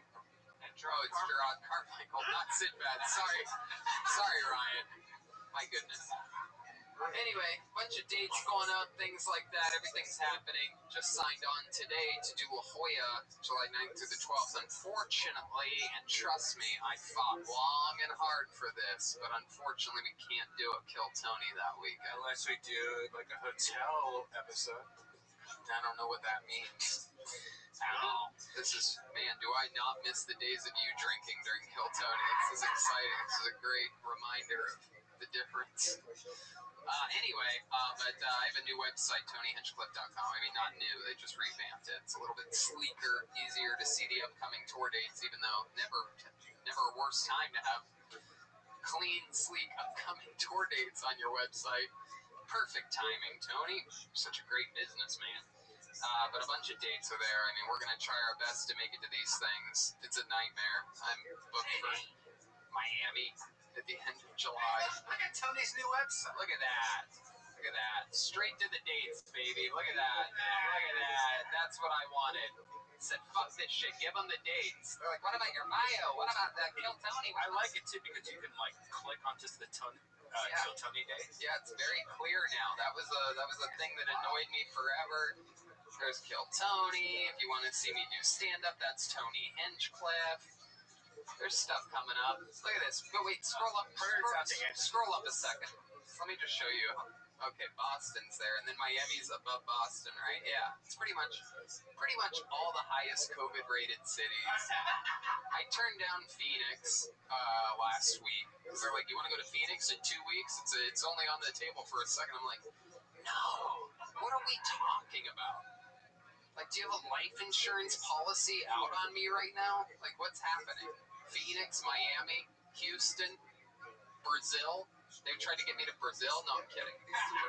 Anyway, it's all Roastmaster class is happening. We're having a lot of fun over there. We're at over 100 students on my new weekly show. That's a Patreon thing. So if you're poor, don't even tease yourself by going to my Patreon because it is a show of value. So don't go there and then become completely depressed. Oh, I can't afford it. What the fuck is this? I'll just watch reruns of Joe Rogan. Yes, you will, because you're poor. But if you're not poor, go to patreon.com/Hinchcliffe and join the new class. You get a diploma, a bumper sticker, a bunch of cool shit at Roastmaster class. Anyway, here's the rest of the crew. The leader of the band, ladies and gentlemen, as always, my lover, a guy who I've been all around the world with, all right? We talked earlier about afros, butthole, or vagina. This is a man that I would have sex with if he let me. Jeremiah Watkins. I don't know. I'm trying to be nice. Hey, there it is. And he's back, people. Venmo at Jeremiah-Watkins. And Michael Lair is on Jeremiah Wonders this week. We had a great conversation and a lot of fun improv on there. And will you tell us what the fuck you were talking about earlier, though, with the Will Arnett, not Will Arnett, but okay, Ryan. And then I'll actually be at the Tempe Improv headlining a couple nights at the end of July. So see you at Tempe, and good to be back, guys. There you go. You're getting the weekends that I'm turning down. I'm just kidding. The Tempe Improv, one of the best clubs in the country. Jeremiah is a monster. He's out there doing great material and taking risks, making videos for you people. doing crowd work, a bunch of fun stuff. Jeremiah Watkins, catch him at everything. Joel Jimenez was here tonight. I'm gonna to let you guys in on a secret. He was the ninja. He was the ninja the whole time. Joel, tell us something. You got the Mostly Sorry podcast. You're mostly sorry on social media. What else? That's it. We premiere the new episode tomorrow. We've been doing live chats, so tomorrow, 5 o'clock LA time, whatever the fuck else. We love Joel. No one's had more Corona scares than this guy. I mean, it is incredible. Can I just say, too? Yeah. When I got here, I don't know, David did something and then his spit flew into my eye.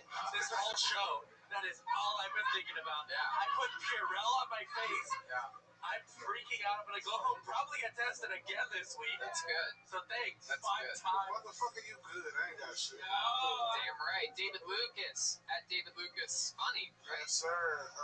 Tell us more. We'll see what's up, man. Hopefully I'll be in La Jolla with Tony, the dates he's talking about. But other than that, I ain't got shit. I just did the American Comedy Company this past weekend in San Diego. Shout out to them boys down there. It was lovely. Thanks for everybody who came out. Thanks for all the Kill Tony fans who came. A lot of Kill Tony fans showed up and showed the... You're goddamn motherfucking right. Kill Tony fans are the best comedy fans in the world. There's no doubt about it. Who would have guessed that people who watch a show where comedians talk to comedians about comedy, who would guess that they would be the best comedy fans? And also David Lucas's episode of he's a guest professor on this episode that just dropped last night on the new Roastmaster class. And you were an incredible interview. He talks about his method, which is very helpful for people that are just learning how to make fun of people, about identifying people as the animal that they look closest like, and then a hobby that that animal would do. It's incredible. He literally gives you a playbook on how to have silly, fun roast jokes. It's really cool, really awesome stuff. It was 2 hours you and I spent together almost. So, anyway, right, Red Band. Hey guys, we are recording right now from Death Squad Studios. We do a podcast called Dead Air every Tuesday with Brian Holtzman and then William Montgomery and David Lucas every Wednesday. Check it out, deathsquad.tv. Yeah, Red Band's about to vomit right now. This is drunkness. I haven't seen you this drunk in 3.5 months. What is this, San Francisco? Oh, no. Good night, everybody.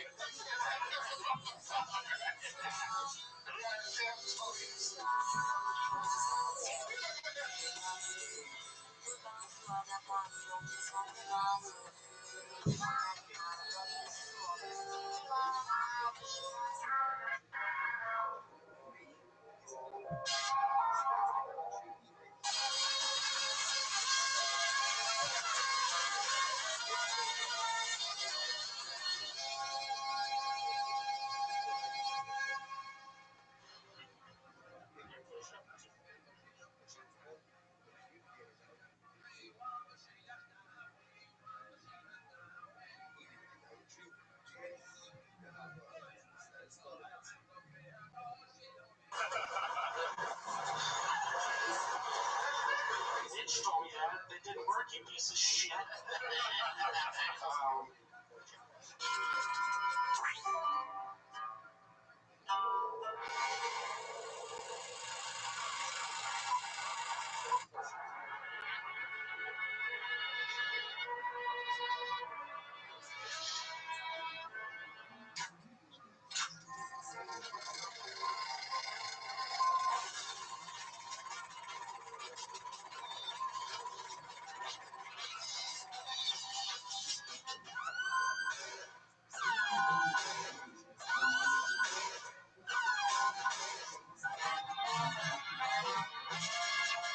Hey, this is Red Band coming to you live from the Comedy Store for a brand new episode of Kill Tony. Get up for Tony Hinchcliffe. Hello, everybody. I'm right here next to you already, Brian. Hello, Brian Red Band. Hey. Look at you with your mask on. Feels great to be back. Whoa. Put it back on. Whoa. And a pretty one. Those are very cool. Yes, we have new microphones and we have disinfected microphones. We're rotating in new microphones as we go. It's an exciting time. What do they call it? The new normal, right? Anyway, it's good to be here. I'm excited. excited about this. We are back at the Comedy Store. There's a parking lot full of people that hopefully are watching the live feed of this show right now. David, you want to go check on that real quick? Instead of looking at your fucking phone? These people are unbelievable. We haven't missed a beat here at Kill Tony. It's exciting. We thank you to Betterbox. Thank you to L7 Studios. Thank you to Death Squad Studios. We've been all around beautiful Los Angeles. Any studio that wasn't looted, we did a version of this show at. We went all around, and now we are back home, live streaming to people in the parking lot. That is what it has come to. How's it looking over there? Well, let's see. Oh, that's always good. We're back at the Comedy Store, back at weird things that are happening. Oh, exciting stuff. Well, in any matter, it's definitely going to be on YouTube in a few days, something like that, right? I'm excited to be here, though. How's it going, David? Good? Oh, it's not streaming. Okay. We'll figure that out. Will we? Who's going to figure it out? Me, that's what I'm doing with my left hand. Oh, look at that. Well, you can use both hands if you want, because I am so excited right now that I am bonered up, dude. I have a full boner right now, and look, I know there's a lot of people that have dealt with erectile dysfunction, and you know how awkward it can be to talk about that in person. Luckily, there's a simple, convenient solution to get the treatment you need without leaving the couch. And our friends over at Roman have spent years building a digital platform that can connect you with a doctor licensed in your state, all from the comfort of home. Roman makes it convenient to get the treatment you need for erectile dysfunction right from home. Yeah, just grab your phone or computer, complete a free online visit, and you'll hear back with a U.S. licensed physician in 24 hours. And if the doctor decides the treatment is right for you, your medication can be shipped right to your door with free 2-day shipping. You also get free unlimited follow-ups with your doctor anytime you have questions or you want to adjust your treatment plan. With Roman, there's no commitments, and you can cancel anytime. Wow. So if you're struggling with ED, stay home and go to getroman.com/kill for a free online visit and free 2-day shipping. That's getroman.com/kill for a free online visit and free 2-day shipping. And since you're going to have a big boner, you don't want it to be hidden in all those pubic hairs that you got. So that's why you get Manscaped. They are the best in men's below-the-belt grooming. Manscaped offers precision-engineered tools for your family jewels. They obsess over their technology developments to provide you the best tools for your grooming experience. We've all had some accidents trimming the old pubes. You know, stuff gets wild down there. I had Michael Laird trim my pubes a couple weeks ago, and I have the same amount of testicles as Duncan Trussell now. That's why Manscaped redesigned the electric trimmer. The Manscaped engineering team spent 18 months perfecting the greatest ball hair trimmer ever created and just released the new and improved Lawnmower 3.0. The third-generation trimmer features a cutting-edge ceramic blade to reduce manscaping accidents. Millions of balls are about to be nick-free thanks to Manscaped's advanced skin-safe technology. Yeah, I just used this for my first time to 3.0, man. It's when I tell you it's premium, I mean premium. The battery will last up to 90 minutes, so you can take a longer shave. I mean, if it's taking 90 minutes, you got some trouble already. The water-resistant technology allows you to groom in the shower. One of the coolest features is the LED light, which eliminates grooming areas for a closer and more precise trimming. They've also upgraded the motor. The motor's like insane right now. And let's not forget about the charging stand. Show your mower off loud and proud because the intelligently designed stand is convenient charging dock powered by USB technology. And if you're listening to us speak right now, I want you to experience it firsthand for yourself. Trim that junk of yours. Get 20% off plus free shipping with the code KILLTONY at manscaped.com. Your balls will thank you. Get 20% off and free shipping with the code KILLTONY at manscaped.com. That's 20% off and free shipping at manscaped.com and use the code KILLTONY. Yippee-doo-dah-day. That's done. We have no guests tonight, as with all of the more quarantine-esque episodes. However, we do have a band, and they, every single episode, commit to being different characters. We never know what they're going to be. They disappeared to the back about 15 minutes ago. and have been preparing for tonight's show. We have no idea what they're going to be. Maybe it's some of our favorite characters from the past. Maybe it's brand new characters we've never seen before. Let's all find out together. It's the best stand band in the land, the Kill Tony Band. Jeremiah Watkins, the return of Chroma Chris, and Joel Jimenez, everybody. Here we go. Uh-oh. I know that music. I know that music. And so does the, yes, thank you, so does the YouTube algorithm for sure. Hello! It's the Cat Burglars, everybody. The return of the Cat Burglars. How exciting is this? Welcome, guys. Very famous characters known for saying, Cat burglar. that's pretty much it. I love it. And you guys were also on the 2020 band calendar. What month were you guys on? I do not know. Oh, you don't know? I remember you guys being on there. They sold out of 2020 band calendars. That is a technicality. There is a stack somewhere in somebody's closet. Oh, well, I'm sure it was close. The Cat Burglars are here. I'm excited. Your name's just Cat Burglar, right? Cat burglar. And you're also Cat Burglar? Cat burglar too. Cat Burglar, too. I can't give my identity, but I do have to be completely honest. Business has been a little slow right now because everyone's at fucking home. It is very hard to sneak in if you're at fucking home. You didn't have an accent there for a second, and then it came They back. do not have accents. I'm good at disguising. It's an American cat burglar. Okie dokie, and Like this? what do we got back there? What's your name, little cowboy? Phil. It's fun watching Chroma figure out what the room is like with the audience for the first time. Anyway, back to you in the studio, Tony. Right. It was just as good seeing Joel figure out the audience for the first time.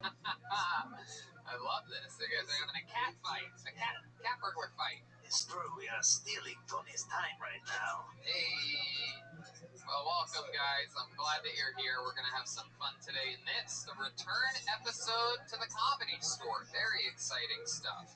I haven't seen, Cat Burglar 2 reminds me of a guy I haven't seen in months named Chroma Chris, and I'm very excited to be this close to someone like you. I have no idea who you're talking about. Okie dokie. On with the show we go, and I have some exciting stuff. We have people are here, and we also have the Bucket of Destiny is active tonight. There are a grand total of 4 predetermined healthy people in the Bucket of Destiny tonight, and some new, a couple old, and we're going to see how it goes. But first, to get the show started with a bang, ladies and gentlemen, a legend on this show. You have to wait like a professional.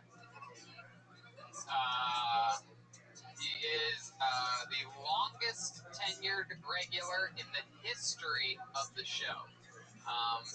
He is known as the Big Red Machine. This is his first time back at the Comedy Store in a long time. He was so excited that he almost ran up on the stage before I even said anything about him at all. Ladies and gentlemen, it's the return to get things started of William Montgomery, everybody. Here he is. Wow. What's up, y'all? I'm now Hispanic. You can call me Selena. I do have COVID-14.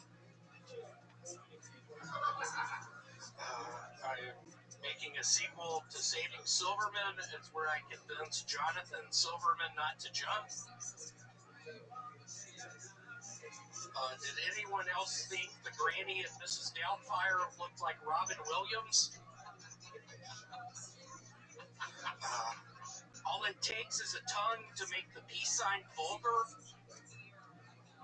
That's a pussy joke. I'm making a new butterfly effect movie, but every time the story is retold, you just end up being a basketball player. Bitch told me that. That didn't work, you piece of shit. If we're we're talking about Syria, we're not talking about Jesus. We're talking about Brandon. Fuck yeah, William Montgomery.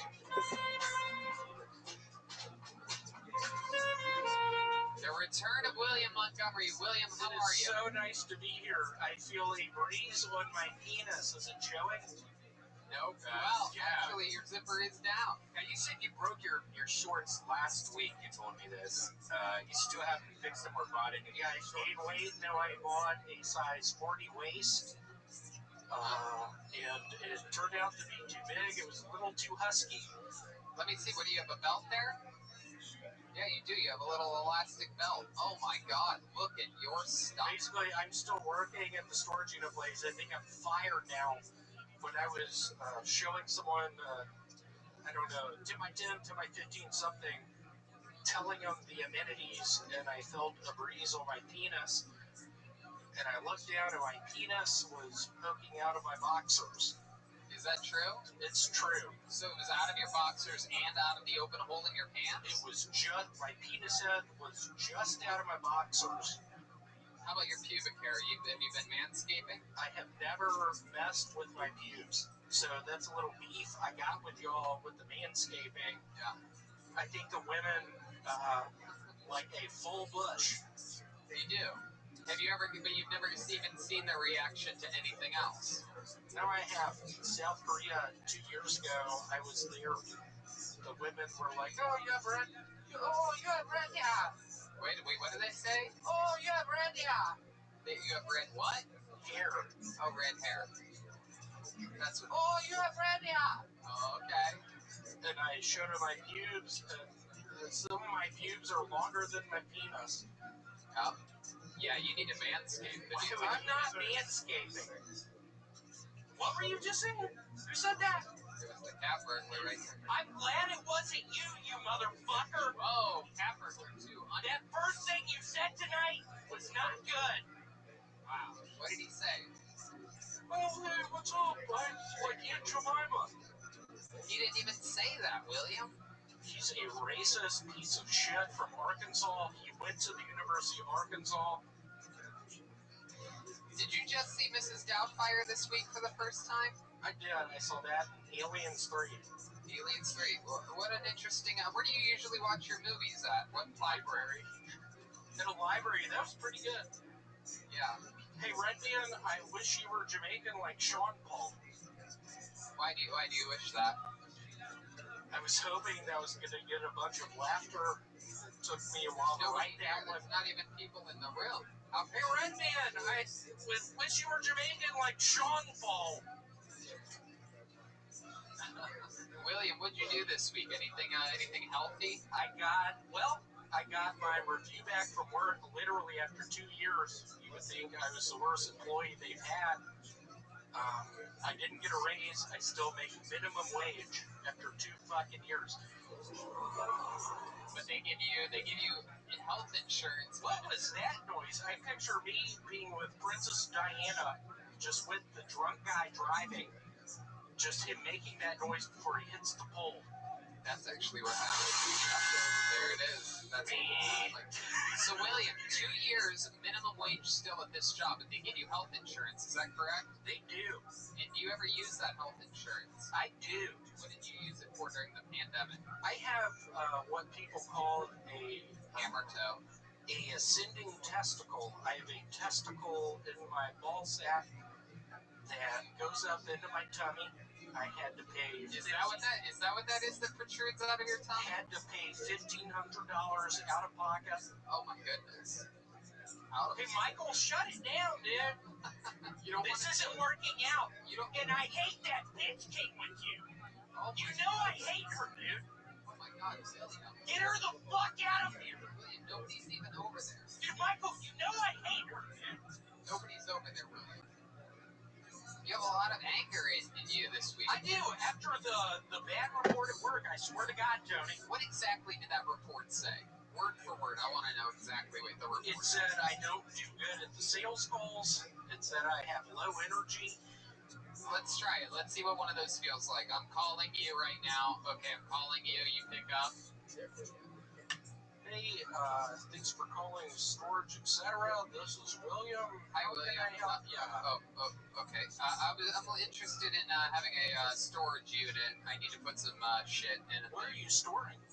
I'm storing a bunch of baseball cards. What do you need to store? Baseball cards. How long do you need to store?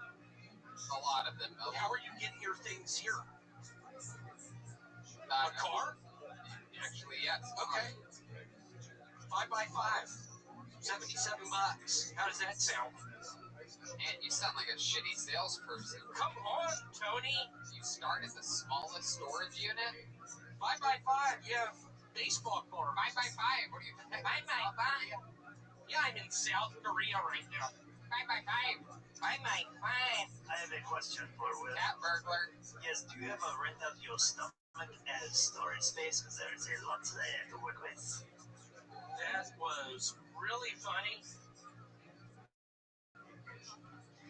So, William, what other thoughts about watching Mrs. Doubtfire this weekend? By the way, the granny in Mrs. Doubtfire was Robin Williams. That's why she Was looks. it really? Oh, no. Yeah. What happened to him? He had a disease or something. Why did he kill himself?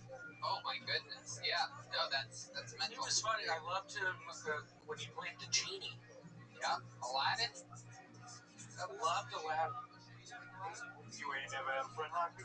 Yeah, I was in Aladdin. Oh, you were in Aladdin. I was in Aladdin. Wow, I didn't notice you there. What character did you play in Aladdin?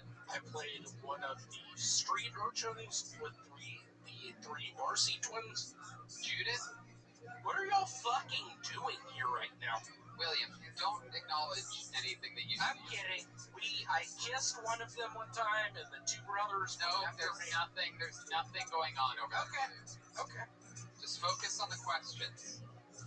So the Marcy's. Redman, what's going on? Why'd you do that finger thing? What? Don't worry about it. Why'd you worry about being funny?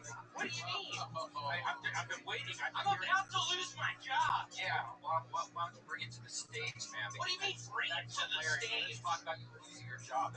Seriously, what do you mean? A lot of fun. I'm sick right now. They measured my temperature. I have 101. Wow. That's a fever in my book. That's a joke for all the health department people watching live right now. Yeah, good luck to the piece of shit that talks in this thing next. Danny up in the bird's nest just put his mask on too. Good job, Danny, you pussy. No, don't make fun of Danny. Oh yeah, look. I'm telling you, I'm kidding, Danny. I love you, dude. I'm trying to warn you. You can't. Remember when we kissed 2 weeks ago? No, don't do that. Oh, it doesn't work. You can't make fun of Danny. I know, I love you. There you go. Danny, give me the peace sign. How's your relationship going? Are you still with that girl that beats you up? We're going to Las Vegas tomorrow. Oh, that's cool. We're going to Vegas tomorrow. Are you gonna take that other comedian that she was fucking before you? I am thinking about it. It turns out the guy is very nice. We met a couple weeks ago at a bowling alley, just in the parking lot. They're obviously closed, but we met each other. He seems super nice. He's coming along with us to the Bellagio. Yeah, I bet he is. I bet you guys are super excited. He doesn't have pubes. I do. So it's sort of a hodgepodge. What happened to his pubes? Did they all get lost in your girlfriend's vagina when he was fucking her? It was an issue of a fire. Oh. Who's gonna start the fire? I swear to God. No, but seriously, if y'all ask me, sort of one of my biggest fantasies is being with that guy who brought all the weapons up. Who's gonna start the He fire? brought all the weapons up to that hotel room in Vegas and started shooting all of those people at the country music concert. I swear to God, y'all, in my fantasy world, when the South Korean chick is looking at my pubes and I get pissed and I'm hanging out with the guy that used to go out with my girlfriend, I'm going to be clutching on to one of my weapons, break out one of the fucking windows and start fucking shooting. I noticed you started sweating a lot more when I brought up that comedian that was fucking your girlfriend before, like you're covered in sweat. I did. I don't know really. The first 8 minutes, you were up here cussing at everybody, having a good old time. I brought up one guy fucking laying pipe into your girlfriend. Now you're dripping with sweat. What am I supposed to do? Another story. What am I saying? You saying that? Girlfriend's vagina. Oh. It's not funny anymore, y'all. I think we're gonna get married in Vegas this week. Oh my god, are you really thinking about Yeah, that? I'm really thinking about it. You should go back to that bowling alley and spit. Can you say that a little bit slower? Have you ever considered that there's probably never been a worse time to go to Las Vegas than right now? Do you think it's safe if I wear a face mask? The new slogan is "What happens in Vegas comes back with you to Los Angeles." It's true. You might not. If you go to Vegas, you might not be able to join us. Yeah, you won't be able to next week either to do the brothers and Chris. Come on. Don't go to Vegas. Come on. No, stay in LA. Come on. You work for minimum wage at a storage facility. You know what I heard earlier? What are you gonna do? People Go there and put your $60 all on black or something? Everything's closed. I put it on red. I really do. I'm looking forward to playing with that. Talking about, the podcast, I loved it. 2 people alerted me, Bert Kreischer and, what's his name? Tom Segura. Tom Segura, at the end of their podcast today, they had a freestyle episode. Uh-huh. So I love it, but I see that, and it horrifies me. Why? And I start thinking, where do you want my person live?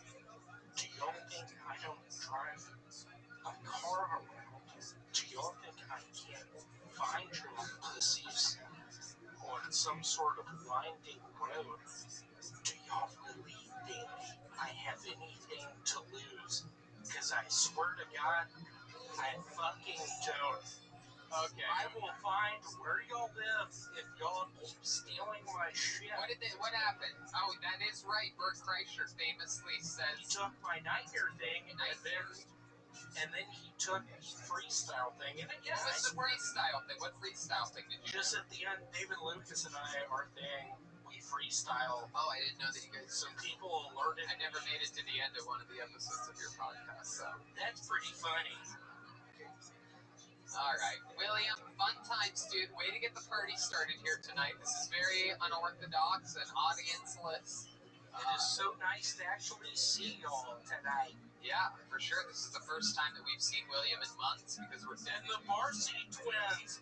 Let's give it up for them, y'all. the Varsity Twins. Absolutely. There you go. That's a great idea. I'm kidding. There you go. It's 3 of them. William Montgomery, everybody. William Montgomery. There he goes. He touched me. You know, start the fire. Hey, look at that. A new microphone. Shout out to David Deary helping us out big time tonight. Keeping everything nice and clean. Incredible. Thank you, David. Not a big hand for David Deary. Oh, there's only a few people. I miss him. Few staff members. Okay, we're gonna go to the bucket for the first time in months. How about that? It's the first time in months that we go to the bucket. We're going to see which one of 4 names get pulled out. Oh, this is very exciting. I just hung out with this next man, last night. We are good friends. He is not only a great comedian, but one of the most promising employees here at the Comedy Store. A guy that hangs out late. He's part of the cool kids. Ladies and gentlemen, a good friend of mine. Ladies and gentlemen, the great Mitch Burrow, everybody. Here we go.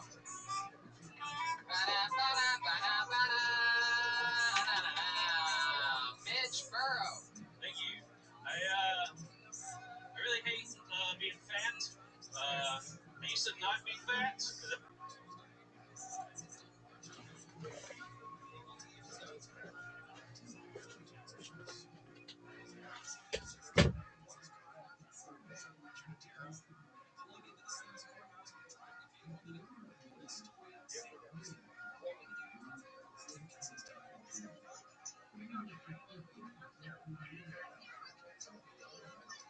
Hello.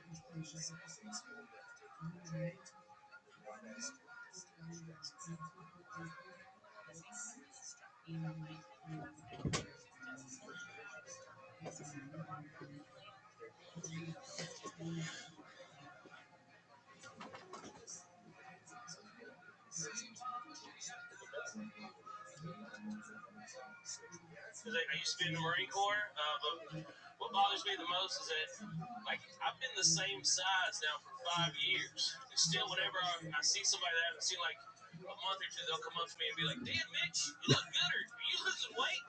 And I'm just like, how fat am I in your memory that every time you see me, you're just like, "Oh, that's not as bad as I recall, actually." I miss not being fat because I used to fuck a lot more.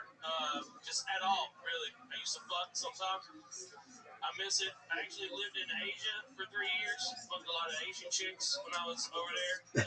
Wasn't like a fetish or anything, just more of what was available at the time. One of my friends found out that I used to fuck a lot of Asian chicks, and he got excited. He was like, "Dude, I love Asian chicks. I want to hook up with more Asian chicks. What's the secret?" And I was like, "Well, I moved to Asia. So, I don't know how much you're willing to commit to this. That's what I have to do." Fuck yeah, Mitch All right. Burrow. Absolutely. Mitch is a great comedian here at the Comedy Store. Very, very, very happy that you're here with us. We've been kicking it this weekend. We've been hanging out, having fun, and I was able to sweet talk you into coming on here. Yeah, I was happy to do it. Indeed. Yeah, it's been 3 months since I've done stand-up comedy, which I think was very obvious during that. No, that was great. That was great. I must admit, though, you look great. You've lost a lot of weight since last night. Yeah, since last night. Yeah, exactly. Yeah. I feel like I lost some weight after last night. Yeah, we had fun last night. Mitch and I'll just come out and say it, we smoked DMT last night. Wow. We did. Yeah. Yeah. And Mitch smoked a lot more than I did. I fucking went to a place, and then I looked at Tony, and I said, "Oh, you're a bad person." Wow, you saw that with your mind's eye? I saw his soul. Oh, fuck yeah. You don't even need DMT for that. That's very true. You can just do this show and find out. How did Tony act on DMT? Was he talking about himself still, or? No, he did say he wanted to watch more reruns of the show, though. That is true. I do love watching reruns of this show. There was a certain duality to it though, because like even though he scared me, I still like grabbed onto his shoulder. He wouldn't let go of me. And I was like, "You're my anchor, and I need you because I can't go to this place again." Yeah, I was keeping him, even though I'm a dark spirit, I was keeping him right where he wanted to be. When people smoke DMT, they see God. Tony just sees himself.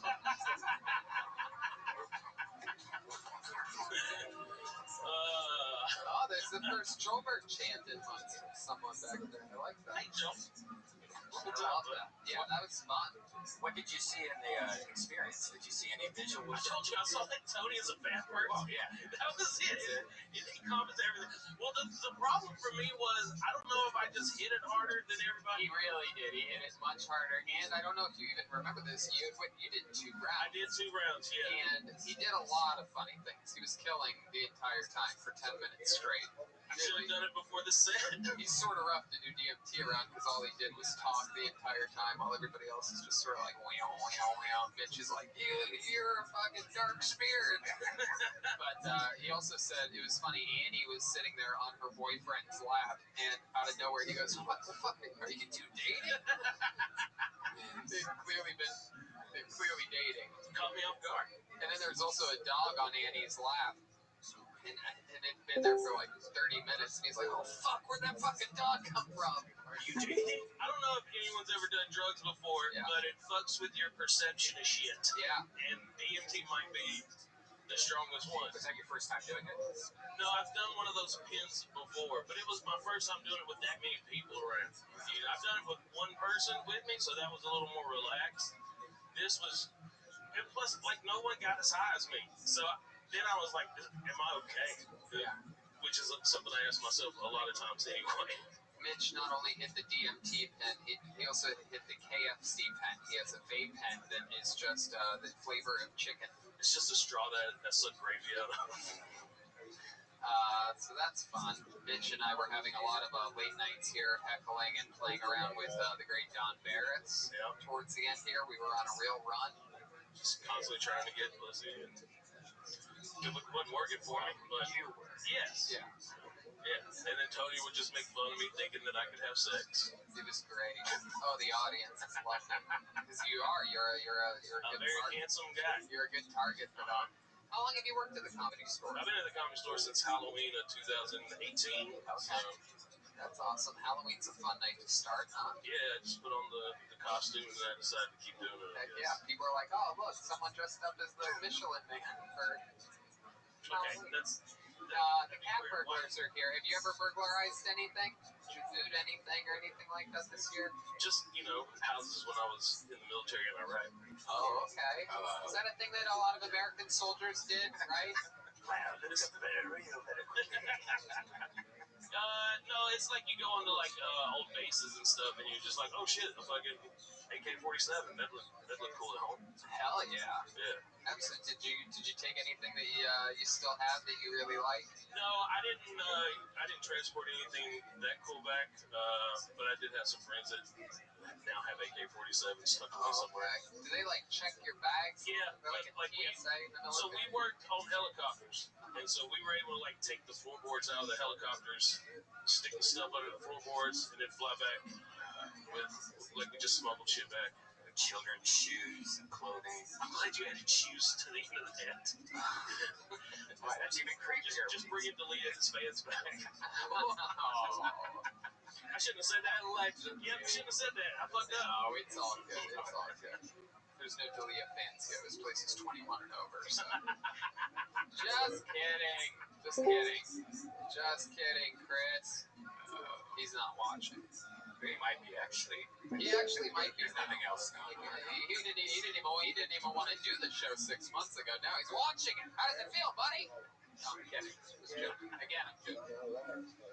Anyway, just went in the bed. I'm just roaming from service to service, see what's going on. Last year, I fucked a 22-year-old. Hey, look at Bored, that. about to go to sleep. The next morning, she Yeah, I'm goes, gonna so go how to old sleep are in you? like I was 30 like, oh, minutes. I'm 39, by the way. I'll be right back. How old do you think I I am? think She's so. like 30. Oh yeah, I was like, no, I'm 39. I'm gonna check my And then she never talked to me again. Oh my goodness. You should see you since you lost all that weight. Yeah. Yeah, you look great, dude. You look great. What kind of do you do any exercising, anything to get the heart going? Yeah, you saw me last night. I was wrestling a 19-year-old. Wow. He was wrestling. Curtis is, I believe he's a blue belt. Son, he is a blue belt. Hold on, And I'll be right he back. was One second. Jiu-jitsu. All right, big fucking dog. your world up. He did beat me 3 You times. probably have a good, what did you guys figure it out, 150 I pounds? probably weigh 150 pounds more than him. Yeah. Yeah. And it was hilarious. I mean, we were fucking dying. I mean, to be fair, he trains. Yes. Yes. It was blue belt versus And blue also, belt. you know, I don't know, Curtis is hearing it. He was fucking quartermaning him the whole time. No one was sitting in my corner being like, hey, do this move. No, we were all do this laughing. move. They were just like, you know, hey, Do the move where you sit on wait a minute. Dude, like, swing around. Get him in a full guard. Like, no one was helping me. So, you know, like, that's the fucking bullshit that I have to deal with.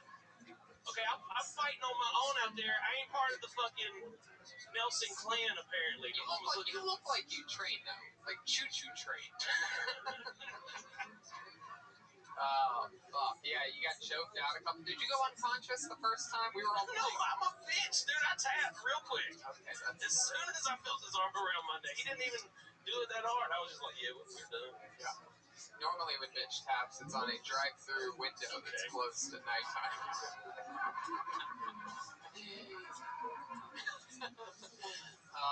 Fuck yeah. So, what have you been doing during this quarantine to fucking stay sane? I do a lot of camping, do a lot of off-roading in my Jeep. Yeah, you do have an awesome Jeep. In fact, I'll tell this quick story is that one of the nights I was out coming, I think I was coming from one of the shows, and I drove by what I thought was Mitch's Jeep, and the guy was actually shaped like him. I got next to him, and I rolled my window down, and this is a true story. I was like, Mitch! And the guy had headphones in, and he turns and he looks at me, and he goes, the fuck did you just call me? He thought I was calling him a bitch. But it wasn't you. No, he actually knew who I was, and he was upset that he could get us confused. I love it, man. Very funny videos. When you guys were in quarantine, you and the other door guys have been making your own series, and it was fun to watch because it kind of made me feel like you guys really do act like that when you're at home, like wear your door guy shirts and like. Yeah, so we were missing work, and we just decided to start making videos of us checking IDs and shit. And then the first video we posted got 125,000 views. Wow, that's great. I had it pinned on my Twitter because Chris D'Elia retweeted it because we included his Netflix special. Oh, shit. So I've since unpinned that. Oh, that's a shame. That's a shame. He must have gotten so many hits on TikTok. Yeah. I got a lot of new young fans. We're no good. There you go. I love it. And what is your social media so that people can follow you? Everything is Mitch Burrow. At Mitch Burrow, TikTok, Twitter. MITCHBURROW. Yeah, man. Is that different than Joe Burrow? Oh, he's Burrow. Yeah, he's the quarterback. GH. No, I think he's got an S on the end. Okay. Or maybe we're cousins or something. Yeah, something like that. Yeah, obviously, world-class athletes. Now, you're from Atlanta? Outside of Atlanta. Let me ask you something. You're a real, look at you. I mean, you're a real big... I don't like the Confederate flag, though. What do you think about the statues, though? What about the statues? Take them down. Take them down? Yeah, I don't give a shit. Those aren't my fucking heroes. Right. You know? Okay. I mean, if there was some fucking NASCAR shit that people were fucking up, I'd be upset. You love NASCAR. I love NASCAR. That's right. What do you think about the Bubba Wallace? I love him. I wish he'd win a race so I could feel better about supporting him. Yeah, it is weird, right? Yeah, I mean, come on. There's got to be some black drivers out there that can win. That's what black drivers ever win in NASCAR? Maybe. Have they ever thought about like jumping out of the car and just sprinting to the finish? Is that an option? Because they're pretty fast. Wow. Stereotype. That's a good stereotype to have. I think it really matters. I think it's all about the car. Like what car they steal. Oh my goodness, red band. That's a joke. You guys all want to do it together? You know, the problem is that it's hard for them to see the track because the windows are tinted. So. Oh my goodness. What? I was going to say they never finish a race because they keep getting pulled over. Oh, shit. Oh my god. You know, they banned the Confederate flag from all of the races, but the only race that they really banned it from is the white race. Oh, that's a goddamn shame. That's one of my favorite races. It's the New York Marathon and the white. Oh, Jeremiah, I didn't recognize you. That's Your Matt mascot. Butler. All right, well, Mitch, so much fun. I'm so glad you did this. Hey, man, yeah, I don't regret it. I fucking love you. You're an awesome guy on stage and off. And I think that the fans at home watching are, we always introduce them to a lot of people that always blow up, Preacher Lawson. And I mean, look, they like fucking William Montgomery. I'm like William Montgomery, just not retarded. Right, So, exactly. Come on. Exactly. Who do you want your hero to be? Not that fucking guy. Exactly. You construct I just want to take William out. That's my whole. I'll come back every time. You just fucking get rid of that guy. Serious joke writers hate silly people. It's just a nature of the game. William's silly. Andy's in your weight class, and that's, you know what I mean? You guys are competitive. You guys are going out for the same rolls, jelly rolls and dinner rolls. All right, thanks. I enjoyed it. Mitch Burrow, ladies and gentlemen. Fuck yeah, Mitch. Fun times. Oh. Yeah. Easy breezy. Yeah.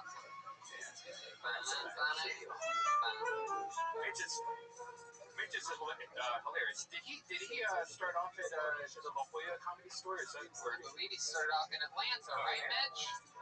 Seattle. Hell yeah. Absolutely fucking doodling. Alright, we're gonna go back to the bucket again. We're back to the bucket again. And your next comedian, I know this guy. Ladies and gentlemen, he is about to go on stage for the very first time in his entire life. He became one of everybody's favorite employees here at the Comedy Store when he started. Definitely one of my favorite employees. I made sure nobody ever picked on this kid. I absolutely love him with all my heart. Super silly guy. I coined his nickname that everybody calls him for him, and that name is Cackles, everyone. His very first time on stage. Here. Cackles! Here he is. Cackles. You can tell the way I look. My mom used to clean condos. I believe that Filipino girls are the poor guy's Chinese girlfriends. I used to date a Latina girl, and then I realized Filipino girls are mixed with both, and I realized I can have a wife without cheating. Oh, shit. Okay. I believe you're not living life until you get molested. I don't have much. Okay. No, I don't. No. Cackles, everybody. In and out. 36 seconds of bloody murder. I missed you. I missed everybody here. That was incredible, Cackles. That was great. You have a very unorthodox style of half-written jokes, and I like it. Straight from the heart. Straight from the horn. I love it. As you can tell by the way I look, you can tell my mom used to clean condos. I went around telling school, like, all the teachers that moms clean condoms. Oh, condoms. Yeah. Oh, because you thought that it was, you got them confused. You thought it was condoms. I love that. That's adorable. Cackles gained popularity here very quickly by being just a very positive guy around the comedy club. He runs food. He runs it fast, runs it hard. You've been staying in shape during this quarantine? Of course, yes. Yeah? I've been practicing running the chicken at the house. You still practice running chicken tenders even while you're at home. That's just incredible. I love it. He stays in shape all year round. Hell yeah. You look like you live behind a pawn shop. It looks like he lives in front of a pawn shop, actually. What part of town do you live in, Cackles? Glendale. Oh, okay. Have you lived there since you moved here? Yeah, it's about like 7.5 years. You brought your mom to the comedy store a few times. She's always had fun. We're friends with your dad, PDC. Oh yes, I miss him. I haven't seen him since the lockdown. Your voice was Like he does with all his kids. Your mom knows how to party. She gets down at the comedy Oh store. yes, she does. I had a band her for a while. I was like, Mom, you gotta chill out. Yeah, I once saw her vomiting in a trash can in the parking lot one night. Yeah, it was hilarious. Poor Cackles was holding his mother's hair back. I'm like, damn. I'm like, Cackles is hooking up with some chick that's vomiting, and then she lifted up her head. I'm like, oh, hi, Mrs. Cackles. I'm sorry. You remember that? You remember? Like, Mrs. Cackles. Yeah, they call her Mrs. Cackles. Beg your pardon, Mrs. She's sorry, Mrs. Cackles. What does your mom do for work? She's disability, so yeah. Oh, no work no more. Hell yeah. What kind of disability are we claiming here? She got some OCD and OCD, I think it's called. And she has like a brain. More like IC. Orange. And also OPT. She goes down with the. She's down. You gotta get down. Have you guys drink Faygo? No.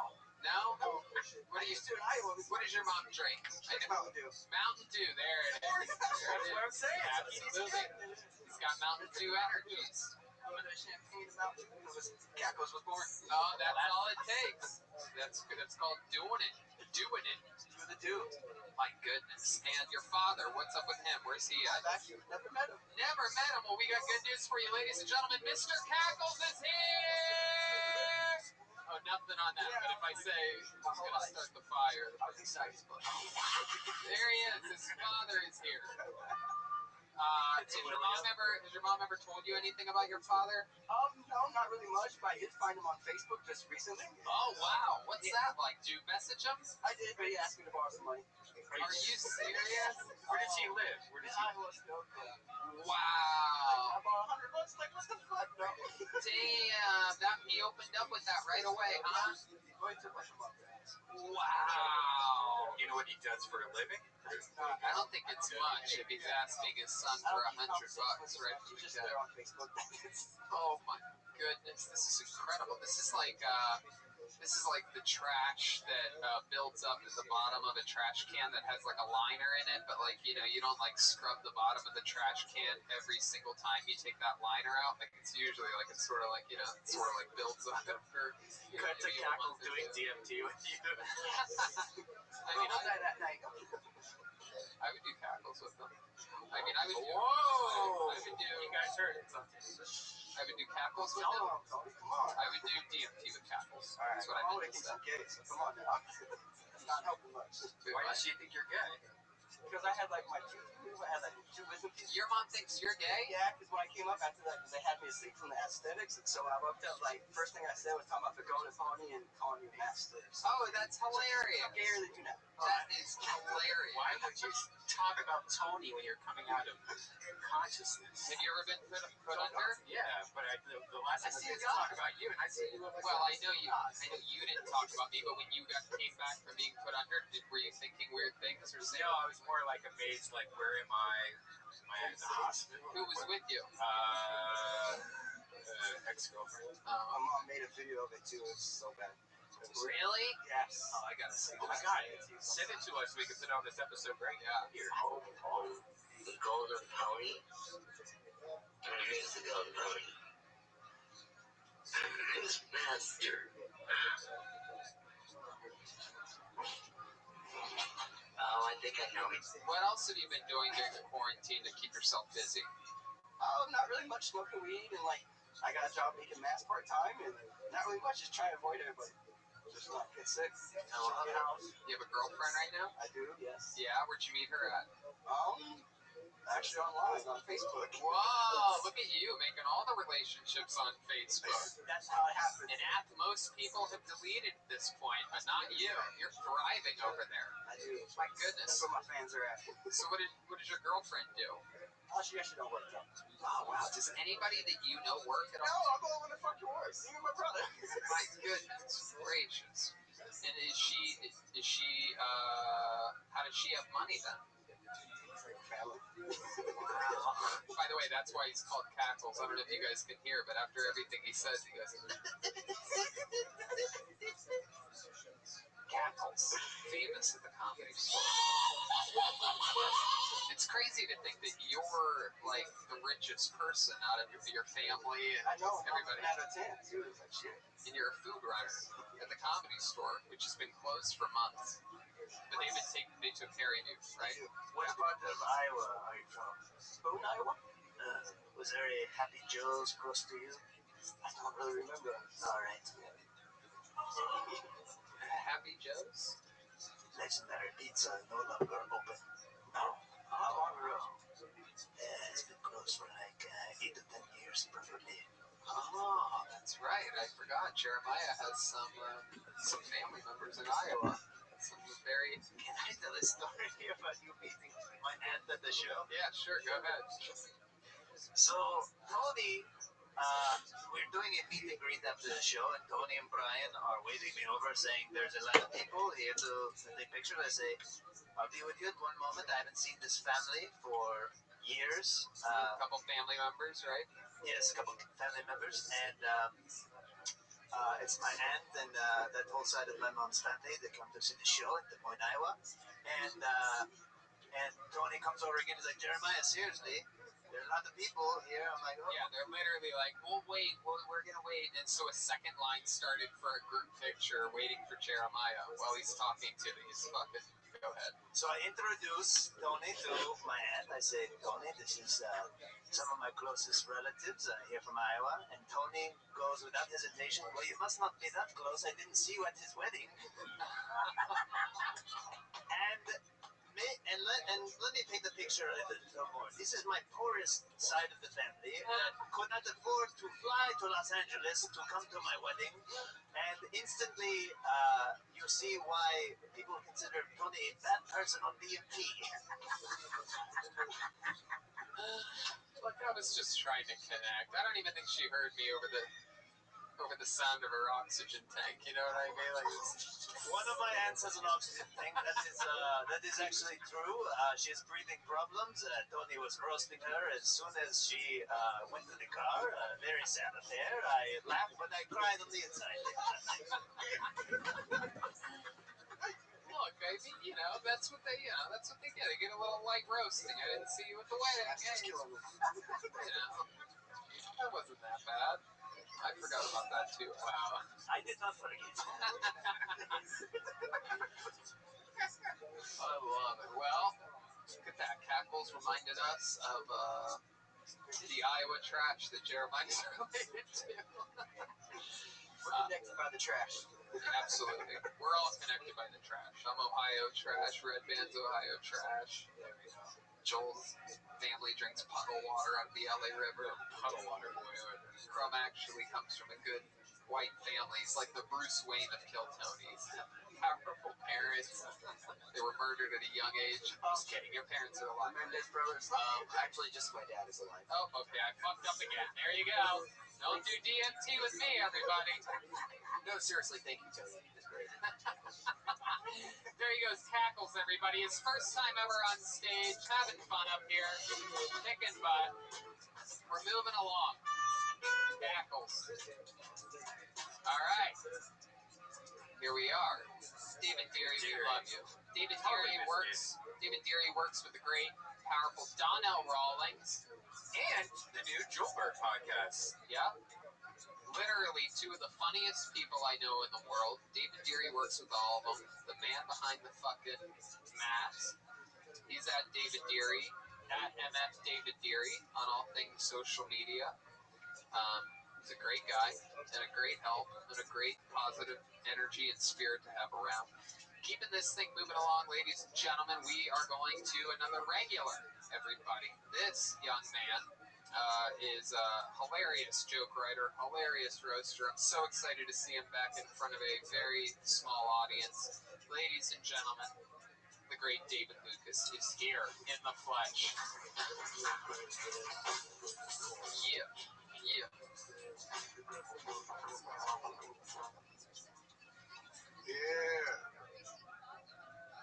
The world is crazy right now.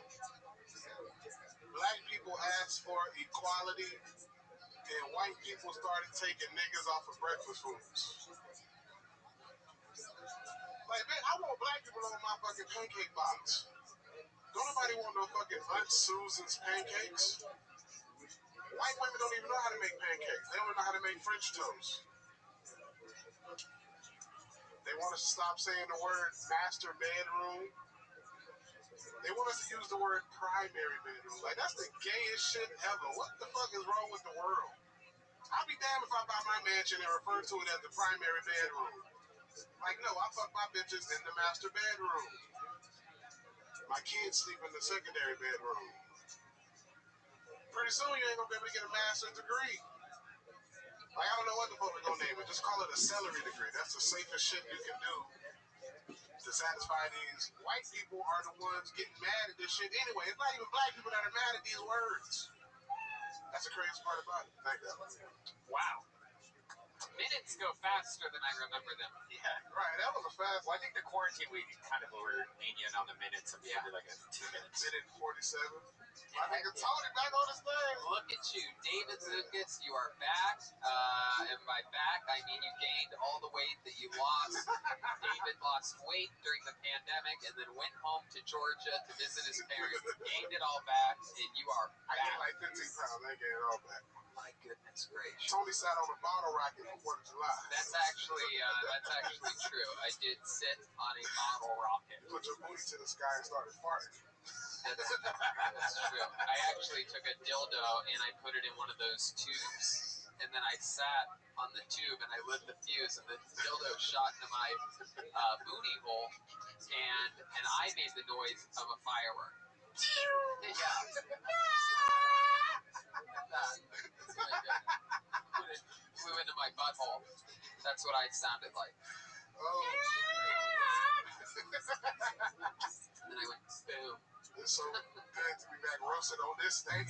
It is, absolutely. Look at you. I mean, under the bright lights, it's exciting. Hell yeah. You look fucking fantastic. I love the tie-dye, the camo shorts, Yeah, all blended in.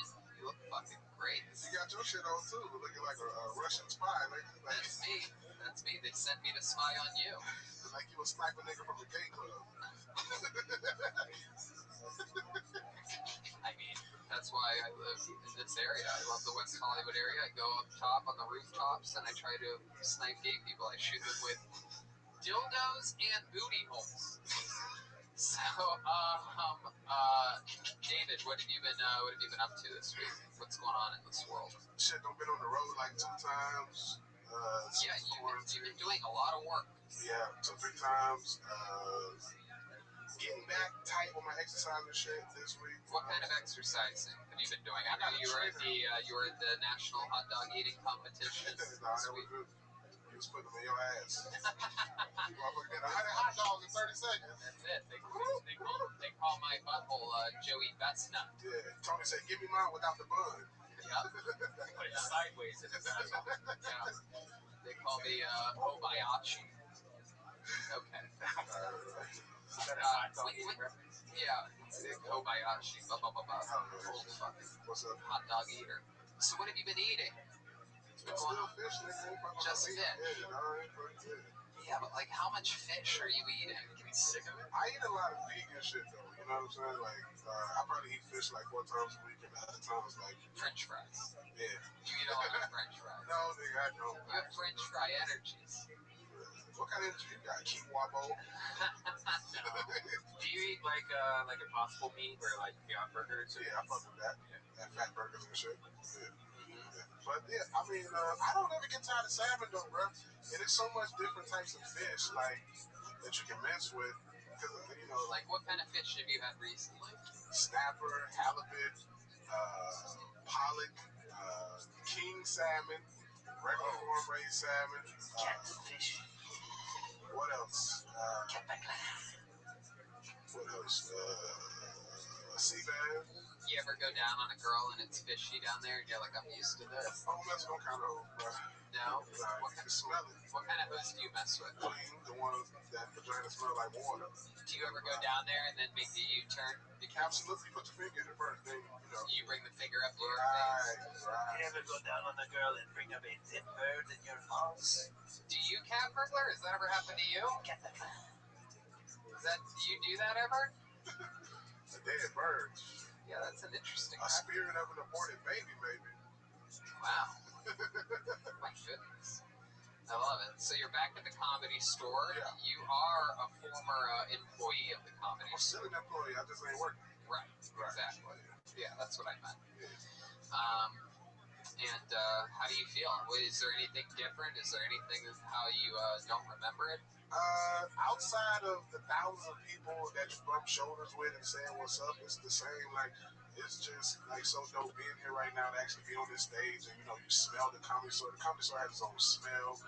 Walking up the ramp and coming into the little courtyard area and seeing some familiar faces that I hadn't seen in 4 or 5 months.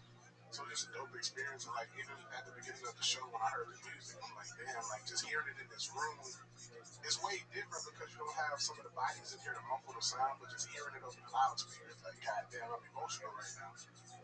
So, Yeah, absolutely. Yeah, definitely. For those of you wondering what the smell is, it always smells like brand new carpet. Yeah. We get carpet every week. There's a thing happening right now with them changing. They want to change the team names of the Washington Redskins, the Cleveland Indians. You're the closest thing to a Native American that we have on the show, so I'm going to ask you what are your thoughts on that. Actually, my mother's father's mom is a Native American. She left us a whole bunch of land in Georgia, so she good. How much land? 40 acres? Each. So it trickled down to me. I was left 8 acres, and all of us were left like 8 acres. Running around there, had land back in the day. Oh, that's great. What did you do with your 8 acres? It's up there. It ain't been developed yet, but when I get this bread, I'm gonna put a little lake house on there with a lake and some animals. I want a tiger. I mean, it looks like you've already had a lot of bread. But shit, change the name, bro. I don't give a fuck. Like, symbolism isn't something that bothers me, bro. Like, being from the South, like in Macon, Georgia, there's a sign at our train depot that says colored weight room. That shit don't bother me because it's a part of it's a part of our history. And like when I was a kid, my mom took me there to see it, and she was like, "This is what black people had to go through back in the day." So it was a learning experience for me. And now that they're probably gonna remove it, I'll never be able to do that to my daughter. I was saying this before. They should just make maybe in Washington D.C. or something like a huge museum. Take all the monuments they're taking down and have them all in there, so you can be like, yeah, but taxpayers got to pay for that fucking museum. So it's like, ticket sales, I don't know, bro. This shit don't bother me. It's symbolism, bro. It's like when you look at a cross, that's a pagan symbol. A lot of people use that as a remembrance of their savior. But it's like, do you think about Jesus getting his ass kicked when you see that? Like I do. It's like symbolism, dog. It's pagan, so it's like that shit don't bother me. It's like we have way worse problems than that than to be worried about a fucking statue. How about Aunt Jemima? What are your thoughts on the Aunt Jemima? Leave that bitch on the box, man. That shit pisses me off. I know, it's crazy. Well, the family of Aunt Jemima were like, no, we want to honor, like, that's our whole thing. Yeah. On the podcast last week, we put up a lot of stuff that had, like a racial past behind it, like even the ice cream song. Yeah, the ice cream song is the most racist song ever. The one that you hear every ice cream truck goes. It's like asking, do a nigga want a watermelon? Yeah, it's crazy. They're like lyrics to it or something. Yeah, bro. Really? Do you know how it goes? Like a nigga want a watermelon? Hey, hey, hey. No. 100%. I promise it is. Really? Let's do it. You've sang some white people songs on the show before. This one's no different. This is the ice cream song. Make sure it's not the Master P version. The Ice Cream Band. The 1998. You got it right there? I got the song. Nigga love a watermelon. Ha, ha, ha. No. No way. You're fucking with me. There's no way that that's what the Ice Cream Band song is. Warning, this video contains offensive material. It does not reflect my personal views. Now, this video was edited with old cartoons, but the lyrics are... No, this is just an old cartoon. Might have to fast forward a little bit. Yeah. This is the Ice Cream Man song. Okay, we're gonna wait.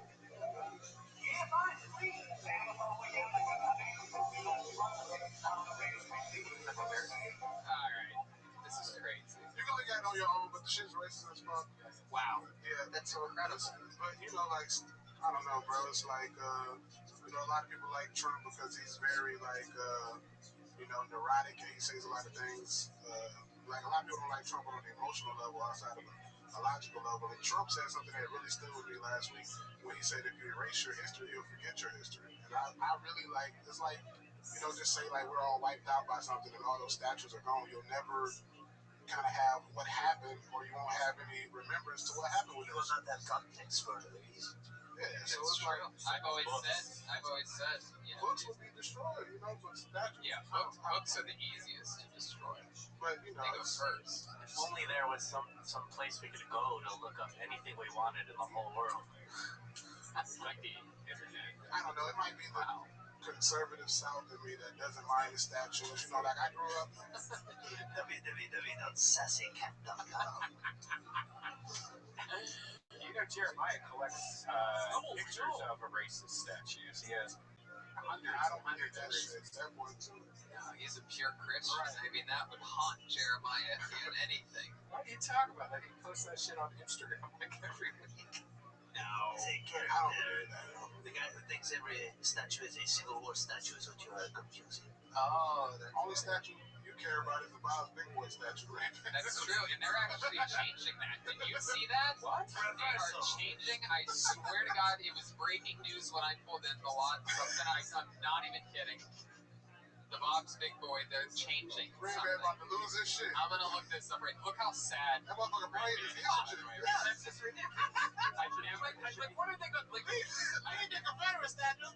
Like statues in general are going to be canceled. They're not going to make any more statues. What are you going to have as a statue now? Just babies? A bunch of baby statues? Big Boy restaurants replace iconic mascot with obscure character named Dolly. Fox News 7 hours ago. Look at this. Watch the tears flow down Red Man's face. Unless she's Asian.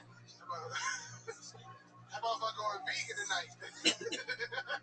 This is the first time Red Man has said in his life, this is an outrage. That's not going to say it. He can't. But that's the headline. He So can't it's great. believe it. Yeah, they're changing it to Dolly. He can't Bob's. Red Man's like, are they taking auditions for this new statue? Why? What's wrong with the Bob's I'm Big going Boy? to tell you right now.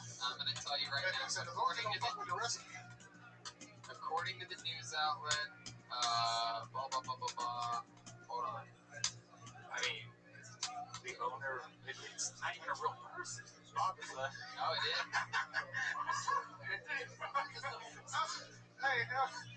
Hi.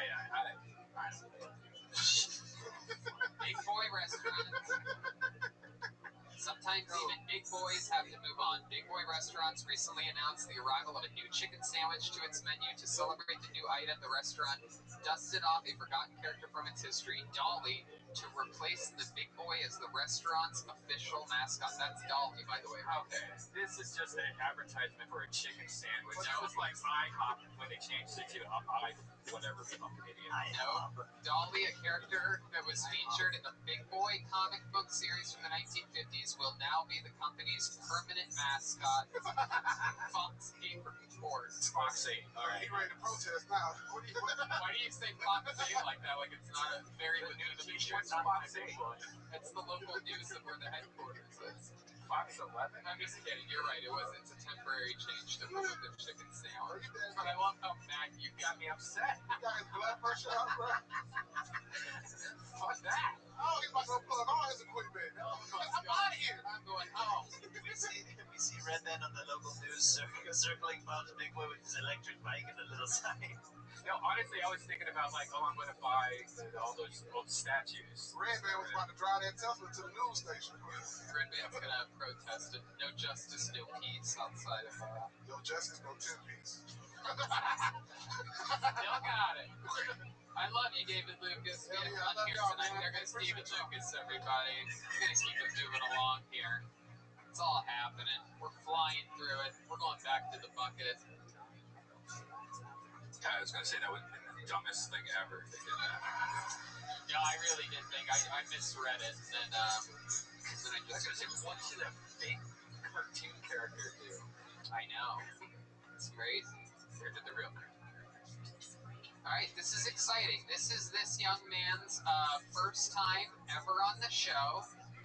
He was He was recommended to us from the great Michael Lair. He was featured in a Michael Lair video last week. Ladies and gentlemen, 60 seconds and an interview featuring Martin Morrow, everyone. Here we go.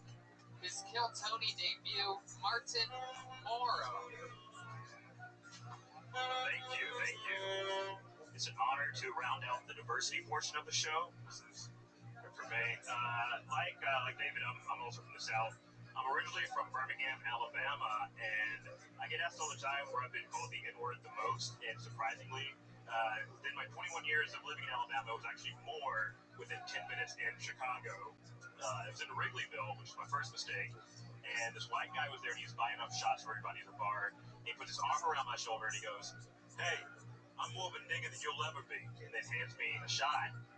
And I was very upset by this, and I wanted to fight him, but I couldn't because I had a shot to take. And I realized in that moment that my alcoholism definitely trumps my feelings on racism, like that.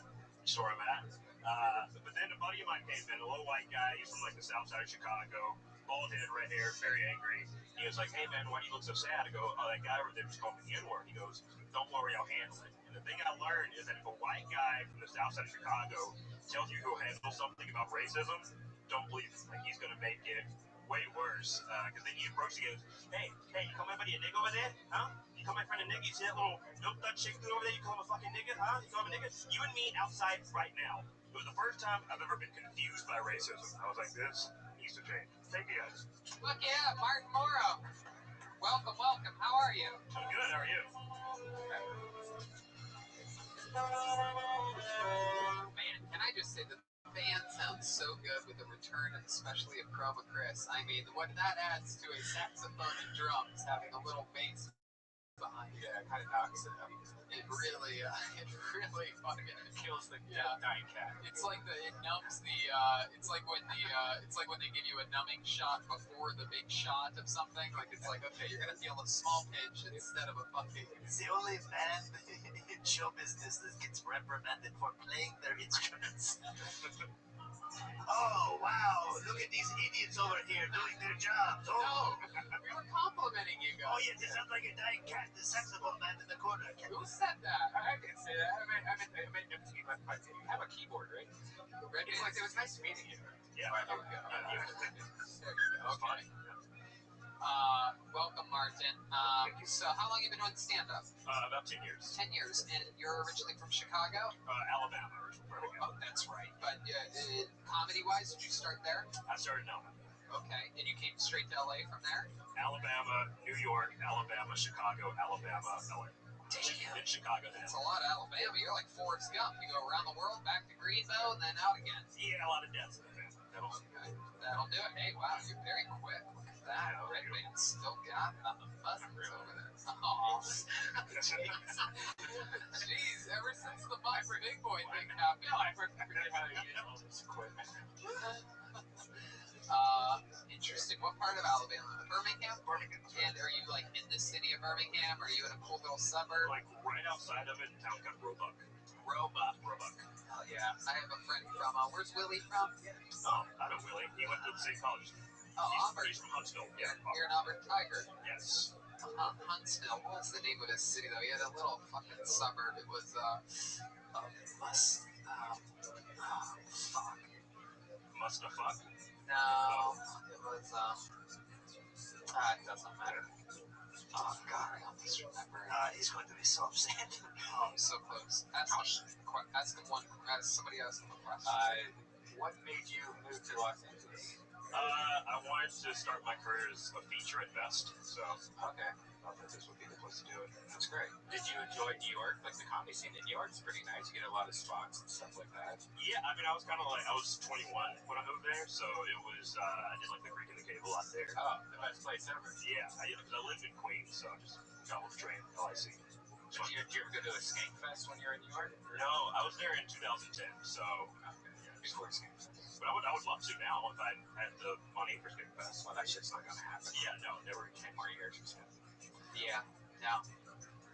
Nope, it was Skankfest for quite a bit. No fests of any kind, it seems. How did you meet Michael Lair? At Second City. We both did Second City. He was like the older cool kid before me. Like he would get high between shows and stuff. I've asked a lot of people about, who went to Second City and said that, Michael Lair is known in Second City as being one of the biggest assholes in Second City, like a drama queen. It's Heflin, Alabama. Heflin, Alabama. What do you know about Heflin? Not a goddamn thing. Oh, okay. So what do you love about Birmingham? Good food. That's about it. There's not really like a lot to do there. It's like, well, now it's growing. It's like a weird hipster art community. Like a bunch of people move from Brooklyn to Birmingham. They kind of turn into this like, Alabama kind of thing. A lot of racism there. Yeah. Yeah. What's like one of the more racist things that's happened to you? The most racist stuff that's happened to you been in Alabama, New York, or Chicago? I'd say a tie between Chicago and Alabama. Okay. But I think the worst racist stuff happened in Alabama. Like there was one time I was doing a show and this guy came in. He had a cowboy hat on, and I said, "Oh, you look like Sam Elliott." And he said, "Shut up, nigger," like that. Oh shit! And then he flashed his gun at me, and I was like, "All right, there's no one gonna do anything about this." And no one did anything, so I just left. Wow. Yeah. Have you been pulled over a lot in your life? Like do you feel like that? You feel that you're treated weird when you get pulled over? Yeah, but then I wear glasses, so I think that's when they kind of. That's the secret. Yeah. Glasses are like when a cop sees it, it's like, oh, okay, jeez, put this gun away. Yeah, how you gonna get me, bud? Guess you're just gonna read a book. That's right. I love it, man. All right, so now, how long have you lived in LA? A little under 3 years. Okay, what do you do for work? I'm a copywriter. Oh, I thought you were going to say you're a cop for a second. No. But you kept going. Copywriter. What exactly a copywriter? Like you just make sure you type in people's copyrights when they ask you for one? No, I do tweets and stuff for different companies. Oh. Yeah. Oh, copywriter. Yeah, with the W-R-I-T-E-R. Gotcha. As opposed to R-I-G-H-T-E-R. Gotcha. Yeah. Okay. It's a living. I got to tweet at Nicki Minaj once. So oh, yeah? What'd you tweet at her? I made up fake rap lyrics about Walmart, and she was like, "Hell yeah!" She was really enjoying it. So. Wow, that's cool. Yeah, good for us. You meet any other cool celebrities while here in LA, or bad celebrities? Ooh, I went to Jeff Ross's house once. Oh. I think we were there. Yes. And so, but I was like, I shouldn't be here. And I remember, how old were you? Red band. This was, I don't know, it was 3 years ago. 20 something. You get it. Whatever.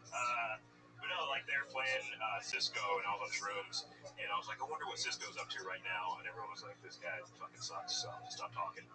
And then you looked at Tony. Well, you were high on the shrooms. Never mind. It's a deal. Oh, yeah, it was called that. I got it. I liked it. Yeah, we're here. Fuck yeah. All right, well, that's cool. That's fun. How'd you end up getting to Jeff Ross's party? Someone took you or something? Yeah, a friend of mine was like, hey, do you want to go to this thing? She didn't say where it was, and then we ended up going. I was like, all right. I was like, I'm 2. I feel like this is out of my tag. Were there other cool comedians there? Yeah. Oh, wow. Jeez, must have been one of those Sunday services that he has up there or something. Very Christian.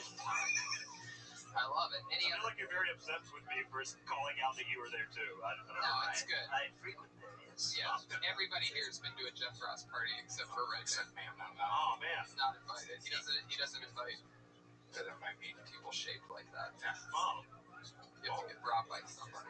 Oh, okay, that's the secret. Well, I hope that you find nobody wants to take ownership for that showing up to the swimming pool. Cannonball! I guarantee you there are way worse looking dudes there. So. Maybe at the party you were at, I don't know. I wasn't at that one. I mean, they come and they go. What are you going to do? What was that? Oh, special skills or talents of any kind? I play trombone. Really? Yeah. Good. Cool. We have an extra trombone player. Maybe check your booty hole. Wow. Do you have a trombone, or did you? I did. I bought one off of Opera about a year ago. So yeah, I got it back home. That's awesome. Back home here in LA? Yeah, in my apartment. Do you practice in your apartment? I do every now and then. Yeah. Your neighbors ever complain? No, but they're like old, so they don't really care. Oh, that's cool. Fuck yeah. Yeah, they're like, How long have you been playing trombone? since the 6th grade. Uh-oh. We would like to invite you to play trombone with us when the comedy store opens up properly one night. Just come and play with us. Look at that. I love that. Yes. Absolutely. A guest band member. You watched it happen here. Wow. Right here, live. That's really all I wanted. Hell yeah. I was like, as long as I can get the band. I mean, hey, it's fun. It's a lot of fun. You get to be a character. Yeah. You get to have fun for 2 hours. Yeah. Hey, you know what? Once the Ice House opens up again, too, I would like to have you on an Ice House show. Yeah, I would love to. Yeah, Thank you. absolutely. I would like to suck your dick after this. Wow. Look at Well, that. I guess, sure. It's been a while, so. I'd like to watch him do that. Wow. Wow. Yeah, I mean, where I'd like to watch him watch that. Yeah. Wow. Yeah. Did he knock me while that happened? I was going to Yeah. film Like the that. inception of dick sucking. Look at that. One big boy closes, another one opens. Play Alright. off the big boy. There he goes. Martin Morrow, everybody. Hey, Thank you yeah. so much, Thank Martin. Fuck yeah. We're going to keep it moving along. This is it. The final bucket pool.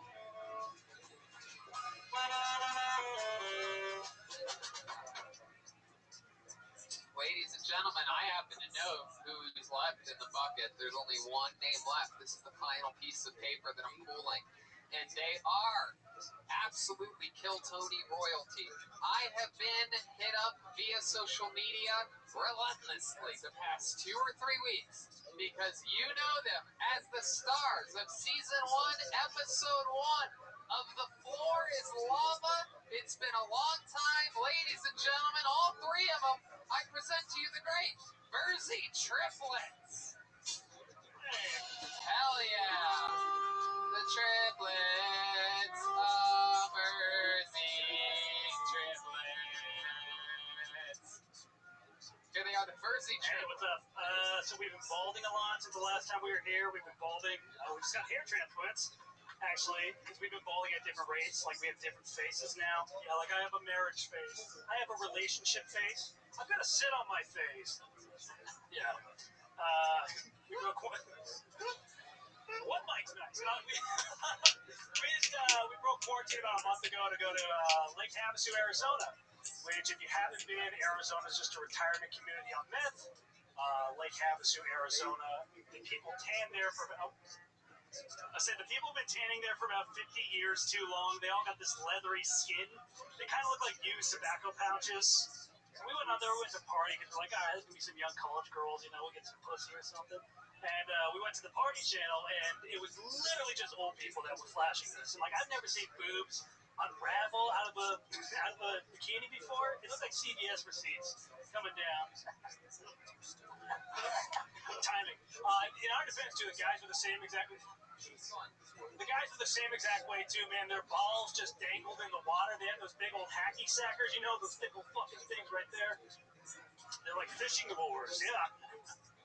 That's about as well as I thought it would be. Well, Mike, thank you guys for having us. Ladies and gentlemen, the long-awaited return of the Mersey triplets. The Mersey triplets are the Mersey triplets.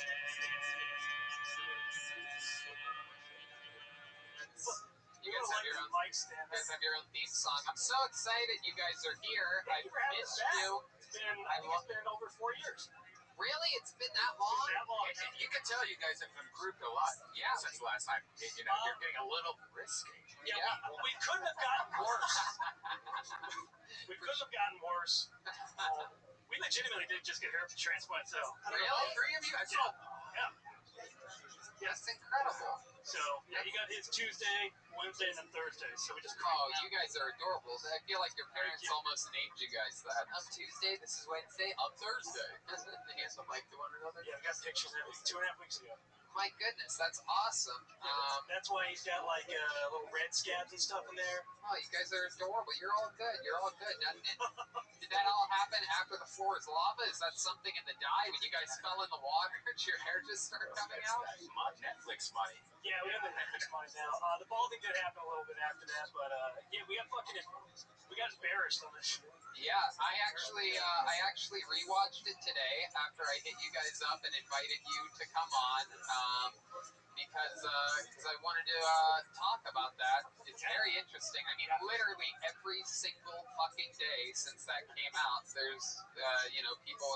It's a show. Right. It's like a game show. It's kind of the old game. You can't touch the floor. And it's sort of a really big deal because Netflix it's really just them jumping into the game show field for the first time, and they're doing it at 1,000 miles an hour, and they're pushing it hard right on their front page, and that's their whole marketing thing is they have the ability to sort of shove shows right down your throat, and The Floor is Lava is one that they are certainly doing. You guys got beat by a group of pastors.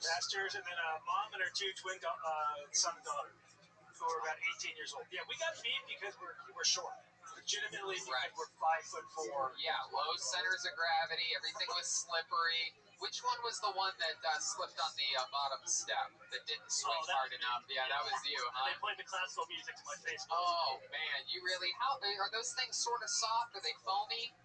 It's like in between. Yeah. It's a little hard. Yeah. I landed on my arm, maybe, so it wasn't as bad. Right. We got turned into a meme. And then the thick one, the little linebacker boy was stuck on the triangle, the pyramid, for like what it felt like an hour and a half. It was about that long. They cut it down a lot. Yeah, it's pretty sad. Spinning around up there. Yeah. So here's a few of my questions. One is the liquid. Is it warm? Is it cold? Does it taste like anything? It's pretty warm. It's a good temperature. It's kind of like orange chicken, like that consistency, that sauce. Okay. Kind of like that. All right. It tasted like the sweet and sour sauce too. It was kind of thick. Oh wow. Yeah. If it's just covered in sweet and sour sauce, then in that case, I mean, yeah, sign me up. Yeah. Red Man's bed is lava. Hey, that's where William's been the last 3 months. Yeah, our DMs have been blowing up. People either despise us, or a few of them like us, but it's mainly been gay guys that have been sliding in our DMs. Really? Non-stop. Welcome to my world, gentlemen. That is the story of my life. One of the pictures I got was just some guy's asshole. He's like, "Do you like boy pussy?" Wow. Hey, heck yeah, he wants to be your new lava. Wants to be your gay lava? We're thinking about starting an OnlyFans because we have so many gay followers. Like, the gay followers outnumber any of our regular followers. Well, Kashan is he's a power bot. Oh, yeah.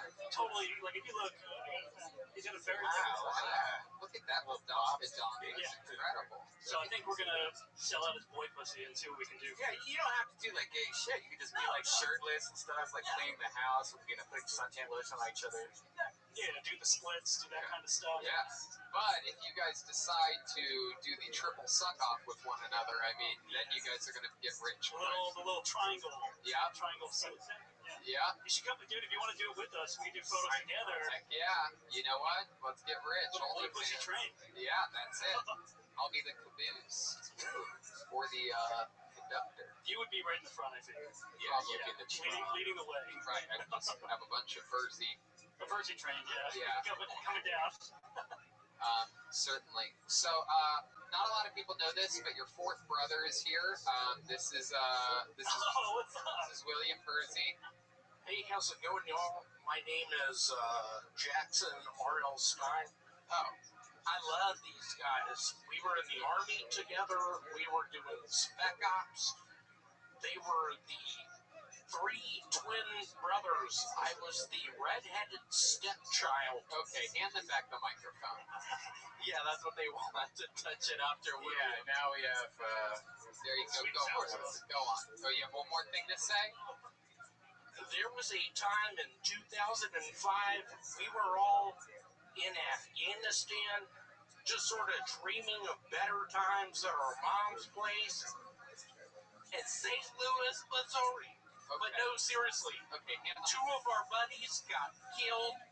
We are in a foxhole, me and the Barcy twins. Okay, there you go. They're the triplets, and they're the Verzi triplets. There goes Jackson R.L. Stein, everyone. For those of you wondering who that was Jackson R.L. Stein. I saw you guys on TikTok ain't a lot. You're actually taking over the Netflix TikTok. Or yeah, you did that already.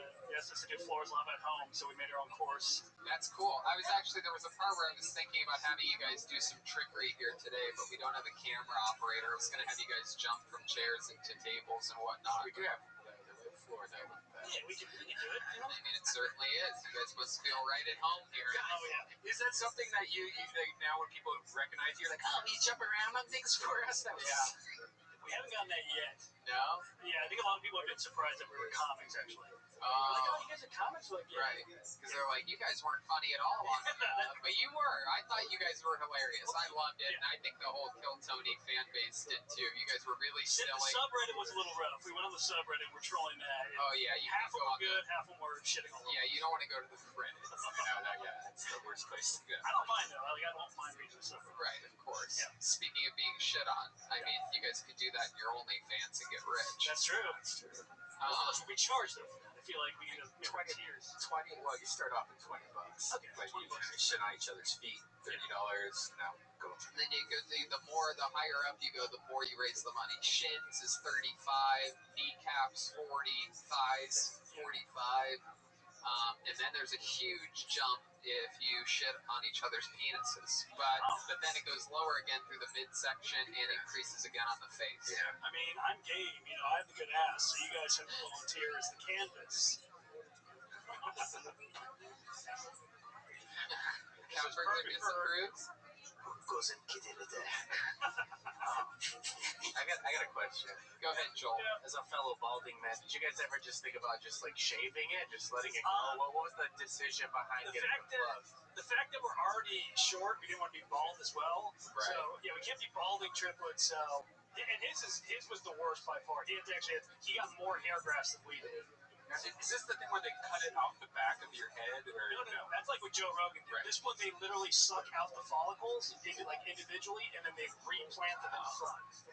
So the back of the head looked like a beehive for a little bit there. Right. How long's a little bit?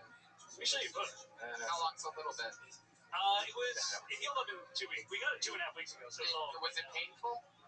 They numb the shit out of you, so it's not like that bad. Okay. Yeah, right. Oh, Jesus. Wow, that's frightening. So it looks like a lot of pores and a lot of blood Yeah. in the back of your head. Holy shit. Did it hurt when they picked out the... No, they gave us like 3 Valium, and then they numb your head pretty good. But I mean, our head's wrapped for 2 whole days. Oh, We have to wash it with the cup.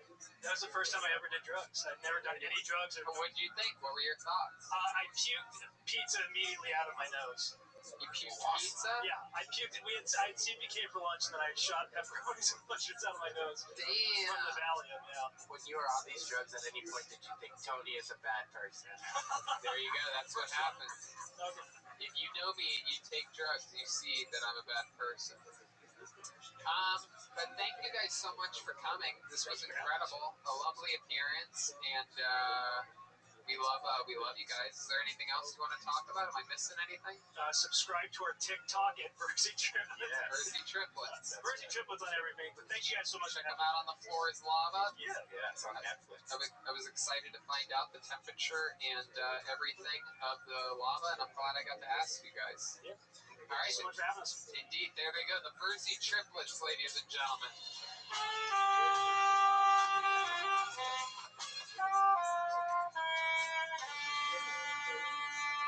Very exciting moment right now, ladies and gentlemen. This is this final regular's first time back at the Comedy Store in a long time. Ladies and gentlemen, it is the great and powerful Michael Lair, everybody. Here we go. Michael Lair.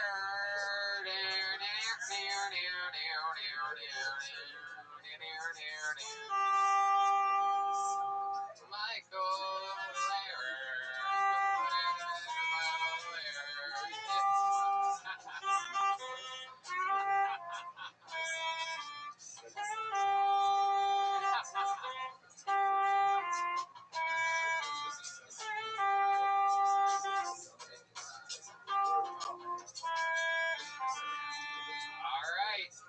For the first time back at the Comedy Store in a long time, the great Michael Lair, everyone.